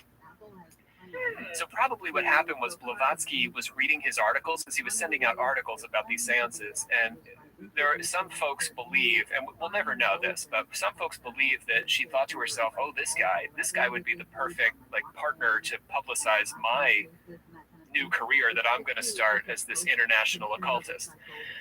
So she went up there to meet him, is how that argument goes, to get him in on her whole situation. She succeeded. He was very interested in this woman, and he ended up partnering with her, not romantically. They always had a strictly platonic relationship, but to found the Theosophical Society, which would go on to be internationally famous and still exists today. The other thing I want to say is a quick note about the funeral for the Baron de Palm. The Baron de Palm was the first person to be cremated in the United States. And he had a theosophical funeral. So the reason he was the first person to be cremated is because the Theosophical Society observed this blend of Western and Eastern traditions, and it was Eastern tradition to cremate bodies. So he joined the Theosophical Society sort of right after it was formed and right before he died. So his funeral was then another like national event. Just like the Eddy seances, Blavatsky manages to create these great big publicity opportunities for herself. And Olcott gave this big speech. It was this whole thing. Wow. So in 1876 and 1877, Blavatsky was the recording secretary for the Theosophical Society, and she was hard at work on the first of her two significant occult works, which she would produce in her lifetime, and that is Isis Unveiled. The second book is the more sort of like rich book, it's the book that people like me tend to admire more, and that was The Secret Doctrine. She was going to write that a decade or more later. So the book, Isis Unveiled, which I have also read a great deal of, is 1,000 pages long, and I will vouch for the fact that it is incredibly difficult to read. It's thick. Wow, that is large. The book or Blavatsky? I mean, don't talk about homegirl like that, but yeah. Okay, all right. The book. Yeah. Blavatsky moves from theory to theory and tangent to. She was also not a thin woman, just so our listeners. Yeah, I know. That's why I said don't talk about homegirl like that. I know. There are other podcasts who make light of that, but I think that's She's not really like the point. that. Anyway, okay. Well, she also had a lot of health problems near the end of her life, so it's not entirely fair. Also, women wore a lot of layers. I'm just saying. This is true. So Thick doesn't have to be a bad thing, BT, by the way. that's true. That's true. Body positivity here at Occult Confessions. Let's talk about Isis Unveiled, though. No, sorry. So she moves from theory to theory and tangent to tangent, filling the book with anecdotes and diatribes which typify a brand of occultism that's not unlike those of some of her peers, including Pascal Beverly Randolph and the Chevalier Louis de B, somebody we'll get to in our next episode. But more than just being a difficult book, Isis Unveiled is also a fairly remarkable catalog of mainstream and occult philosophers spanning the whole history of Western culture. She attacks atheistic science, attempts to fold Darwin's theories into her own occult theory, blends Eastern mysticism with her own Blavatskyan theosophy, quotes Schopenhauer, and references the Talmud and the Vedas. Whew. That's a mix. She was a busy woman. Let's get into some of the ideas now that surface in this book. Her views on the soul and the afterlife, in my opinion, are fascinating. To begin, she does not believe that all of us are guaranteed an afterlife. Our souls may or may not survive the transition of death. If the human soul has neglected during its lifetime to receive its illumination from its divine spirit, our personal God, then it becomes difficult for the gross and sensual man to survive for a great length of time of his physical death. And she believes that dogs can go to heaven. Oh, hell yeah, like that movie. That's awesome. All Blavatsky dogs go to heaven. It is enough to make one's feelings revolt against the claimed justice of the first cause to believe that while a heartless, cold-blooded villain has been endowed with an immortal spirit, the noble, honest dog, often self-denying unto death that protects the child or the master he loves at the peril of his life, that never forgets him but starves himself on his grave, will be annihilated. Isis Unveiled is the product of an order from Blavatsky's secret brotherhood, her teachers, her masters, her Mahatmas. She wrote it with Henry Olcott by her side, claiming to be writing about things she had never studied and quoting from books she had never read, so she was receiving it supernaturally. She was inspired by otherworldly forces, namely these occult masters who were sort of like projecting their intelligence to her. Her inspiration came from this secret crew of enlightened occultists. Olcott described the experience working with her on the book. Each change in the HPB manuscript would be preceded either by her leaving the room for a moment or two, or by her going off into the trance or abstracted state, when her lifeless eyes would be looking beyond me into space, as it were, and returning to the normal waking state almost immediately. She sent Olcott to shelves to grab books and seemed to know exactly where to find the information she wanted. She'd name a page, and there Olcott would discover exactly the paragraph she was searching for. Olcott viewed his task writing the book as a kind of occult education in which Blavatsky was teaching him by challenging him to make contact with his own intuitive consciousness of occult truths. She caused me to utilize, it almost seemed, everything I had ever read or thought, and stimulated my brain to think out new problems that she put to me in respect to occultism and metaphysics, which my education had not led me up to, and which I only came to grasp as my intuition developed under this forcing process. She would write, cut, up, paste, disassemble, cut, and paste again to form her argument, in addition to being her student or her collaborator. I corrected every page of her manuscript several times and every page of the proofs. Wrote many paragraphs for her, often merely embodying her ideas. Helped her find out quotations and did other purely auxiliary work. The book is hers alone, so as personalities on this plane of manifestation are concerned, and she must take all the praise and all the blame that it deserves. What up, baby? It took Blavatsky 2 years to complete the book, Star. How you living?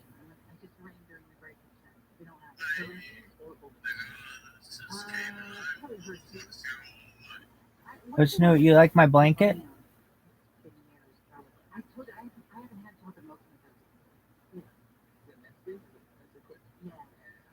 Do you like my blanket?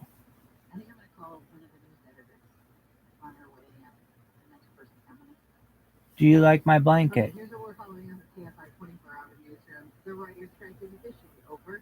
The WGA accepted the agreement worked out with the Hollywood studios. That means writers can now go back to work as of midnight. Union members still have to vote to ratify the new contract. The strike lasted 148 days.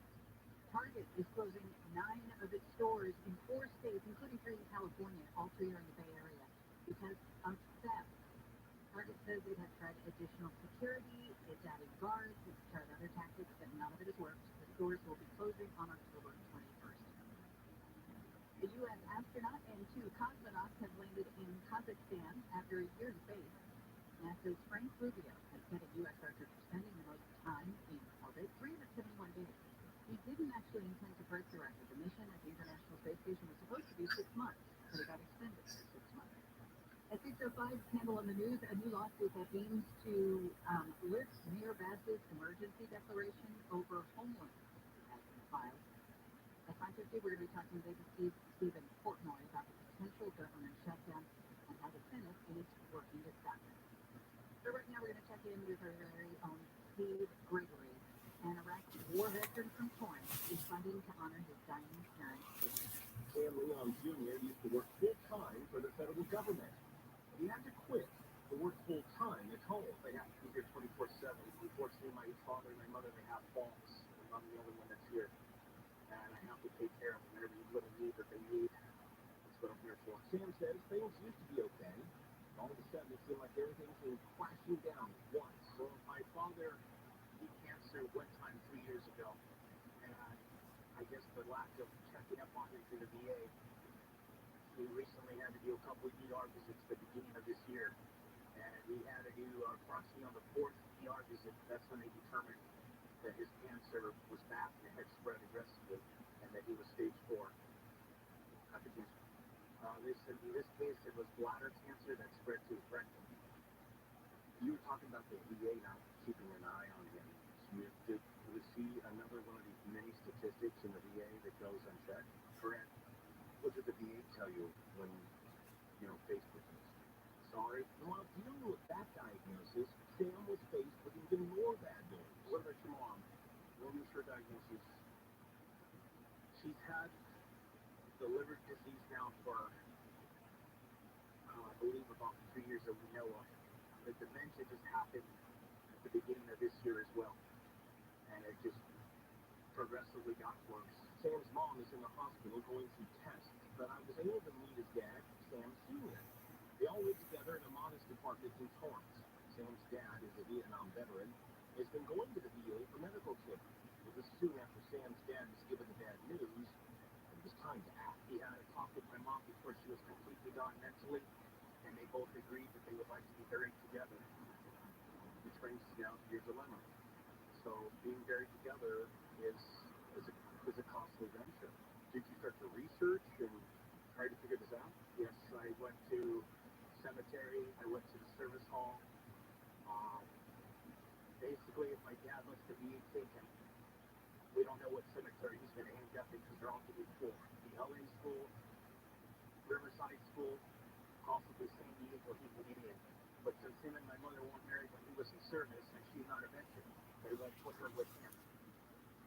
So it's either that, I let them take him, and then I got to figure out what I'm going to do with my mom, or in this case, I just keep them together and I keep them here in South Bay. Sam Sr. says he's accepted his fate, but the thought of being buried alone without his wife next to him scares him. I think it would make me feel so much better if I knew for sure where I was going to have my last resting spot and be with my wife in the same place as she wishes would be most comforting. You picked the spot? Oh yes, long time ago back when I was a little boy. Where? It's in a cemetery called Pacific Crest Cemetery. It's located on 182nd in Wood Avenue. I have an uncle and a grandfather that's been buried there since I was a little child. You decided as a boy that that's where you wanted to be buried? Yes, I loved my uncle quite highly, and my grandfather also. Sam Jr. says it's been a hell of a journey, but he's doing his best to stay positive. I was a machine gunner in the Marine Corps, served in Iraq and Afghanistan. For how long? I did a total of 9 years. 9 years. So that was pretty well. Yes, sir. The roughness of that compared to the roughness of what you're going through now. Honestly, I think that was easier from losing my parents. I mean, it was tough to lose brothers, don't get me wrong, but even my parents, that's all I have in this world right now. Your only child, right? Correct. What motivates you to get up every day? I have to be strong so that my dad can stay strong. So the minute I'm not strong, then he's going to give up.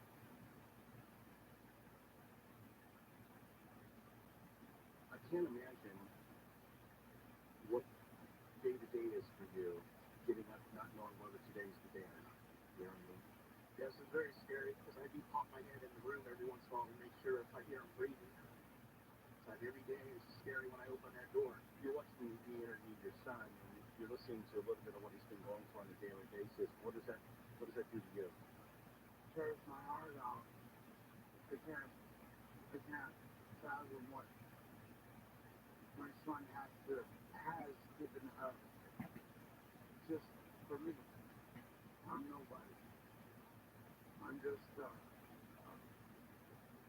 combat veteran who did his job for his country, who everyone should and can. I mean, if you love living here, my God, you should stand up for it. The VA is a good place, but God! Oh my God! It's happening! It's happening!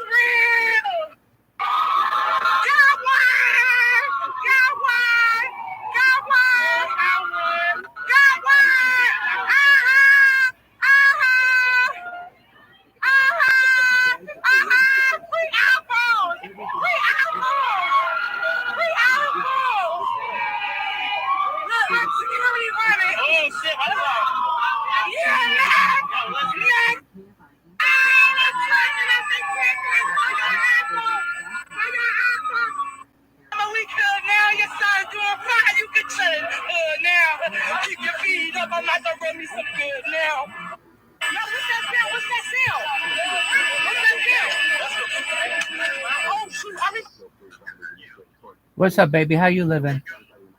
I'm on.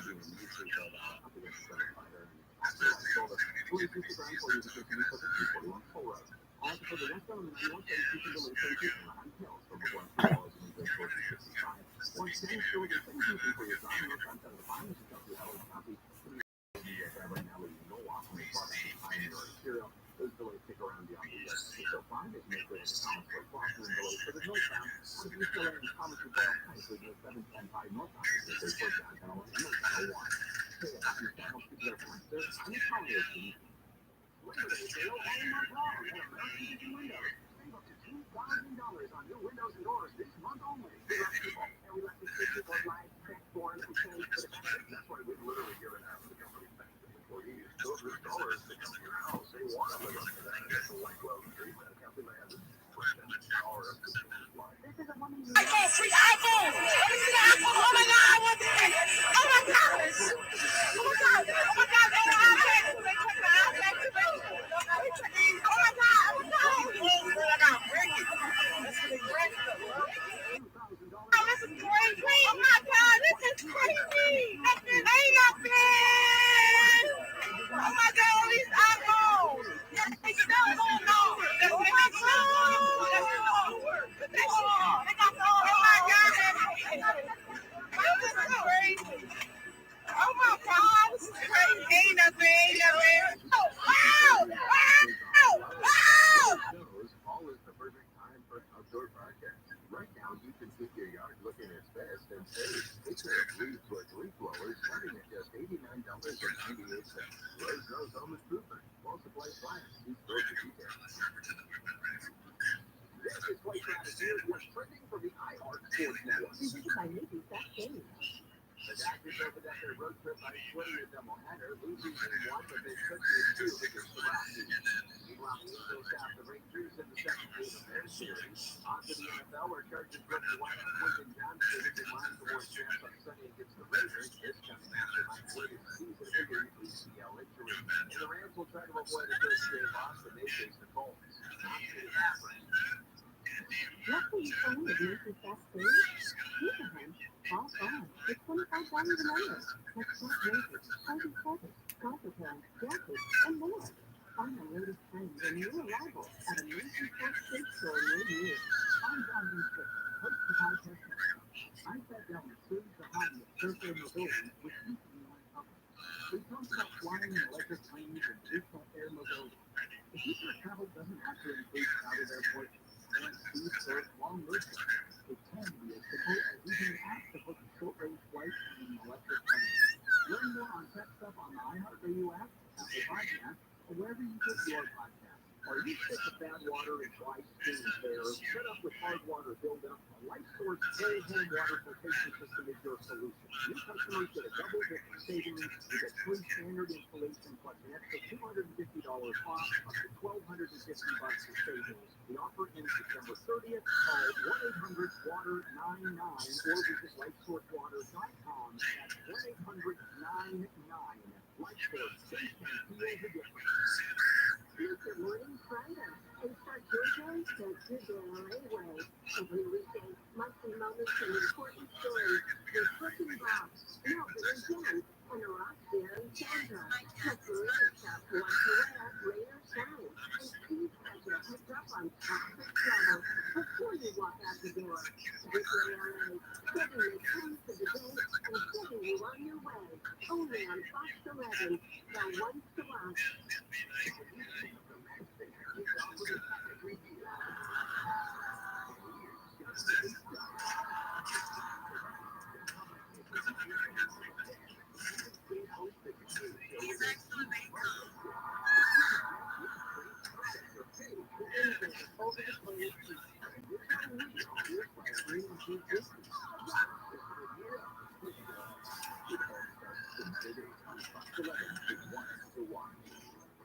Have you heard me talking about how once I hit my 40s, my age and vision and glasses and contacts and readers and how I wasn't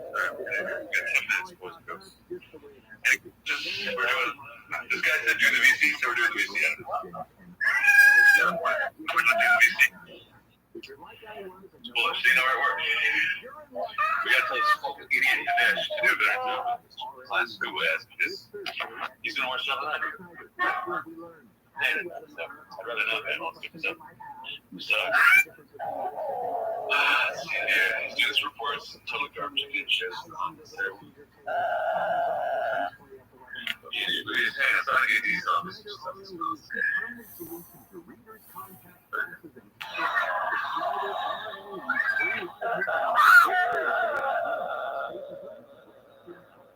IPG's got some idea.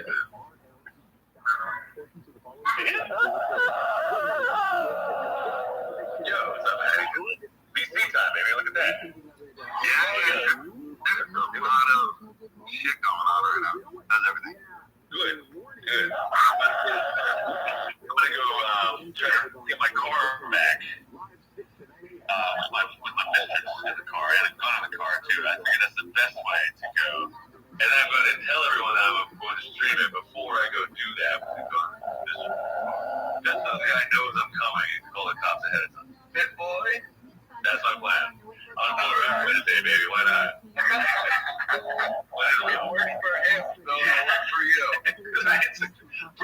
exactly. I can't wait. Oh, good. Rabbi's got some fights going. Okay, this is actually the name of the game. I like this. The frame rate is bad, which sucks. The frame rate's like, oh, there you go. Usually it's like a slash for the whole fire. I heard your cat talking like that. I love this cat.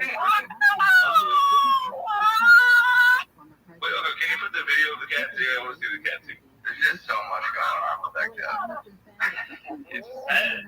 Cat looks out. Boy, it's no fucking happy energy. What? It's the cat wants to say. The cat is more serious than I do. The cat's interested already. Well, there's a cat's fight going on right now. No, oh, you know what? There was another one yesterday. I was going. You know, does the rabbi just sleep, relax, fat, and have watch my videos? That's exactly right. That's a schedule. Football is in there as well. You touch your balls with your feet, and gotcha.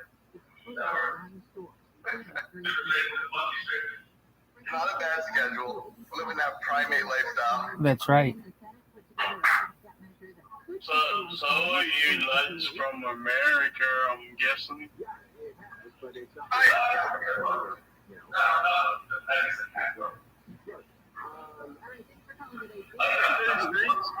This Rabbi Michael is fighting fucking shit going on in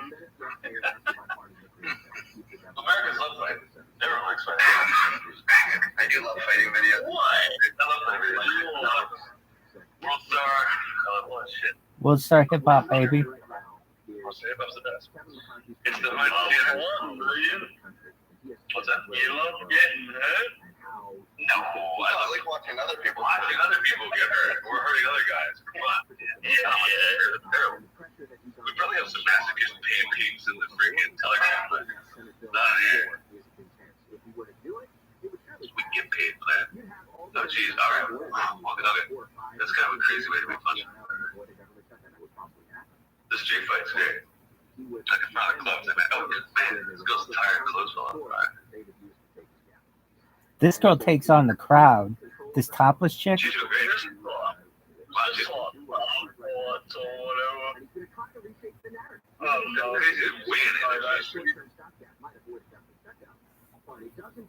She's winning the fight. Is this just what's happening in America, is it? Yeah, this is just even any quarter, and this is exactly what you'll see at any hour of the day. Watch this girl just take on the crowd. What's happening? Go to Des Moines, Iowa, you're going to see this. Go to Wichita, Kansas, you're going to see this. Omaha, Nebraska, everywhere. Can't say. All those violent video games and movies. The Matrix. You can't fight that shit. Must be the government. What if I can't start blaming the fucking government? Yeah. Like this guy who gets into the DC and says, who's not the government, not Chloe at all. Everyone go to bed and say you like the government and get your voice separate. Well, the government just... I love the government. They help you out. We're good. We're trying. How are you going to get roads? Okay. Yeah. Alright, I like this guy's putting the... Yeah, this guy's right. What is it, like fucking midnight in Australia or New Zealand? It's 10:30.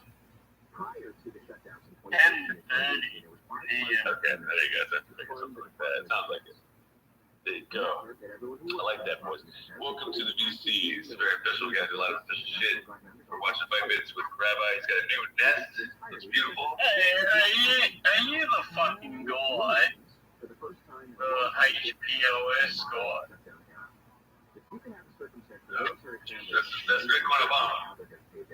Oh, you sound like you. Look. Whoa. Yeah. Right. Oh, yeah. Yeah. I don't know.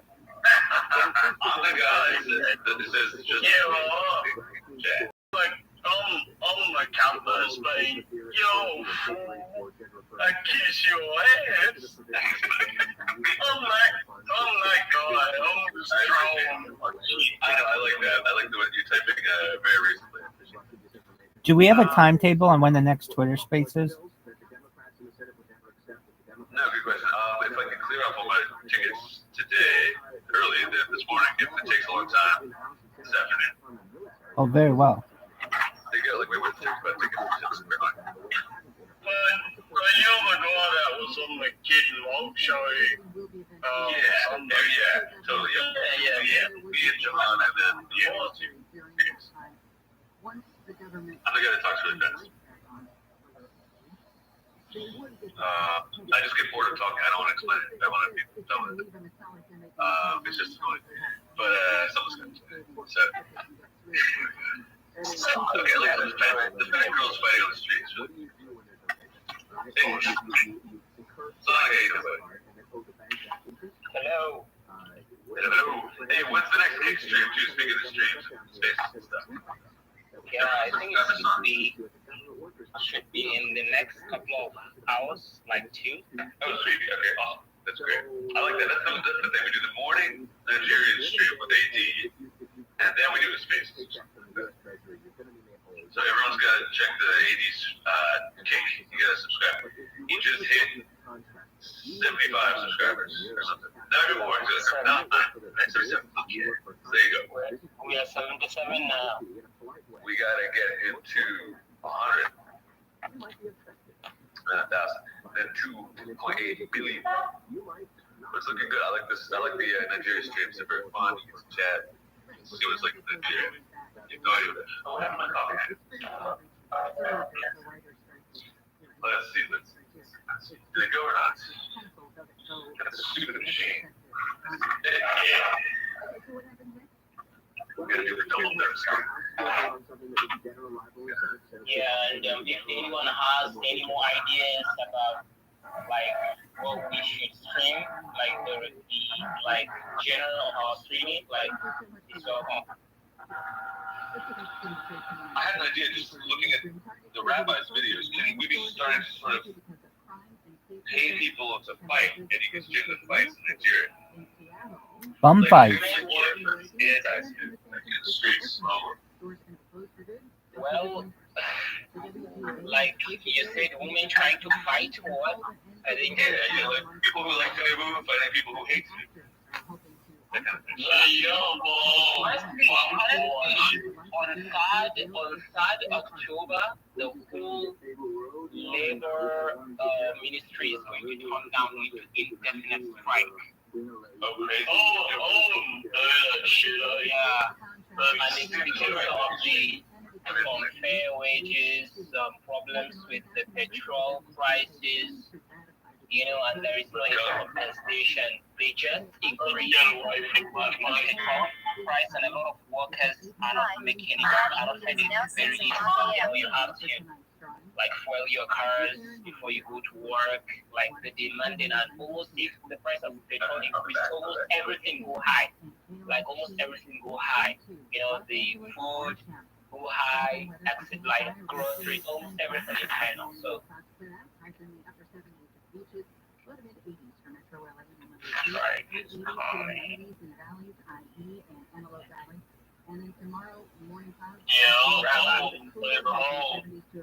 The whole bum ports sort of thing, because you're exploiting people and fucking in the end that's gonna backfire on you because you're exploiting these illicit countries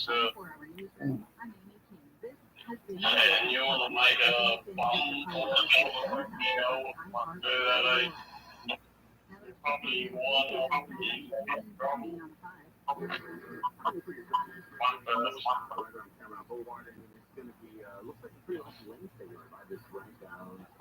They moved it to 8:30. And more.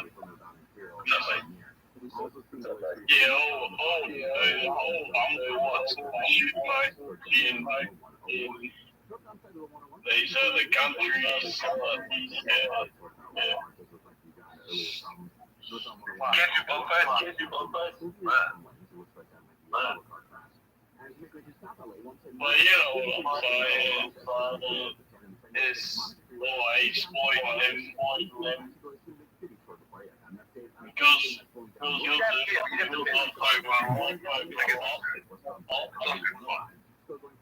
guess you're right. It should be a fight. You feel like friendly match.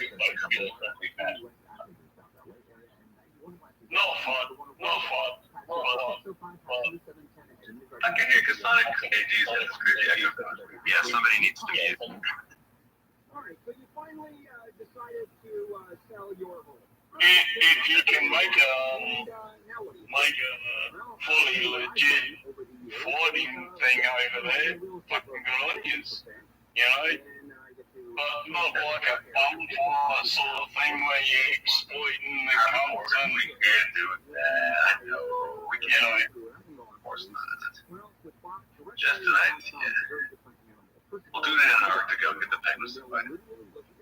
But, you know, like, if you can't do it in your own country, what the fuck would you take advantage of other countries? And they'll never lowball you, ever.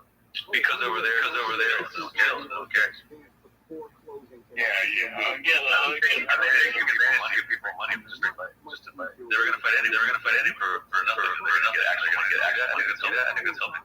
Don't you? It will, but you can't exploit them. You know what I'm saying? Yeah, I just gotta buy Teslas with the cobalt mine from the Congo by the kids. That's cool. That's fine. But making a video of people fighting and giving them money, that's fucked up. Yeah.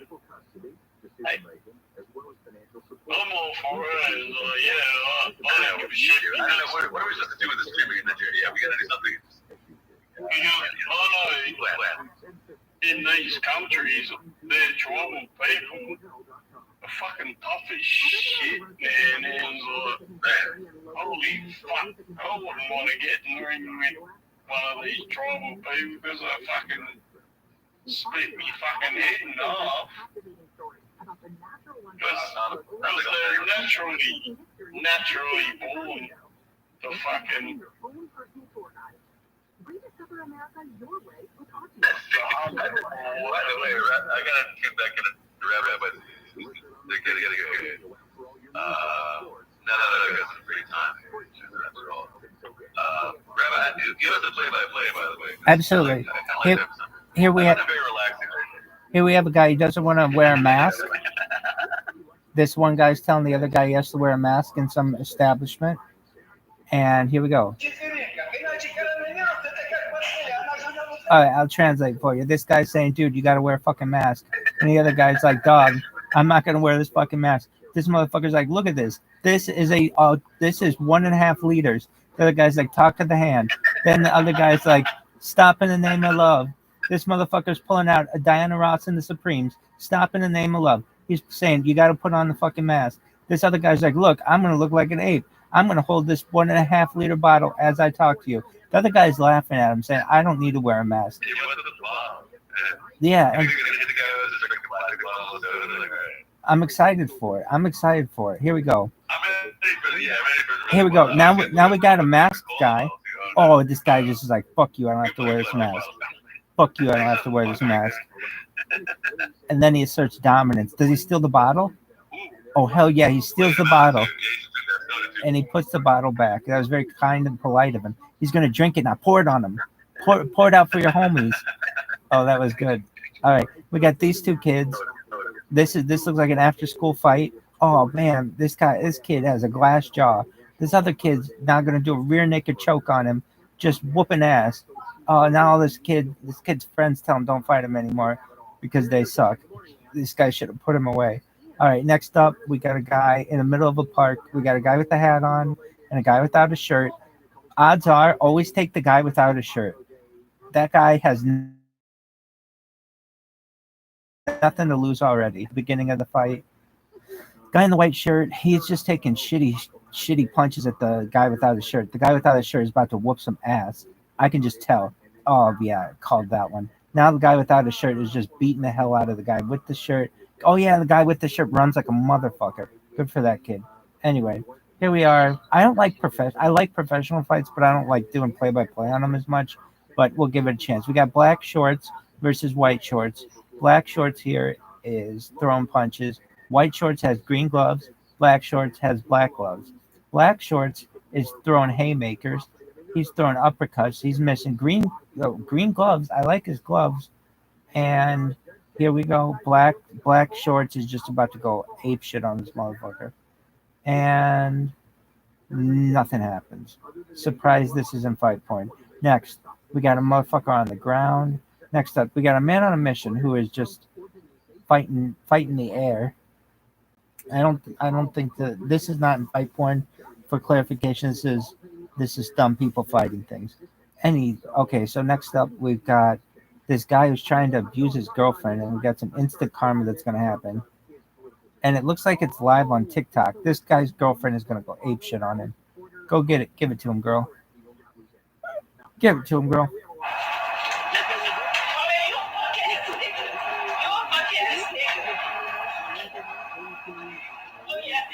Whoop his ass. Whoop his ass.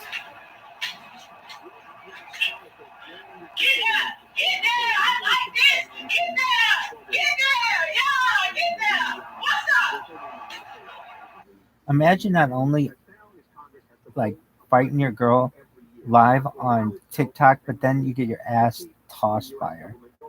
That's gotta be embarrassing. While people are like sending emojis at you. That's just crazy. Okay, we got two girls here. Oh, this girl she ain't fucking around.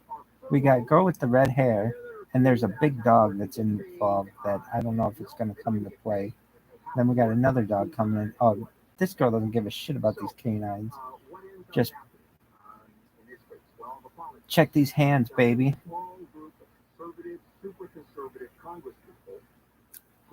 Are we watching? Are you guys alongside? Oh, yeah, we got tons of motherfuckers in this bitch. All right. I just don't ever know if I'm talking to myself. So here we go. We got jaw-breaking speed. Here we go. Shout out to Aggo and Aggo's cats. Aggo has two cats. One of them is named Odin. The other is named Albus. Shout out to her cats. And shout out to Sebastian the cat. All right, here we go. This guy motherfucker just gets his jaw broken. Fuck your couch. Fuck your couch. All right, next up, we've got a cop training with the thug. We saw this one yesterday, but it's still a good fight. This cop just lays down the law on this motherfucker, almost breaks his neck. And it's loading. I don't know what's loading about it. We'll see. There you go. A little bit of a delay. Oh, this motherfucker's out. Next up, we got two people. Two British motherfuckers fighting. Here we go. This is Taco Casa in Myrtle Springs, Texas. Looks like Taco Casa is lit tonight. We got, again, kids take in general. This is a general rule that I have. Take the motherfucker who has the less clothes on. They have less to lose. They're already just embarrassed. We got Mike Tyson here, who's just dodging punches like it's his job, which it really was. Except it looks like he's taking them now.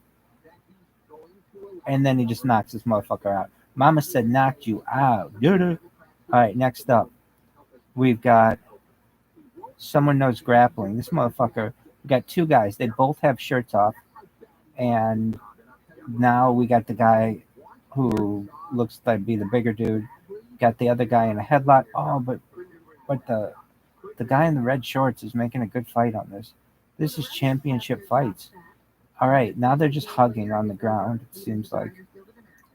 And that's nice. They're making friends after the fight. Absolutely, that's always a good thing. I think absolutely. I think they're Facebook friends. They're gonna go to each other's house for holidays. Very enjoyable. Now this motherfucker's about to throw hands. Now he's throwing hands. Oh, now he's got him in a reverse naked choke. Oh, bare naked choke. Oh, wow. This is actually a surprise fight. I would have not called this one. It looks like this guy in the red shorts. Absolutely. Not. Oh, with the cheap shot. Cheap shot at the end. Absolutely. Oh, this motherfucker. Now this guy walks in. He walked in the fight. We're gonna watch this one again. This guy wasn't even in the fight. He's trying to break it up, and this other guy's like, "Fuck you, get out of here." Peace out, Girl Scout. Next up, we got these girls on a boat. I love girls fighting on a boat. And look at this motherfucker just takes. There's something about girls fighting on a boat is very cool. Exactly. And then look at this. These bitches are fighting in the water. Good for these girls. Good for these girls. And you never know when a tit's gonna pop out. It's an exciting thing about women fighting. The whole ass falls out. You're like, wait a minute, this is insane. Like, we're not ready for fighting. Absolutely. Oh my god, this guy is just giving his friend brain damage. Look at this. We're gonna watch this one again. Fuck you and fuck everything for which you stand. I'm now gonna use my fist and bounce them off your face like a basketball. Next up, we got some people fighting by a telephone pole here. She pretended to be dead in the middle of a fight. I don't know if that is a good strategy for a fight. It's good with grizzly bears, I can tell you that, but I don't know if it's good in a fight. So here we go. If you're being attacked by a seal or something, just do that, but not if you're being attacked by a human. They can tell you're not really dead. Agreed. They are not dumb. Oh man. But nevertheless, these two, they're scrappy. Good for these kids. All right, next up, we got the weirdest fight ever. We've seen all the fights in the world history, and we will be the judge if this is the weirdest fight ever. All right, here we go. We got this motherfucker. It looks like he's got Gene Code jeans on. This guy, motherfucker with Gene Codes, is about to take a 2x4 by Hacksaw Jim Duggan. This motherfucker, he's taking it. Now it looks like he's trying to crucify the motherfucker with this board. Now his friend's going to come in. Dude, Gene Code jeans, he loses his shirt. Gene Code jeans loses his shirt. We got this guy using the guy as a human shield, and then Gene Code jeans runs away. Oh, and then he grabs a board out of nowhere and starts beating motherfuckers with the board. Oh, and now they're checking on their friend. He's out. That motherfucker's out. Okay, next up, we got an absolute ass naked man fighting. Oh no, it's an ass naked woman fighting a man. And now this guy's ass is out. We got two asses. We got double asses right now. This is unprecedented in the history of fight porn mornings with Rabbi Rothschild. This is unprecedented, where we've had two asses out at the same time, and we've got the fire department there. This motherfucker. This motherfucker could sit on.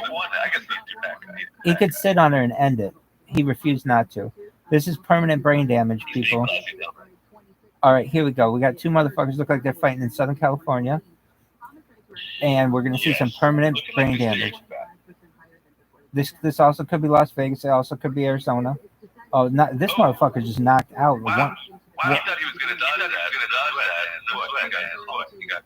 One punch chump. Here we go. Now they're helping him up. I like that. You give your opponent brain damage and then you help him up. That's very sweet. All right, here we go. We got this guy who takes a knee to the heart and then, kickboxing right in the face. This motherfucker, that was very bullish, a very bullish kick here. This guy takes a knee to the heart and then he just gives him his 5 toes to the jaw. Damn you, motherfucker. That was crazy. All right, here we are. I've seen this one. This was an attempt to have a happy birthday, and then these guys start like fucking up this person's birthday party, and absolutely. And now they're using what looks like furniture that was made out of pallets. That was crazy. Next up, well, we've seen that one, and this was the weirdest fight ever. That was a good one. All right. This motherfucker's going to attack this person down the hall. Oh, gets his shit tossed. Damn, look at this. This guy gets a running start to get his shit tossed. Peace out, Girl Scout. Boom. Next up, the guy in the black shirt wanted to act cool. So he cheap shots this motherfucker in the back of the head. Kid in the back of the head is now going to fuck his shit up. I can just tell you. Oh, yeah. Give it to him, kid. Give it to him. Kid in the gray shirt has the kid in the black hoodie on the ground and is now just bouncing his knuckles off this kid's face. Good for you, kid. All right, next up, 3 punch. This is an amazing. This is 4 punches in a row to the head. Damn, this girl. That went to tit. Damn, that's another punch to the head. This girl in the yellow is just doing her best to protect herself, but she's fucked. That was a hell of a fight. Next up, we got a machete, a baseball bat, wrestling moves, and ice cream. That is all.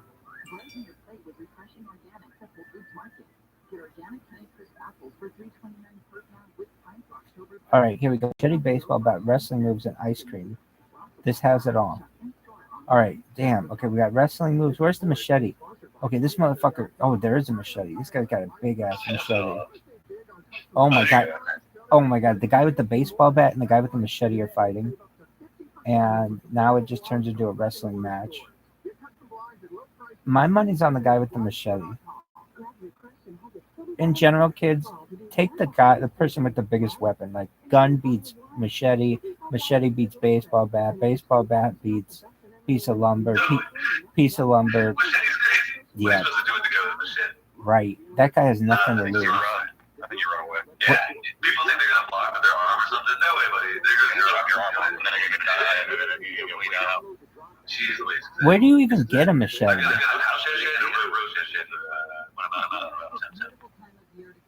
Good. No gun.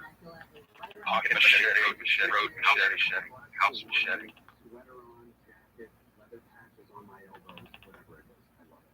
Temecula Valley Wine Country for this experience. They've got the SIP passport gets a standard wine tasting at 5 wineries. A value of over $150. Yeah, but for you, when you go to TemeculaWines.org, enter the code IHEART50, you get the SIP passport for $50. Code IHEART50 redeemable now through the end of September. They're pounding on the door. They're calling on the phone.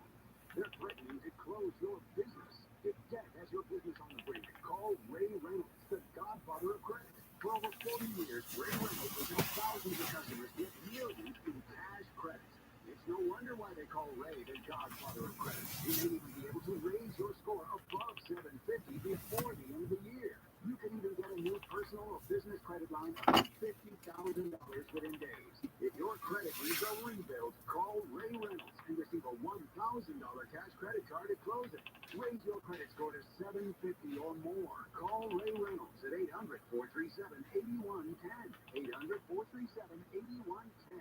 Learn about Ray's secrets to success and how he can fix and improve your credit score to 750 or more. Call the godfather of credit rebuild, Ray Reynolds, at 800-437-8110.